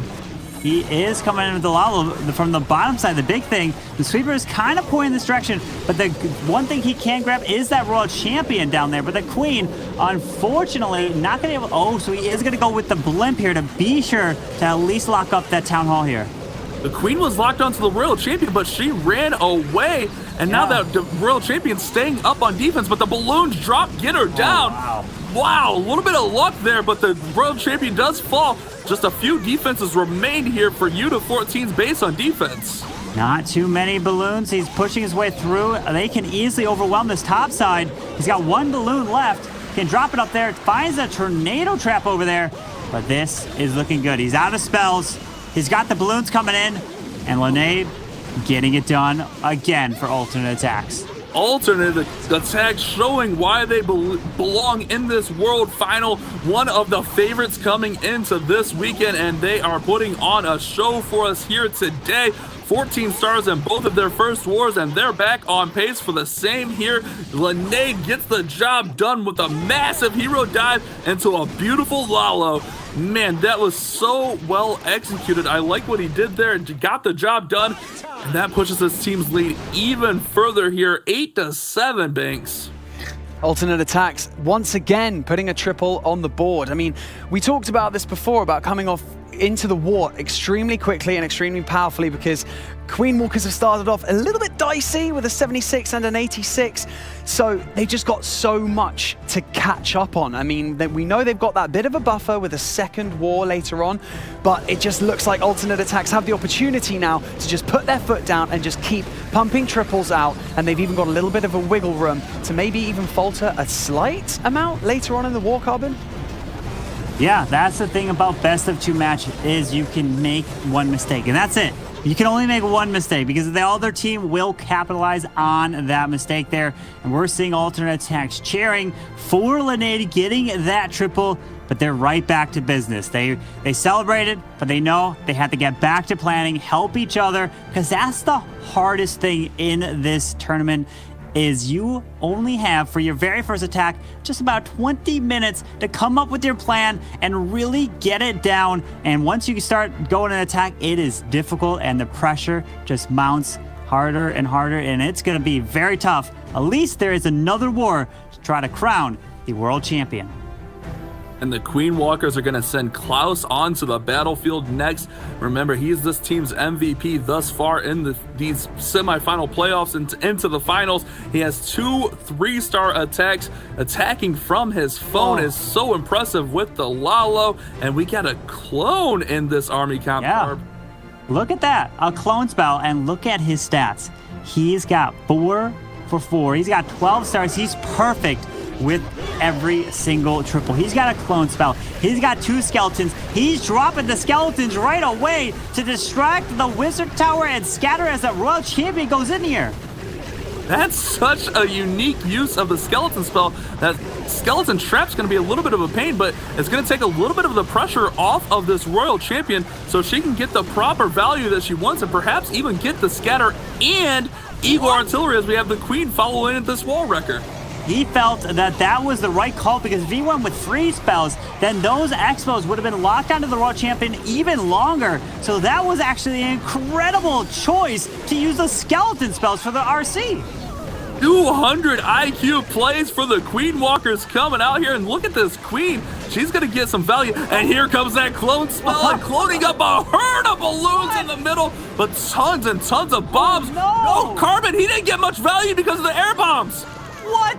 The air bombs ruined the clone spell of the balloons. I was thinking there might be an E-Dragon, maybe take a rage, but he's still got a double poison to use. But those red air bombs, the sinking air mines, destroyed the clone loons. That was so many balloons that went down so fast. It was looking so nice, and I think he kind of expected that there, or expected something. That's why he wanted to get that compartment out to set the pathing, but nothing from that clone. 3 wasted spell space, essentially. And it's going to be all on the Lalo here to finish this base off. The Lalo's coming through, but wait a second. Is there anything coming out of this clan castle? I don't think so. I don't see anything. There's probably like maybe an icicle lava or something in here, but there is nothing coming out, so he can decide to use these poison spells anywhere on the space now. That is crazy. He's going to poison the heroes over here, the queen, slow her down. But you're right. I wonder what was in that clan castle. Perhaps Lava Hound, Inferno Dragon even. But he's got to get to that scatter. That scatter is doing some work. There goes the Lava Hound sneakies with the Headhunter. But, oh no, the Headhunter's on offense. There's the that Lava scatter Hound. Shot's doing work, Carbon. Yeah, that scatter shot with the balloons. Don't tell me. Oh, get in there. Get in there. They do. Oh. The balloons take out the scatter. They're moving to the window. Nice. Way. Claw still can get this. He can't. He's got to move this Hound, but the Hound's going to be quite a bit annoying here. They're going to take out this King with 30 seconds left, Bash. It's close. He's got the troops. He's just got to have the time. Archer's going to pull the Lava Hound away. Carbon, he may just do this. 20 seconds left. The Blues are moving up and around. They're taking out the army camps up top. He's got some minions down south to help take out the storage. The Blues need to move the winds. No, he's gonna do it. Klaus is doing it. 98, 99. The Hound is about to pop. The Blues get it down. He's done it. What? 3 stars for Queen Walkers. Klaus remains perfect. Just what they needed. That attack was so close to a fail, and he rescued it from oblivion. That was insane. How did he turn that one around? We all thought it was over. We all would have been like, all right, put it down, get the safe 2-star, and move on. Klaus did not let that. I cannot. We're looking at this replay here, and look at all these red air bombs. Oh, so there was Headhunters in there, and the Balloon's death. Oh, so he did take them out. Okay, I see here. So there was Headhunters and a Lava Hound. I did not spot that, and he was able to take out the Headhunters initially there. Man, that clone got wrecked, but he was able to recover. GG to him for sticking with his attack, and that shows you, we talked about this in the pre-match, the ability to adapt and overcome a situation like that, where it looks like total devastation from the plan. It doesn't matter. These are pros. These are the top 2 clans in the world, and they're showing you why right now. It's going to be on Boom from ATN.aTTaX next to keep that lead. Carbon spoke to you get 1 mistake, and Queen Walker's not making another. Boom is going to look to capitalize here with a Lalo of his own with lightning spells and an earthquake as well. He is. We've seen the triple from the Yeti or the P.E.K.K.A. Bobat earlier from Boom, and now he's looking to switch it up, bring it to the air game, coming in with that Lalo. We're seeing another poison spell being used here, and we're seeing quite a bit of these attacks using wall wreckers nowadays. Man, this is gonna be intense. He can really keep the pressure on. Lightning spells go and Quake down as well, and he's gonna finish off the queen. I like how they let that queen rotate so they can get the proper value out of those lightning spells. And here we go, setting up the pathing for this wall wrecker to come right in towards the town hall. Wallwrecker is being set up with moving his way through, has to pull out the clan castle, unfortunately, in this charge. Here comes that CC as the Lava Hound Headhunters decides to use that poison, pops that King ability, but the Wallwrecker is going to activate the Town Hall, unfortunately, and it is hitting this Queen now. The Town Hall is nearly down, and there we go. Finally gets down from the sneaky Goblins, but there we go with the Lava Hound popping as well. Town Hall secured. Queen still has her ability, and we still have that Royal Champion yet to be deployed on the battlefield, which we usually see before the Lalo comes in, but these pups are not going down. Those are going to be a bit of a distraction. Yeah, these pups are going to be quite a bit annoying. Still has the Royal Champion to deploy. Where does he want to use her? Starts the Lalo now. He's going to move his way up top and around the base. Get ready for the Grand Warden potentially to come down and around. Some Teslas popping up. Hound will die really quick here. But this scatter shot, it's in a very awkward position here, Bash. He's got to get there as quick as possible. A few shots from that scatter shot will take down a whole pack of balloons. Luckily for him, the scatter shot stays locked onto the Lava Hound just a little bit longer, and a beautifully timed Warden's ability to protect that pack of balloons from the Warden. And here we go. Finally, the Royal Champion comes in on that left-hand side, Carbon. Royal Champion's moving in. Gonna help take this down. Does decide to use that free spell. Gonna help take down the single target Inferno. Pops the ability. Down it goes. One more shot. And no! No, he's got to use another free spell here. Oh no, the Royal Champion didn't get the single down because the defending Royal Champion was there. But look at these balloons. The balloons are doing some work, but with that two Wizard Towers, I don't think he's going to have enough. This could be the opening the Queen Walkers is looking for. This could leave the door wide open for a neck-to-neck war after 4 attacks. Oh man. Boom, not going to get it, Carbon. Bash, you talked about that. We both did. You get one opportunity. You get one failed attack pretty much in these types of wars, and this is alternate attack slip up right here. The question is, can the Queen Walkers take advantage? It is now brought back to them. It's going to be the lowest percentage that we're seeing here from alternate attacks. Only a 78% 2-star. Wow, that was unfortunate there, Banks. I mean, after asking some of the pro players before we entered into this weekend who they thought the best player in the tournament was, the majority of them said Boom, so that was definitely unexpected coming into this war. However, 78% 2-star, it's not the end of the world. Queen Walkers had their own 76 2-star, so we can definitely rely on that mistake, like you've just mentioned, Carbon, but we're going to have Utah 14 going to be coming up next for Queen Walkers, and then we're going to end on Vale. So Vale needs to make sure he secures a triple for the final attack for alternate attacks in this opening war. So Bash, I mean, Utah 14 is going to have to put up a triple. That is a must, right? I would tend to agree here. You can't make any more mistakes. Both of these clans have 2 2-stars, and the Queen Walkers have slightly lower percentage, so you want to make sure that you don't make that mistake. Don't leave that door open, and we know the Queen Walkers are capable. We've seen Utah come in this last final spot and make it happen. Get the 3-star for his team to win wars. Remember that war against Chang Dance? He had to 3-star, and he did just that. Carbon, can he do it? Can he keep the pressure off just a little bit here going into War 2? Absolutely. He has what it takes. It's going to come down to if he can execute it. Is he going to overthink his plan? Is he going to get nervous? He's been in this situation before, and high stakes right now, and he's come through. Now he needs to get this done for Queen Walkers because both clans have used 4 attacks. This is their final attack of War number 1, and Utah going in with an attack that could be very strong, but also super risky. The Queen in charge of Lalo, he's going to send the blimp in right away towards that Eagle artillery.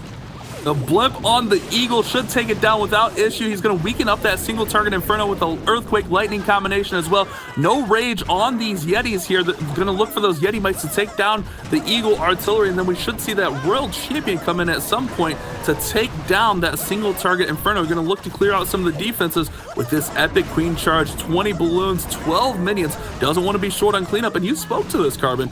You don't want to ever second guess yourself. You want to make sure you leave it all on the line here. No safe 2-stars. You want to go with what you're comfortable with, but not leave it on the table.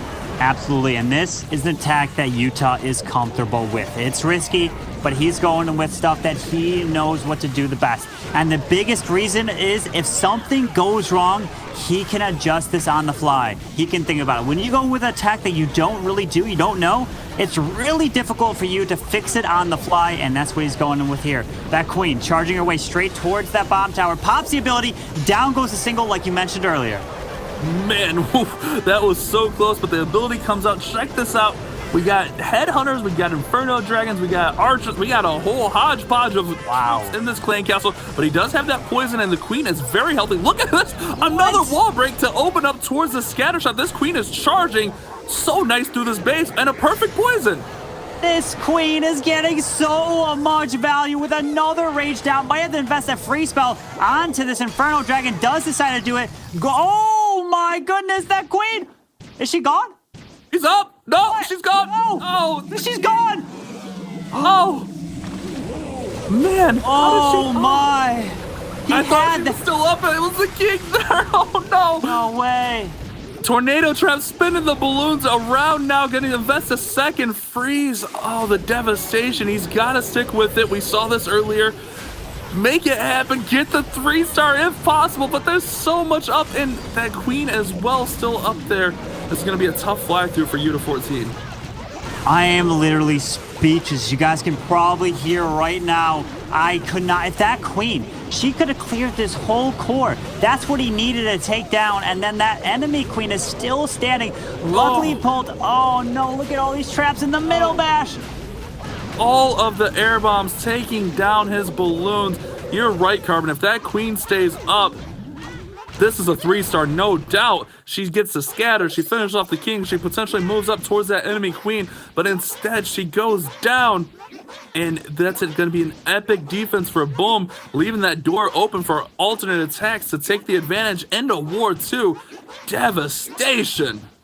And that is what alternate attacks wanted. I am bet they are completely surprised that queen went down. They were probably looking at that attack and they were like, oh, this is over. It's a 3-star. That queen is getting so much value. You see the smiles on their faces. They were not expecting that to become a 2-star because of how much value that queen was getting. But unfortunately, that Inferno Dragon and everything else on the queen, it came down to a free spell. And we've seen many other wars come down to a free spell. Not using it, using it too late there on that scatter shot, costing the queen. Just a split second too late there on the freeze. Oh man, it's going to be up to Valet for alternate attacks to push this lead a little bit further going into War 2, but Utah flying into that sweeper was devastating, and then all of those air bombs. We've seen these air bombs surrounding these scatter shots in so many of these defenses, and it's crushed these Lalo attacks.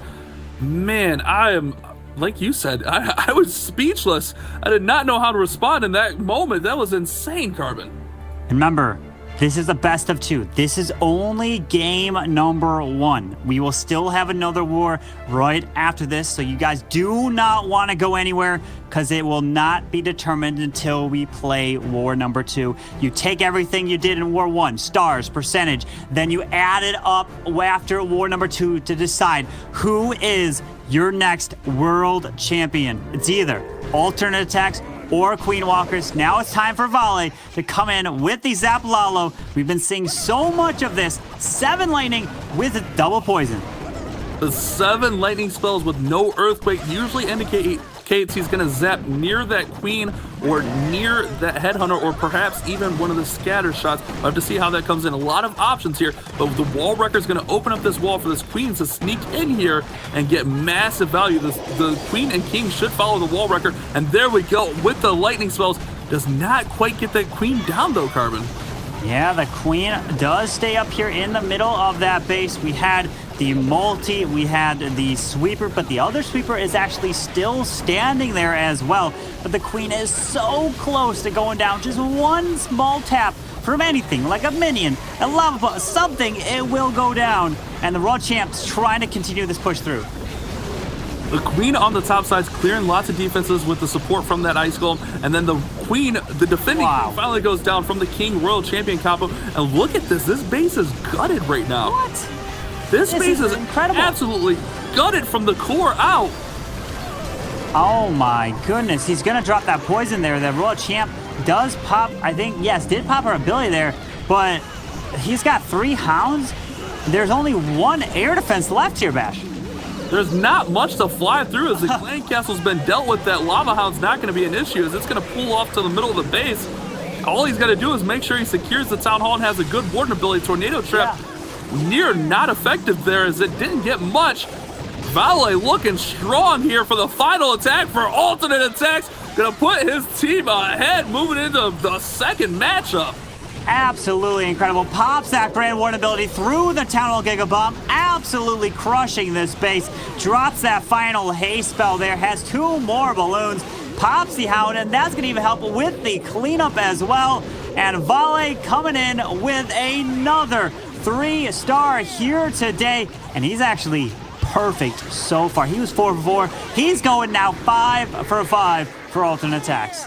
Oh my goodness, Valet putting on a show for us, getting that 3-star and unpopped hound to pack up balloons. It's a balloon parade on the cleanup. Valet, take your victory lap because these troops will take this one down for you, and the alternate attack squad will be up 13-12 moving into the second war. Not only that, but they are going to be up massively on percentage points as well as this one gets finished off from the minions, pups to Lava Hound, Warden taking down that army camp, and it's a 3-star attack for Valet Banks. And just like that, we were looking at a percentage race, and now it also becomes a star race. Alternate attacks get put ahead by a single star against Queen Walkers, and that just means the Queen Walkers are going to have to really dig deep and find something, somewhere, if they're going to try and catch up with alternate attacks in the second best of 2 war, which will be coming up shortly. But look at these stats, Carbon, 13-12 and a high percentage for alternate attacks.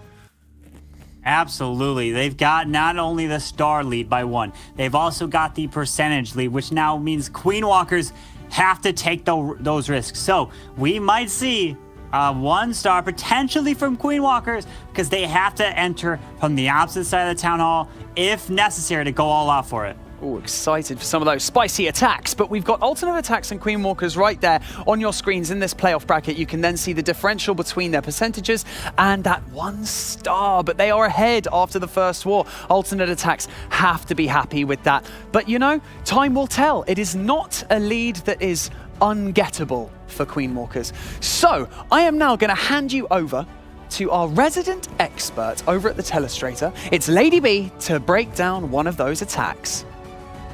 Thank you so much, Banks. Wow, these wars are getting even more impressive, and it's just the thinking that goes into it. Yet again, Klaus showing us pure solid thinking, and what we're going to talk about today is damage zones, which we're starting to see a lot in the meta. Before I start playing this, I want to point out this damage zone where you have air defenses on the outside lying edges of the bases. You're not going to put your traps there. You are going to put them in the core of the base. This is current meta right now, and the question is, how do you deal with it? You deal with it just the way Klaus did. So this is where you're going to put all your air traps, and this is a challenge of trying to get around. But for Klaus, it's no challenge. And you want to know why? Because he brings in the Skelly spells to help distract the Royal Champion to set up a path for the Wall Wrecker to push through into the core. Now that's not enough. Lining up this path for the Wall Wrecker for that direct line dive into the core also needs to be funneled from the opposite side. So we use the King, the Ice Golem, the Queen, all to take on the heavy hitting damage from those expos, from the multi-targeting Inferno, and we get that beautiful push into the center of the base. But why the Wall Wrecker? Why not the Blimp? Because of those traps in the way. But what do we see come out of this? This was a pure genius. We've got the clone spell, and we've got it so we can get those loons out. Those loons come in here, pull every single trap along the way. And while unfortunately it did not get down the multi-targeting Inferno, we can see it's on a sliver of a health, he is able to recover from that. I think he did want a little bit more value out of it, but picking up those traps in the dead zone was the main task at hand. And as you can see, he forced some loons in to come through, work their way in to pick up that multi-targeting Inferno just to ensure that it goes down and continues on his pathing. Now we talk about Lalo pathing, not as often in these necessarily, and it is a question that comes up. with lollipathing, think of it as cloud currents. You want to keep the momentum moving along. So you need to continuously support around and have something that's pushing into the core. Now, unfortunately, again, we have the air sweeper that never went down here, so he has to adjust a little bit. And this is another point, how you are using your spells. Spells are so important that you're placing them right, that you're timing them right.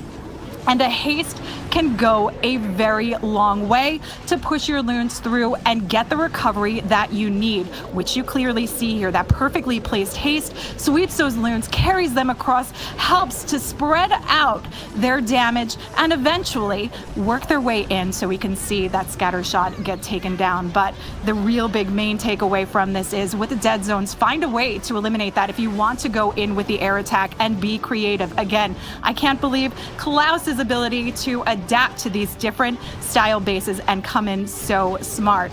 And now with that, we're heading back to Banks, who has a little something special for us. Thank you so much, Lady B. The first grand final war is now over. So the stressful one is out of the way. Now it's time for them to refocus and take a deep breath before the closing match. Now, as Lady B has already mentioned, I had a chat with someone very special earlier in the week. I am now joined by a very special guest. His name is Darian from Supercell. Thank you so much for joining me. And first off, I'd really like to ask a question for those who may not know. What is your role at Supercell? First, thanks for having me.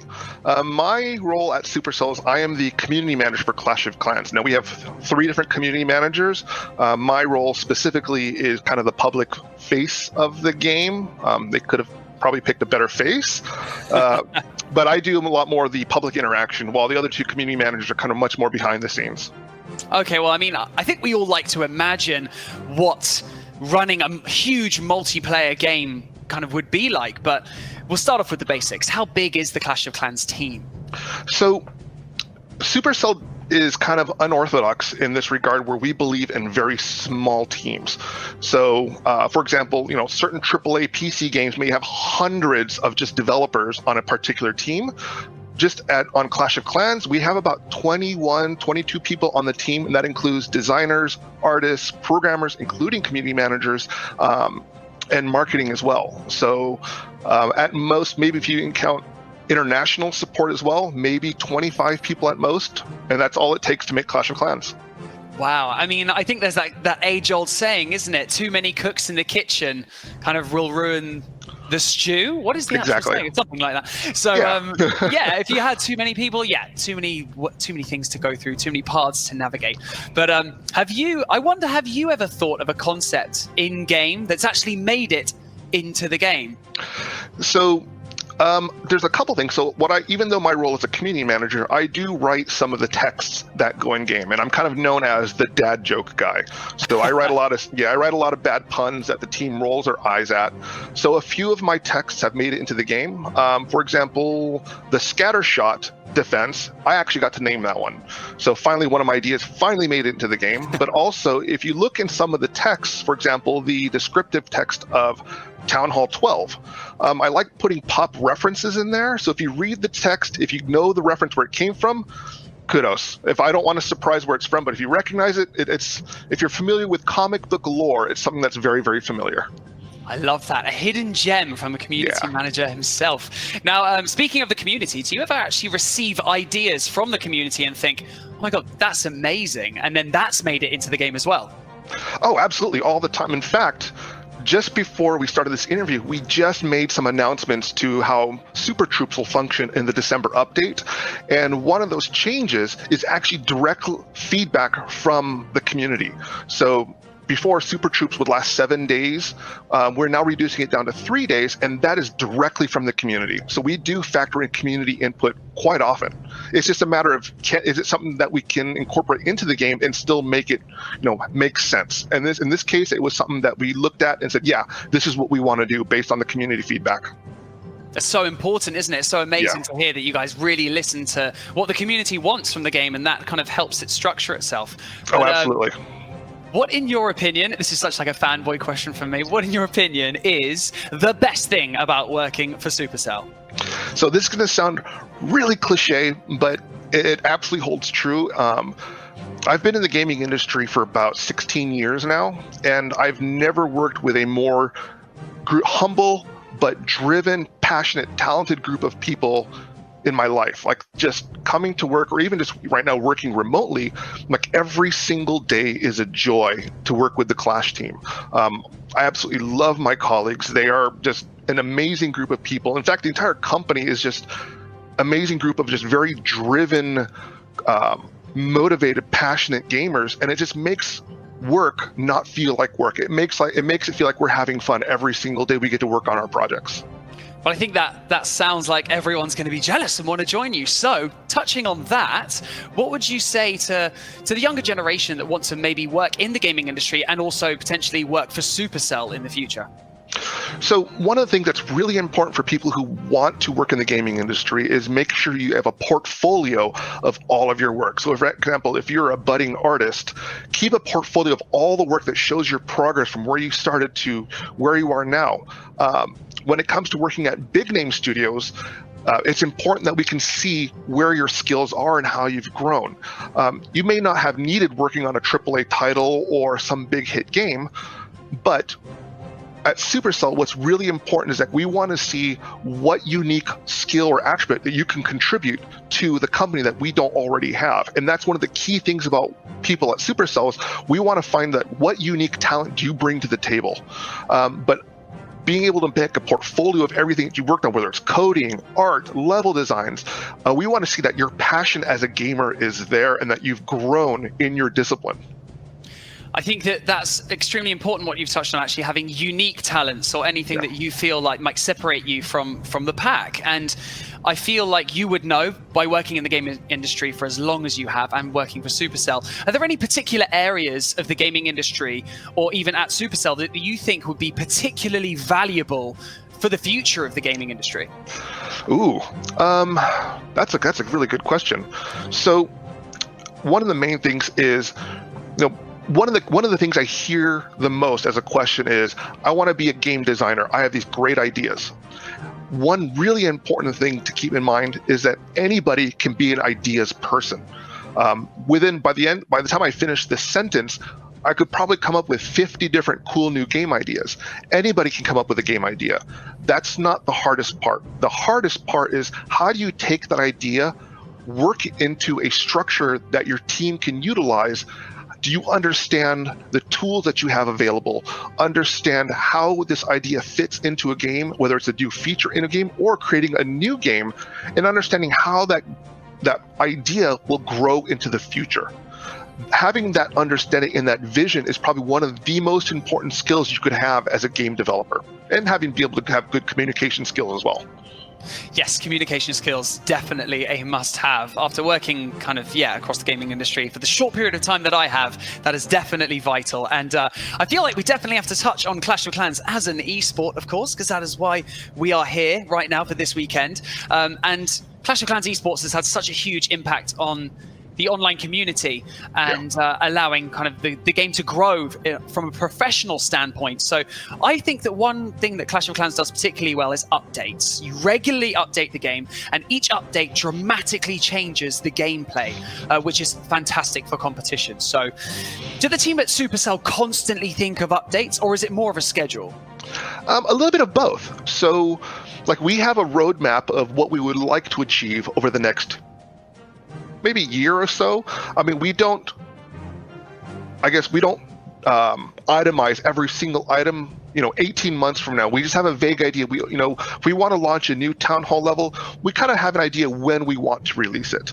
But as we go through the calendar year, we kind of allocate which updates we want to release at what certain times of the year.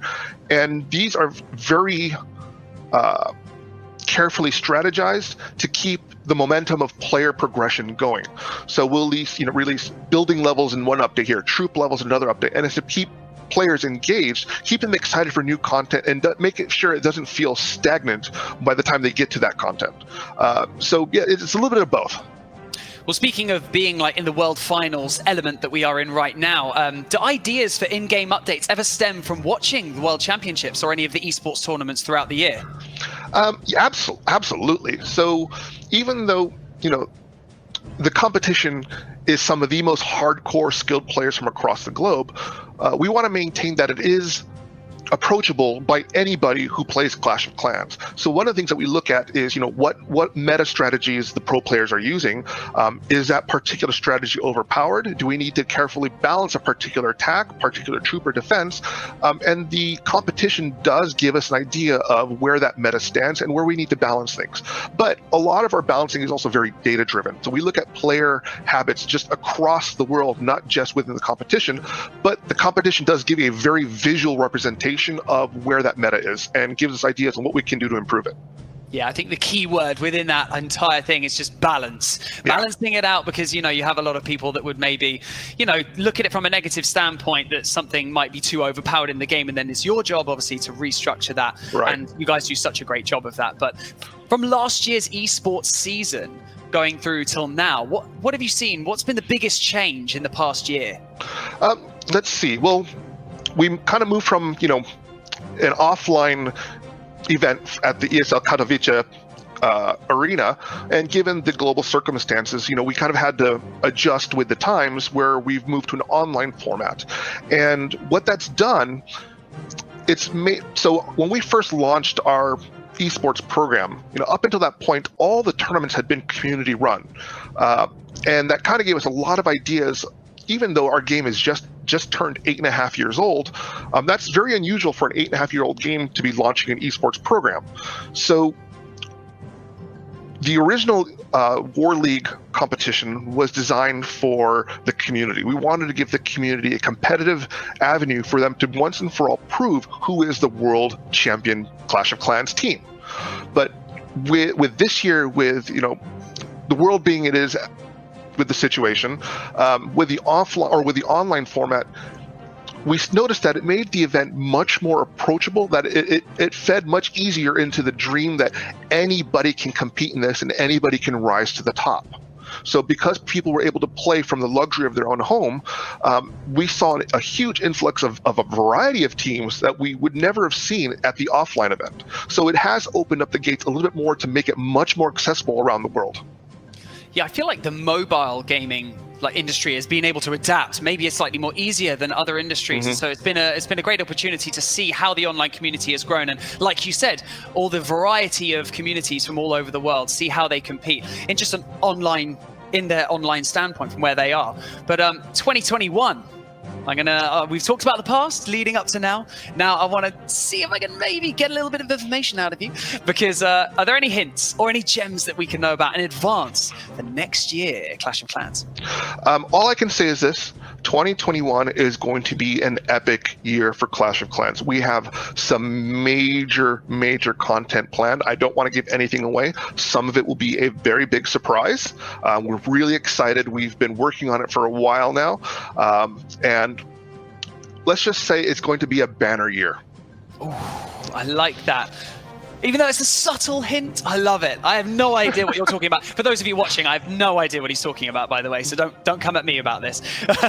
But okay, finally, I would love to ask you something. And this is kind of a personal question from me to you, and it does involve some of my friends that you may realize. Would you ever consider making a plushie of any of the casters, or potentially any of the pro players? I mean, how about the MVP of the World Finals this year? Ooh, that's actually kind of cool. I mean, that's something we'd have to talk to the merch team about. I would love to see, bobbleheads or of the winning team and stuff like that. But having a Mr. Banks plushie, to cuddle with, I can see myself being very comfy with that. See, you heard it here first. I'm not going to ever let you forget that. I'm going to record that little snippet, and I'm going to keep badgering you with that on Twitter. Thank you so much for joining me in this interview, Darian. I really appreciate you taking the time, and enjoy the rest of the World Finals. I'm watching it. I'm really excited to see who wins. Cool. Thank you so much. Thank you. What an honor it was to chat with Darian earlier on in this week. It's such an amazing insight into the game that we all know and love. But before we continue into the second round of the best of two for our grand final, we're going to break down one of those attacks in a bit more detail, of course. So I'm going to hand you over to Lady B at the Telestrator. Thank you, Banks. Now, that war we saw was pretty incredible, and it wasn't just Klaus looking at those dead zones and trying to plan out for that with his Lalo.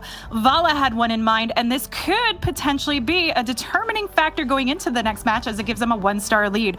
But let's talk about this, how he looks at it. Now, he goes about the approach a little bit differently. We can see in the core here, we've got the multi-targeting Inferno, we've got the Queen, we've got the Air Sweepers. This is some nice value near the clan castle, but he goes a very, very different approach in this. Now, while he gets ready to line up his Zapquake combination, he starts off the push through here for the hero dive with the wall wrecker down. And while that's going on, he wants to not waste any time going about. So he gets that going and then gets ready to prepare for the Queen to line up, drops down the Zapquake combination. Now, while in the heat of the moment, he does miss out on the Queen, but it's no big deal. He still gets the push in that he needs. Multi-targeting Inferno eliminated. We've got an Air Sweeper eliminated. The Queen almost down for the count and still reachable, and everything else is as well. Let's talk about what he's pushing along and pathing here. Scatter shots go down. We've got 1, 2 scatter shots, the Eagle that's gone down, and we also have the air defenses to look at for a Lalo push. He manages to turn around, take down not only 1, not only 2, but 3 air defenses along with both scatter shots, the Eagles, the multi-targeting Inferno, the enemy Queen, the Royal Champion, and the Air Sweepers, and is even able to eliminate the clan castle troops because of the radius of those golems in this. So now look at the shape that he has created here. He's sectioned off nearly 50% of the base, 1 air defense to go, and only an easy push into the town hall where he can use this warden ability. Now, he brought 2 poison spells here, and I do think this was very smart because of the split of the troops, but also if he didn't get a full pull. It allows him to be able to use that coming around while he continues to path these loons in, and of course the warden ability, which would give him that extra benefit as it heads over the town hall if there were any clan castle troops remaining that didn't come out, that didn't pull. So with that, we saw Vala come in again with another 3-star for alternate attacks, putting them 1 star ahead going into this next match for the best of 2. But as we get ready, let's head over and talk to Banks again.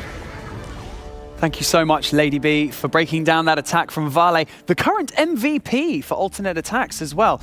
Absolutely playing incredibly so far, but we still have another match to go. And we have to talk about that first grand final war in a little bit more detail, I think, because we have to get some fresh perspective on that war. And we now have 2 more casters joining me in the studio, the martial arts mammal, and I'm pretty sure the Klingon's biggest fan. It's Judo and Woody. Woody, I'm going to come to you first. What did you think of that first grand final war?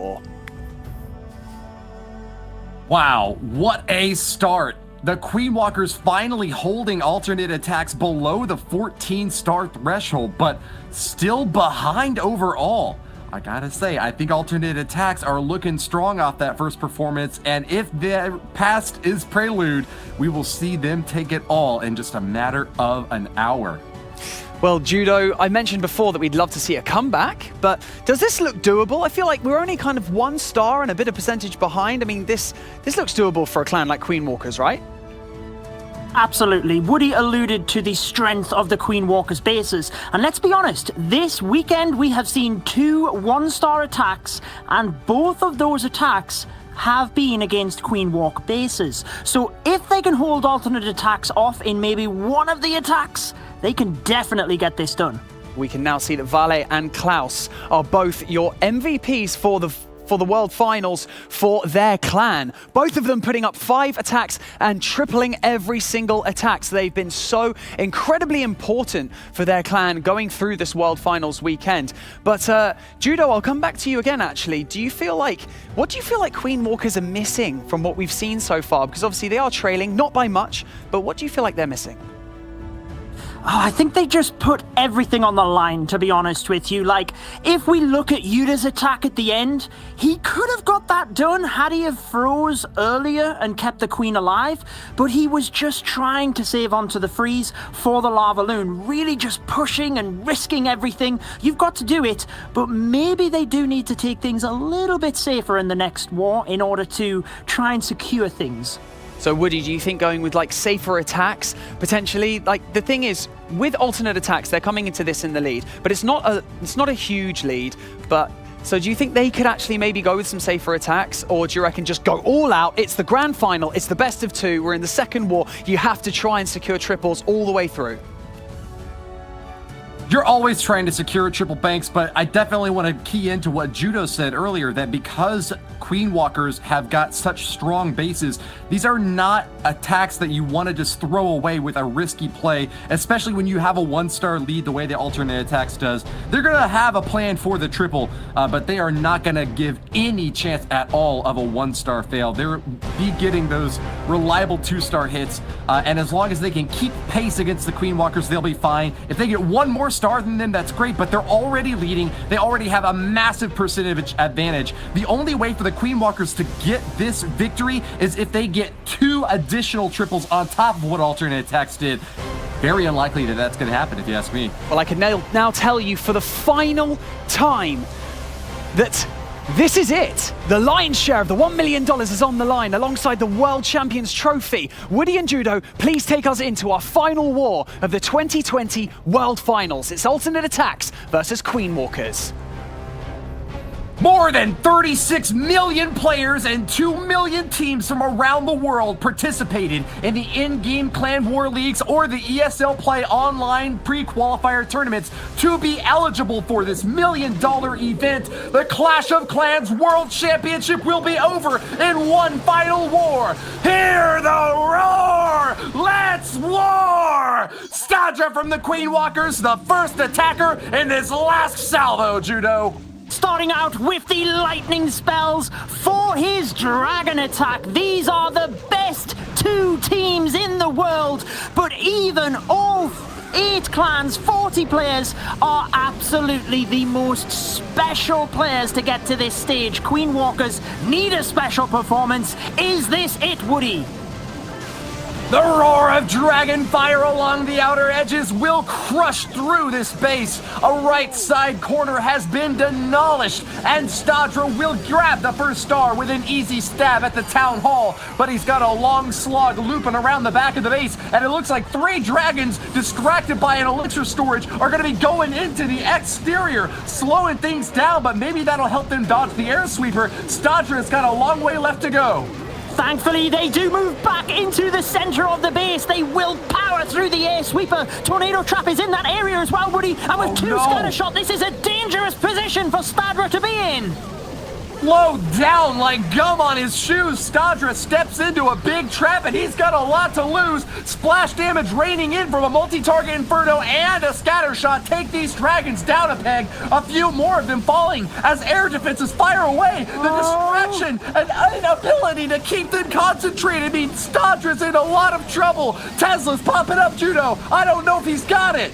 It looked so good, and then the Royal Champion went down to the Expo, left the multi-targeting Inferno intact, and the Dragons have no chance. The Queen Walkers not taking advantage of the first attack, and this means alternate attacks could put themselves 2 stars in the lead for this grand final. This is particularly bad news for the Queen Walkers. Stadra was one of the players on this squad who had a better than 50% hit rate and was being relied on to give some more lifeblood to this squad. But now with a 2-star and a percentage that won't take them anywhere near where the Germans are at, Stadra of the Queen Walkers is sent packing. His last attack will be a double with an 88% average. Not what they needed, let's be honest. They do need to take risks, but when I said they need to play it safe, it's because of the talent of the Queen Walkers. They need to believe in themselves at this stage and just do what they do best. Put up 3 stars and hope that their bases can hold up to the almighty alternate attacks. The pathing for these dragons running into a bit of trouble as 2 go left and 4 go right. Needed more firepower on that multi-target Inferno to take out those defenses earlier on. The cleanup could not finish through, even though he cut a massive path through the base, a swath of destruction. It was still standing in the end. But if you want to see demolition, Vale is the man for the job. A perfect series of 5 attacks and 3 stars across the board. He may well be the very best Clash of Clans attacker in the world. Put your hands together and glue your eyes to the screen. Vale is here! He has started with an electrifying lightning approach to 2 areas of the base, trying to set up perfect pathing, you can see, for the dragons into the center. An interesting approach for alternate attacks to put Vale up now, obviously wanting to try and put the nail in the coffin early on and send Queen Walkers down into that second place, with alternate attacks getting the victory. Oftentimes, you want your dragons to have a singular path, but they are going to have to fan out this time. Vale sends the king and queen along with an electro dragon out the right side to get a little bit more work done, but that's not going to be enough to completely clear out the backside of his base. Dragons are going slow, and there's no more spells to help them out. I think Vale might have overestimated the aerial attack here. Taking a lot of damage in the center. He still has the Stone Slammer, but it's locked onto by the single King and Queen's ability, but I'm not sure it's enough, Woody, with the defending Queen. Eagle still alive. There's a lot of base, but he still does have a chance here. There's only 1 compartment left. Can he surround it by each and every angle? It still looks promising. Time is no factor for Vale, who is striking with lightning quick efficiency, but an air defense in the top corner gets another dragon down, and that is just gonna be too much to handle. Archer, Queen, and King face off against the last line of defenses. Can they take them down in time? I don't know if he's got it. This is the closest attack we have seen yet, Judo. He might just get it. The dragon helps to get the wizard tower. Are you kidding me? Vale is going to get this against all odds. It is a 3-star for alternate attacks, and it will put them well in the lead. 2 stars in the lead at this stage, Banks. A roller coaster of emotions for the first attack from alternate attacks against Queen Walkers in the final match of this entire World Championships. And Vale puts a triple on the board, and yes, indeed, like you just said, Judo, puts them 2 stars ahead of Queen Walkers going into the final 4 attacks. Woody, I mean, that was just an incredible performance from Vale, and continuing his triple rampage. The undisputed king of all clans, the emperor of dragons, the #1 man. Vale has done it. A perfect world championship run, and if his squad ends up on top, he will lift the MVP trophy.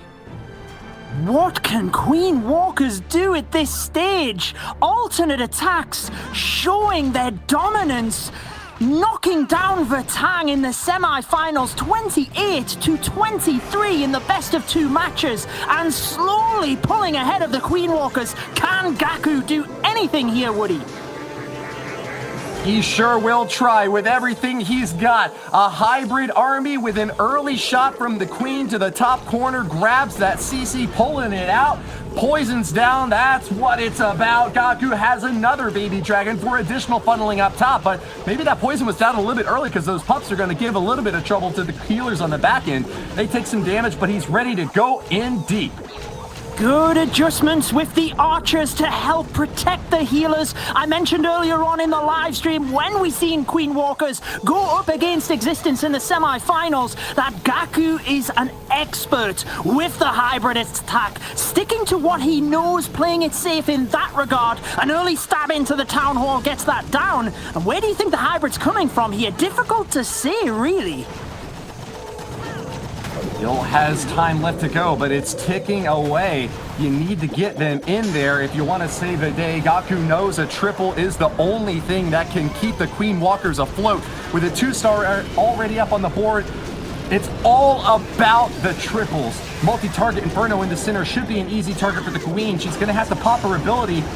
You know what I mean? These hogs are coming in fast. Eternal Tome to keep them topped up. Judo, will they be able to make it all the way to the back? She needs to get into the center, take out that area so that the Hogs and Miners do not have to go there. There is huge potential for giant bombs around this area. There's one next to the single target Inferno, but the heal spell is in place. Keeps the Hogs and Miners alive. Gaku with incredible reactions pops a rage spell onto the Queen to keep her going. Incredible stuff here. More Hog Riders coming out of the siege barracks. Still looks good, but the Queen has to use the ability now, Woody. Forced to pop it from that single target Inferno. She's running into trouble now, but will juke away from it. She's losing her healers one by one, and that is it. The Archer Queen is down unless he freezes the single target Inferno right now. Whoa, she dodges out of range, but the Archer Tower and Scattershot are locking on. She's barely alive, Judo. He froze the scatter at the nick of time to help the Queen and the Hog Riders moving through. I still think it might not be enough, Woody, because there's a Tesla farm and a single target Inferno.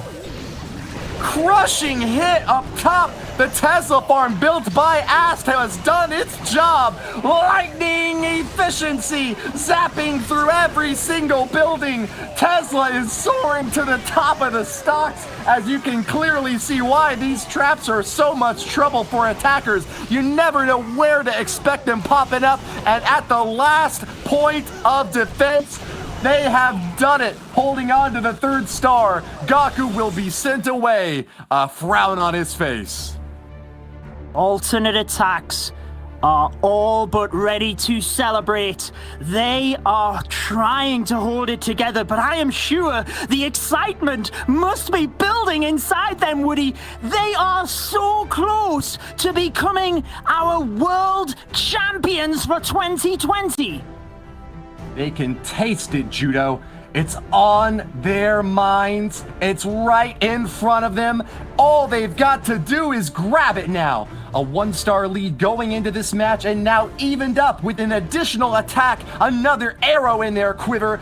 Ast is ready to make good on his promise. He wants to be the one to keep this team ahead. All he's got to do is keep a level head. The Finnish player brings in the lightning spells onto the Eagle Artillery, and notice the Queen knocked down in that area as well. Very crucial, the defending heroes for a Lava Loon attack. A calm before the storm as the funneling gets underway. Sneaky Goblin grabs a Dark Elixir storage, and we are ready now for the main phase of the attack to begin. An Ice Golem to block for these balloons, cracking through a few easily grabbed defenses on the outside as the heroes are starting to make their way through. Air defense and a multi-target Inferno, the key targets up top, but the Wall Wrecker has got legs to go far. It's targeting the Town Hall and won't be satisfied with anything else, Judo. Alternate attacks showing their recognition. Just a couple of balloons to take that Archer Tower means that the Archer Queen is not distracted. She moves right on behind the Wall Wrecker to the Town Hall. What an open to this attack, Woody. Town Hall will go down. Queen is not in any danger at this point. The Finnish Fury! Ast from Alternate Attacks will get the first star and set up for a beautiful La Loon push. He still has 3 air defenses up on the outer corners of this base.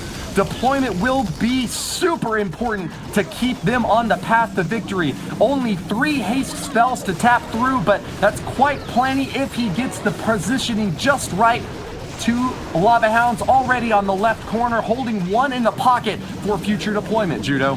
Keep an eye on the haste spells. They will be used for the scatter shot. There is the first one. There will be a second one deployed to get to the second scatter shot. Probably the free spell as well. Ast is looking good here as he surges on with the balloons. Grand Warden's ability will help them through. Lava Hound has left them vulnerable, but I still think he can get this.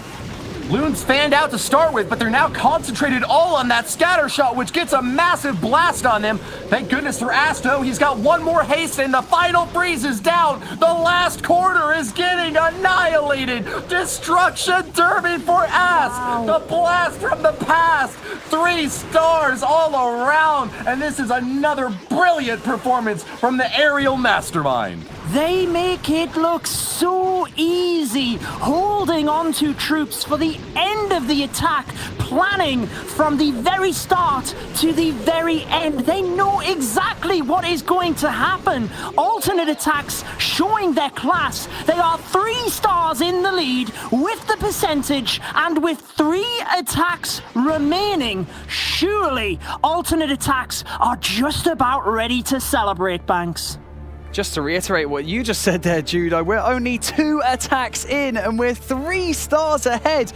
This is absolutely phenomenal from ATN.aTTaX, really trying to put that nail in the coffin early on in these attacks. But you know what? We've still got 3 to go, so we've got so much more Clash to be watching. And next up, we have Stars from Queen Walkers, Woody. It is a precious rarity to see any clan succeed with such a huge gap over their next best squad. We have got clans etched into the history of the Clash of Clans World Championship books, from the Dark Looters all the way up to Nova Esports, and now it seems ATN.aTTaX is ready to step up and take the crown. The era of their victory falling near. Queen Walkers down by 3 stars would need an incredible run in their last attacks if they're gonna make a comeback happen.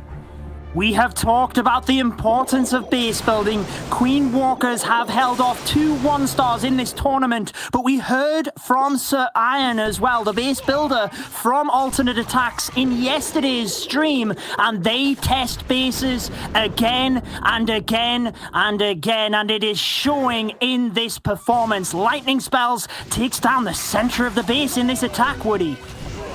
Teslas are popping up around the outer edge, and that might frustrate Star's attempt to get a little bit of funneling done, but with enough blocking out in front, he's got nothing to fear. Loses the Wizard in the bottom left, but the entry is already set by the Ice Golem and Barb King chopping through on the top. Archer Queen ready to dive in deep. She's got that Eagle Artillery in her sights and will not be satisfied with anything less than a full kill.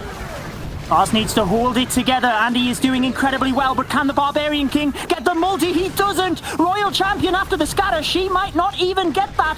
Does get it with the Seeking Shield. Multi-target Inferno has a little bit of health, but I don't think he's going to get it, Woody! Bad news bears for Stars. He does manage to get the Eagle Artillery down, but sends in a lone loon to try to finish things off. Backs it up with the Stone Slammer now. Not sure if that 1 balloon would have been enough, and it looks like he's feeling confident now. With additional firepower, it is going down. It'll actually regroup along toward the bottom, interestingly enough, to support the rest of the push. Soaks a stone, or a big Seeking Air Mine, but still has a lot of tanking out in front, with a second and final Lava Hound now being deployed. Managed to recover that incredibly well. Notice the small pack of balloons to the Tesla, then the Archer Tower. That pushes the main group to the Town Hall, but there is a tornado trap, Woody. Will we see red air bombs in this area? Grand Warden's ability will have to be used over the Giga Bomb, and he still has a whole pack of balloons and spells for the back end of the base. Are they dead or alive? Tornado Trap spins them right round in the middle, but they have got a lot left to go. Haste spells right on target, and single target Infernos are not going to be enough to deny a huge balloon parade. Stars from the Queen Walkers will finally find the triple that they have so long sought. It is celebration for his squad, but how long will their smile stay on their face when they've got such a long race still left ahead of them? All they can do is put 3 stars on the board and hope and pray that their bases hold up. Stars steps it up for the Queen Walkers, gets the 100% convincingly, and gives Queen Walkers just a little bit of hope moving into the final few attacks.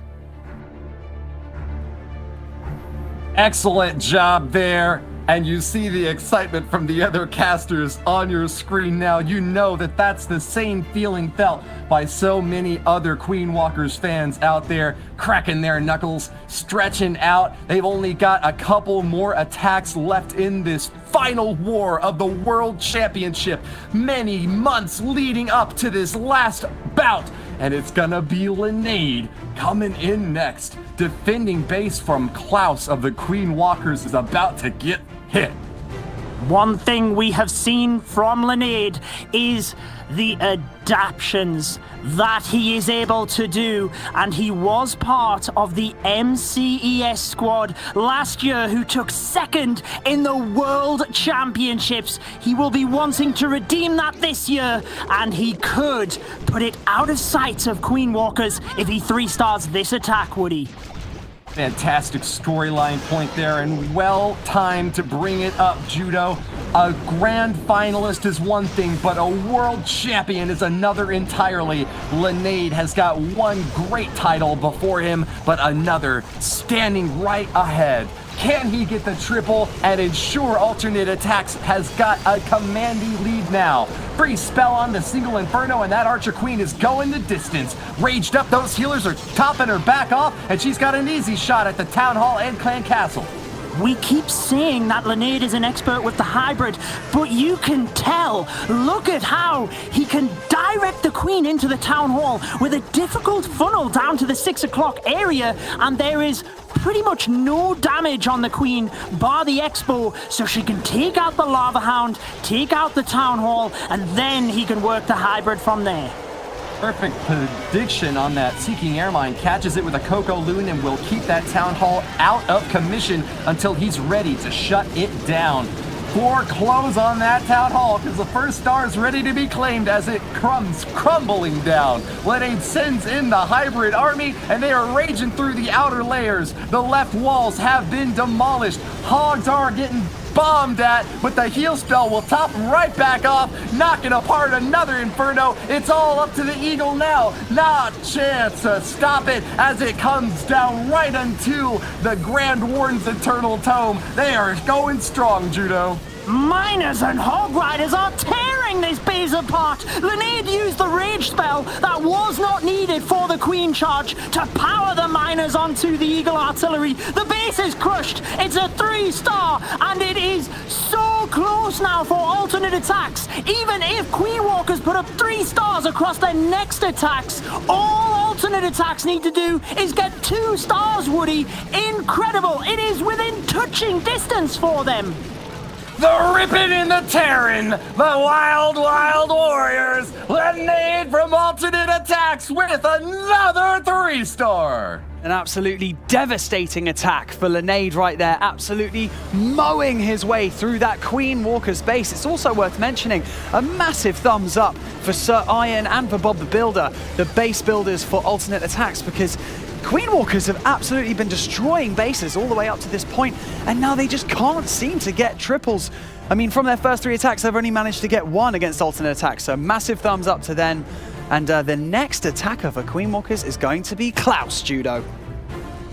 If you need anybody to get a 3-star, it is Klaus. Klaus got a perfect across the qualifiers that Queen Walkers won, and he is perfect so far this weekend. He has had 5 attacks this weekend, 5 3-stars with the Lava Loon, and that's exactly what he is using now, Woody. And yet it is all smiles from his opponent. Vale has done the exact same thing and then some. The 6th 3-star from this war has guaranteed him a spot in the Clash of Clans World Championship history. Will Klaus join him with another perfect performance? It's looking good, and he just needs to hold this together. Using the Super Barbarians, interestingly, I like the start he has done here. Carving out the right-hand side will get major value with his hero dive. You can see it now, where the Lava Loon will just have to crush the left-hand side of the base. Klaus is doing all he can to keep this alive for the Queen Walkers. Royal Champion goes down, a shield toss onto the Inferno, but doesn't finish it off. CC pulls out, but the Wall Wrecker is going straight for the Town Hall, and there's nothing left to stop it. Archer Queen is fired and fixated on that Lava Hound, but as it pops, she will get her ability in there as well to try to keep the pressure up. Poison spell down, she's still alive. finishes off the Town Hall and is going for a deeper dive. Oh, the sneaky goblins just got the Town Hall. I was worried that they weren't going to get it, and the Queen was then going to be vulnerable. But with the Town Hall down, the Lalo can start from the top. Now, it's a difficult path. Notice the inside of the base with the Tesla, the Eagle, the Expos. He has to be able to loop around the base and back to that. An early Grand Warden's ability protects the Headhunters. You can see the enemy Archer Queen going down. That is massive for the Lava Loon, Woody, and he's trying his best to get the balloons through the middle. A massive investment in the top quarter to finish off a multi-target Inferno, but it might just have paid off. There doesn't seem to be anything left to stop these balloons except a couple little point defenses along the outer edge. Sinking Airmines popping on loons is no trouble at all for Klaus, who still has plenty of army left in the sky. Grand Warden protecting them, and even though he's deployed everything, all he has to do is sit back and wait. It looks like with just a minute left, he's got plenty for cleanup. Gonna take a long time to get there, though. Start your watches, Judo. I think he has crushed it. Notice all of the red air bombs to the bottom of the base there with the tornado trap. Lava pups actually set off 2 of them earlier on before the balloons even got there. So Vale obviously trying to bait in balloons to that area, maybe even catch the battle blimp trying to get to the Town Hall. But nevertheless, it doesn't work. Klaus gets it. 3 stars for Queen Walkers, but is it too little too late here? That'll put them up to a total of 22 stars, same as what ATN.aTTaX has got. ATN.aTTaX will then have 2 more hits to reply with it, while the Queen Walkers only have 1. That means if the Queen Walkers are going to win, they need a triple, and they need 2 1-star defenses against an ATN.aTTaX squad that has yet to do anything worse than 2 stars. And even at that, it's much more likely that we've seen 3 from them. Well, you might have just summed it up for the Queen Walkers, but all they can do is continue to battle and put on a show for us, because we know how good they are. We have mentioned it numerous times, but over 36 million players and 2 million teams took part in the Clan War League and ESL play events to get into the qualifiers and then into the finals. Each of the players here are so special, and they are putting on a masterclass for us. This is not an event built for small numbers or small minds. $1 million prize pool on the line, and it is going to take the highest skill plays to get to that level. Jojo 23, the Lava Loon Master, will instead take back down to the ground as he moves in with a hybrid army to squish this base. If he gets a 2-star, all he's got to do is follow up with 1 more hit. The 5th strike from ATN.aTTaX could clutch it out, but a triple here might just be enough to finish it all. Judo? It's not easy to rhyme hybrid with his name, as easy as it is to rhyme Lalo with his name, which he's known for. But you are right, Woody. If he 3 stars here, it means Boom can finish things off on his birthday, because Yo-Yo will have pretty much guaranteed it for ATN.aTTaX. It's an early Queen charge in to get a scatter shot. She will also get the Town Hall. Oh, she might not actually. She walks away, but this will be an easy switch to send the hybrid in. Yeah, no trouble at all. Despite missing the Town Hall, he'll get a lot more damage on the buildings down to the bottom and might even get a chance to take out that Eagle Artillery before it can get too much work done.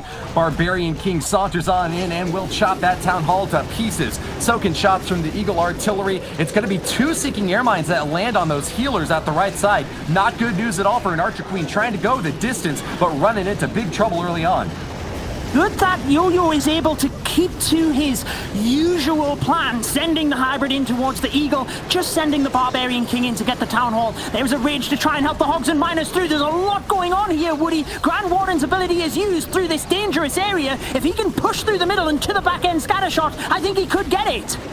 Distant opportunity to leverage his Barbarian King as a single target Inferno burns him up, but he is much more focused on the main stage of the attack, which seems to have already cleaned up this entirety. The Hogs are spread out all around, and there is no more defense left to stop him. The free spell is out, still holding on to a Royal Cloak and the Royal Champion's ability. That is gonna be it. A minute left for cleanup, and the outer edges are no match for the might of Yo-Yo 23. A triple for ATN.aTTaX, all but guarantees their World Championship victory.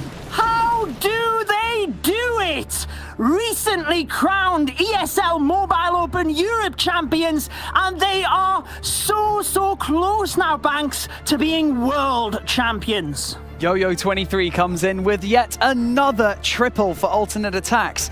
And even though they came into this second round of the best of two a star ahead, it looks like they might even close this competition out with a perfect war. Queen Walkers have met their match, and this is one of the most incredible grand finals we have had, and I cannot wait to see what happens with these next two attacks. First up, we have Yuta 14. I'm not even sure if Queen Walkers can do this, Woody, because of the percentage. Even if Yuta 14 gets a 3-star, they tie on stars. We will have to find out. All Yuta can do is 3-star here with a battle blimp early to the 6 o'clock area. Yeah, they'd have to get a 3-star and then just hope that the ATN.aTTaX team couldn't even get a single one to come back over the top, because that's all it would take. Yuta 14 is entirely laser focused on this battle, though. It's the only thing he has any say over the outcome of. And with 3 minutes left for the Queen Walkers to have their final say, we are watching history being made. 22 stars in total, and looking for their 25th. A double La Lune push with an early Queen charge in the bottom corner will make a big dent on this base. Defending Archer Queen still stands, though, and is not engaging this charge from Yuta. And the super minions have gone to the healers. He has to use a wizard in order to take them out.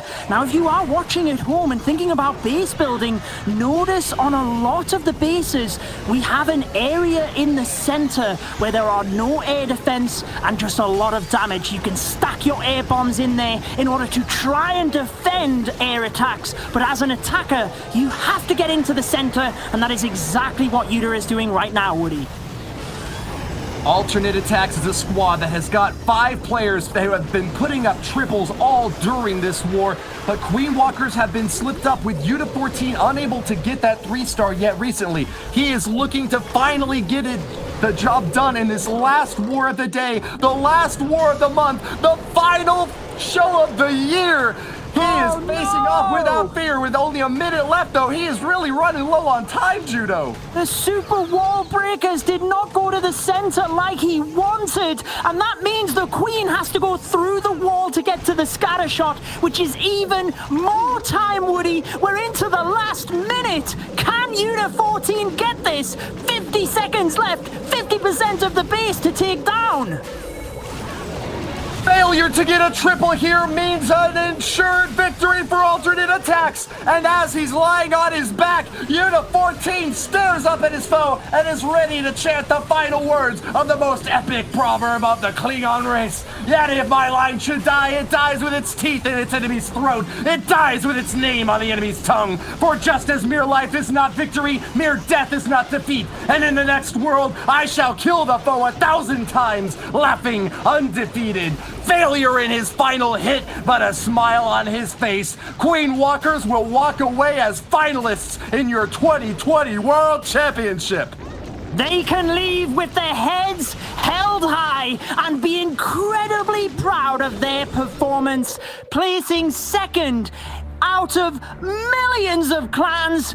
But it is official, with an attack to spare, ATN.aTTaX can celebrate as the 2020 Clash of Clans World Champions, Woody. The walk-away victory, like you mentioned, will come from Birthday Boy Boom. They've got a star advantage, and with the last round ready to fire off, here it goes! Get ready to celebrate for ATN.aTTaX, the first team to qualify for this year's World Championship. From so many months of competition, they have laid in wait, ready to strike, their fangs baring, venom dripping from their teeth. The deadly bite from Boom will be the last nail in the coffin. I know how much Boom, the team captain, and their entire team have worked to get to this moment. And how does Boom feel here, going into the attack, knowing the war has already been won? He can just do his thing, no pressure. But I know Boom, he is going all out for the 3 stars, Woody. Here come the Super Witches. A semi-finalist last year, he has elevated his own position alongside teammate Linade to a world final spot. And now, with this last attack on the board, he can finally call himself a champion. Let's see what a champion has got to say about this base. Does have the Super Witches caught up before the jump spell. They will finally get into that compartment with a rage spell in place. They will take the Town Hall, secure the 2 stars, and he still has the Royal Champion to reinforce. He is hoping he can get to the central area in that central scatter shot to then finish off the outside of the base for those ever so precious 3 stars. Here comes the boom! Ready or not, ATN.aTTaX have one more wall to hop over in pursuit of another 3-star. Boom has got the 2 and is going for the last one. And as our friend the Bard, William Shakespeare, relates, nothing can seem foul to those that win. Regardless of the outcome of the last minute of battle, Boom is moving on, a world champion. His favorite attack strat, the Super Witches, ready to deliver the last bit of damage. Only a few more buildings stand between him and ultimate glory, Judo Sloth. I think he has got this one as well, Woody. ATN.aTTaX go into the history books. They beat HT Family in the first war. They beat Existence, knocked out Vertang in the semi-finals, and they are overtaking Queen Walkers in the grand final to be your world champions for the 2020 Clash of Clans event, and they win the lion's share of $1 million, Banks. Closing it out in style. There you have it with a perfect war in the second round of the best of 2. ATN.aTTaX have won the 2020 Clash of Clans World Championships. Such dominance in the final stages and a fantastic display of confidence and mastery in the game that we love. Congratulations once again as that balloon finally flies across the screen and ATN.aTTaX are crowned champions. Congratulations for such an outstanding war. I mean, any final thoughts, Woody, as we look at these stats? There's only one thing left to say, Banks. With the crown falling on a new team's head, ATN.aTTaX are your new Clash of Clans World Champions! 28 stars and an amazing smackdown. Their victory will echo through the ages. Hats off to our finalists, the Queen Walkers, and also special mention to the perfect wars we saw yesterday and the day before from Vatang and Chang Dance, but the 2 stars on the stage have got all there's left to say. $1 million prize pool, Judo. It's finally come to an end. I can't believe it. Incredible. I want to just congratulate all of the teams that took part in the event this weekend. And we have had such a build-up, millions of teams to get to this stage. Everyone has put on the most incredible broadcast for us. Thank you so much to both of you for taking part and casting that final war. It was phenomenal. But I'm now joined by the team captain from ATN.aTTaX. It is Boom. Now, let me first just start off by saying happy birthday. And you heard us right. Can you just confirm that you hear me? I can hear you. Yes, you are the 2020 World Champions. I mean, how are you feeling, Boom?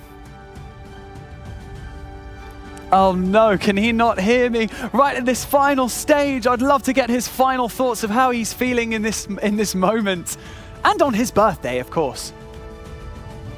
I mean, while we try and connect to Boom, I'd love to remind you all that you should definitely send them all of your love on Twitter. Send them messages to say congratulations because they would love to hear from their fans. It's absolutely incredible. I'm now back with Judo and Woody while we try and fix that. But Judo, I mean, that war was just incredible. To close it out, not only in the style that they did, but with a perfect war. Were you even expecting that, contemplating that?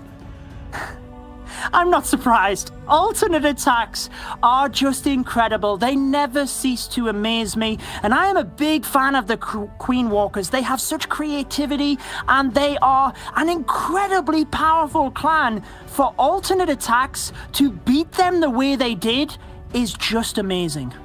It really is amazing. And Woody, do we have any final thoughts or any comments that you would like to say to Boom?